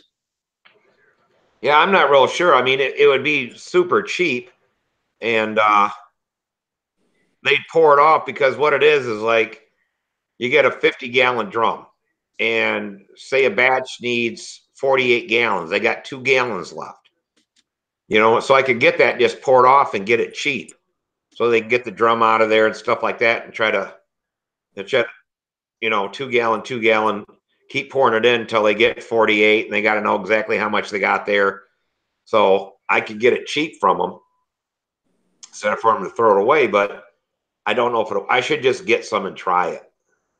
I got to go back next week. I'll talk to my old boss and see what she says about getting a sample of it, I guess. I could put it in an old motor, see how good it works. I used to get it for $1.26 a gallon, castor oil. Oh, shit. But that was Baker AA when it came in on the tanker. But they said now they get it in by the drum, that they don't use as much because now everything's high solids. They don't use it, do all the varnish stuff like they used to that had a lot of castor oil in it. But, I can still get it. I just got to find out. But I'm wondering if Randy can do that nitro oil, that'll take all the shipping cost out of everything. Then you just got to add methanol. You can make the blend and blend it up, and it won't be flammable. Yeah, no, that's a good idea. Good idea. Steve, get your damn speed limit planes ready for Brodax, man. I just got to put the motor. They're all sitting down there, all built, everything. They just got to have the motors put on them. Just put the motors on them. When are you going to use them, Steve? I don't know. I don't want to. Why do you have airplanes and motors that you're not using? Because I don't want to throw them in the trash when I'm done using them. See, I'm trying to goad you into doing this. I'm like, you got planes, you got motor. All you got to do is put them together and bring them to Brodax, and you can fly a fun event, man. I guess I was born in the Depression and not knowing it, and I just buy shit and keep it, and I don't know why. Okay, so you want to die and just you have your daughter throw these in the trash can in 10 or 15 or 20 years, and you never flew them or had any fun with them. Yeah, I know what. I just got shit. I hate to see it. I bought all them ones for, I think I gave $5 a piece for them. Oh my God. Put them together and come fly them. Go have some fun. Yeah. Dick was going to make me up some motor mounts out of metal for the engines I want to put on them. Because I bought them all and they got no motor mounts on them. Okay. Well, call Dick, and I'm sure Dick will be happy to make you motor mounts. He made me some out of wood. He goes, Hal, they're slow combat. Wood ones work fine. They do. They do. Unless you crash them and then the motor mounts break, Yeah. But if you crash, your chances are you're going to break a prop anyway and maybe break the airplane. So it doesn't matter if they're wood mounts. Yeah, they're really not slow they're fast combat airplanes that, the tail is right up on the edge of the wing and shit. So it's a whackerman. Is that what they call them? I don't know, but if the tail's right on the trailing edge, the elevator's right on the trailing edge, that's called a whackerman. Okay, that's what they are. Yeah. It's like the one Samantha flew a couple of years ago there at Brodax. Yeah. That's fine. They're a old fast combat is what they are. They're all made in Russia. That's fine. Put motors on them and bring them to Brodax so you can go have fun with them. Yeah, hopefully the weather ever gets better here. We can get out and I can do some flying, see how my eyes work and all that kind of stuff, and see how long I can go around in circles. And on combat, spectral lines are legal everywhere, even at the Nats? Even at the Nats. Yes, sir. They are AMA approved for all combat planes. It's just completely dumb that we can't do it in Stunt. Well, we're going to be able to at Brodax. Oh, are you? Okay, good. Spectral lines approved for all events. That's a good place to start the trend. I would say so. It's been a trend forever, but why the old guys don't want to let them in, I don't know. But, they're finally going to die off and somebody else will take over the competition board. And well, it was 11 guys on the competition board. 6 said yes, 5 said no. But it has to be a 60% majority to change the rule. And 6 against 5 is not 60%. So it was defeated. Dennis Adamission is probably the youngest guy on the competition event thing, and he's in his 60s. You know, these guys that are doing it are 70, 80 years old, and yeah, you know, they hate change. So I just like, as like I always said, I've never been brand loyal. It's like when I bought my Nissan, everybody's like, why'd you buy the Nissan for and stuff? I liked it the best. I went out and drove all these trucks and did all that stuff, and I'm like, man, I really like this one. So that's the one I got. I don't give a shit what the name is on something or. And we've flown Spectre lines here for 3 years, and but one set break, not one. No, I know, Steve. But before we beat up on the contest board too much, it wasn't that they were all against Spectre lines. Some of them, it was the way the rule was written. It was written improperly. Okay, there was some technicalities and some semantics in the way the rule was written. It wasn't that they were all against Spectre lines. I'm sure there was 1 or 2 that were like, no Spectre lines, we fly on wire, you know. But some of them had voiced their opinion. It was the way the rule was written, okay? It was too ambiguous, and it had too much gray area in it. Oh, you could have went back in and had them update the writing of it. Well, but it's too late now. The rule cycle it's already done, so nothing can be done for another 2 years, you know, or another year till another proposal is made, and then a year after that it'll go into effect. But it'll happen. But listen, that doesn't mean a CD can allow them at any contest if he wants. Any contest director can say, Spectre lines are legal at my contest that I'm having. And then it'll just fall back to the AMA general rules for Spectre lines, which goes based on the weight of the model and the size of the line that you're supposed to use, which is what they're going to do for Brodax. Okay. Yeah. Now, they are not approved overall generally in every AMA contest, but a CD can take the authority to say, we're going to approve the use of Spectre lines for this contest. And that is what's happening for Brodax. They're approved at Brodax for all events, and they just fall back to the AMA general rules for the use of Spectre line. Right. So it's already happening. I mean, that's one of, besides the Nats, Brodax, I don't think you'll see many guys doing it, because once they get their airplanes trimmed for a certain length of line and all that, they're going to switch. Because that's what Dick always flew Spectra. He had a hell of a time getting his airplane to fly then like he liked it on metal lines for the Nats last year.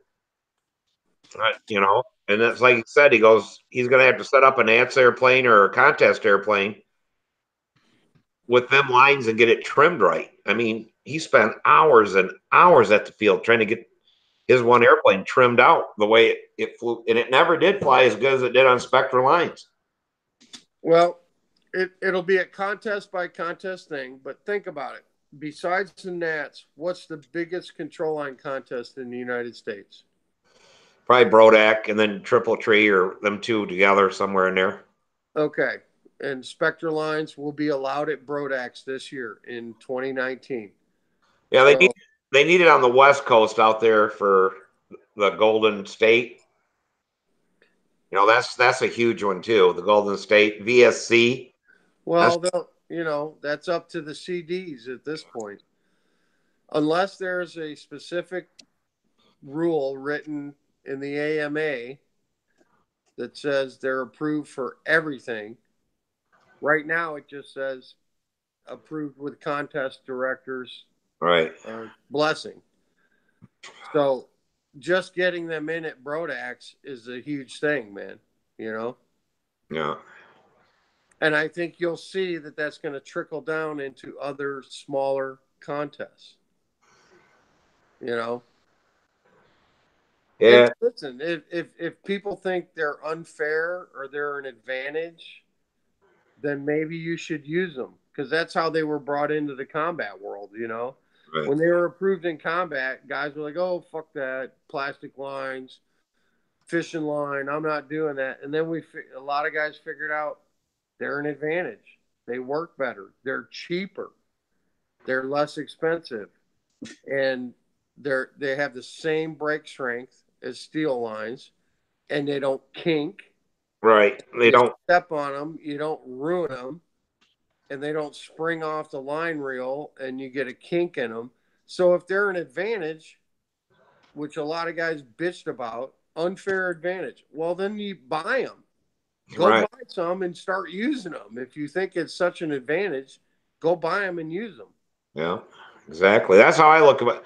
That's like with electric, everything. It's like if you think that's an advantage, use it. Everybody can. You know, if you want to have a hybrid, you know, where the damn thing takes off with the engine running in electric and it goes to electric, have an electric hybrid airplane. That's fine with, you know, if it's legal, everybody can do it. Freaking do it. Right. You know? But don't say that we can't. If it's in the rules and it's legal, Exactly. don't complain about other people using it, you know? Well, I always look at it, they work in combat, they will work in anything. Fuck yeah, they will. Pardon Because my French. that's the toughest thing on line tangles, line this, pulling, crashing, all that kind of shit. And if they work there, they will work any place. I don't give a shit what they say about the rules or vague or whatever. Absolutely. You know? Absolutely. And we've been using them for over 10 years. Oh, I know it. Like I said, that's all that Dick uses. You know, that's all that is enough. And us out the field, you know, just for the reason is that Dick flies by himself. So when his airplane lands, he goes, picks up his airplane and drags it, his lines and shit with him, straightens them back out. You know, otherwise you got metal lines, you can need somebody to hold the handle up and so they don't snag. And you know, it's so much nicer flying by yourself off a stooge if you got Spectre lines. You can't hurt them. There's no reason not to use them, man. You know. So, yeah, like I said, 3 years we've never had one of them fail. We've had metal lines fail.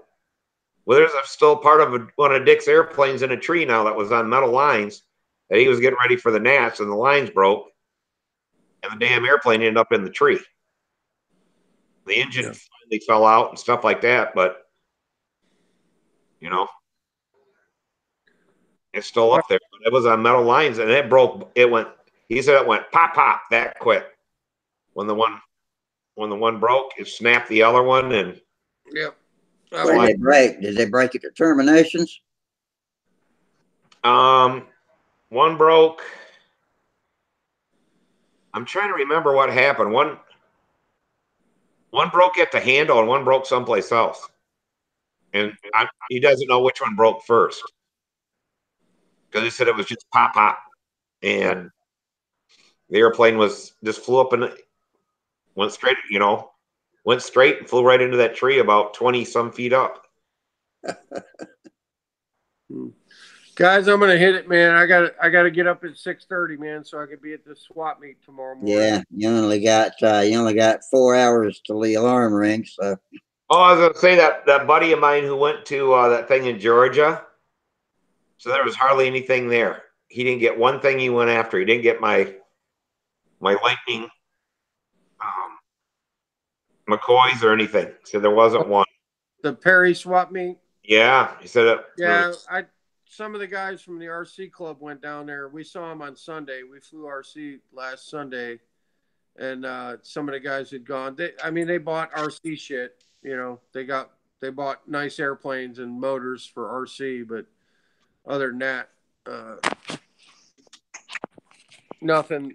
It didn't seem like we missed anything by not going. So. That's what he said. There was like LA, even LA 40s, nothing, 46, 47s, whatever. There was just nothing there. And as anything, it was for control line. So LA 47s, man. I need to buy a couple of those LA 47s. That's got to be better than LA 46. Yeah, it's 0.1 better, isn't it? Yeah, LA 0.1 lighter. Yeah, I'm thinking of what the what's that Russian one? Everybody's flying now. The MK-77. Stalkers. That's a 47. Oh, the Stalker, yeah. Yeah, Stalkers are 47s. That's what Dick just put another one in an airplane or whatever.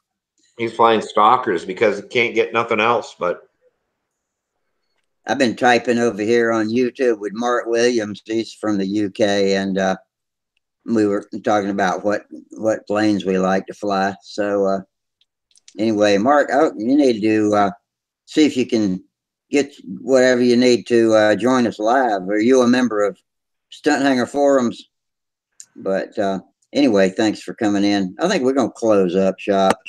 So, I got yeah, thank you, dudes, for hanging out with us. hopefully see everybody. Say what? I said I hope to see everybody Monday. Yeah, I hope so. Everybody have a good weekend. You tube guys, we still got 5 watching. That's pretty good for this time of the morning. And Mark, thanks for coming in. I think we still got a few out there watching us. So everybody, appreciate it. And y'all have a great weekend. Until then, fair winds, tight lines, and we will see you next week. Good night. Good night. Peace.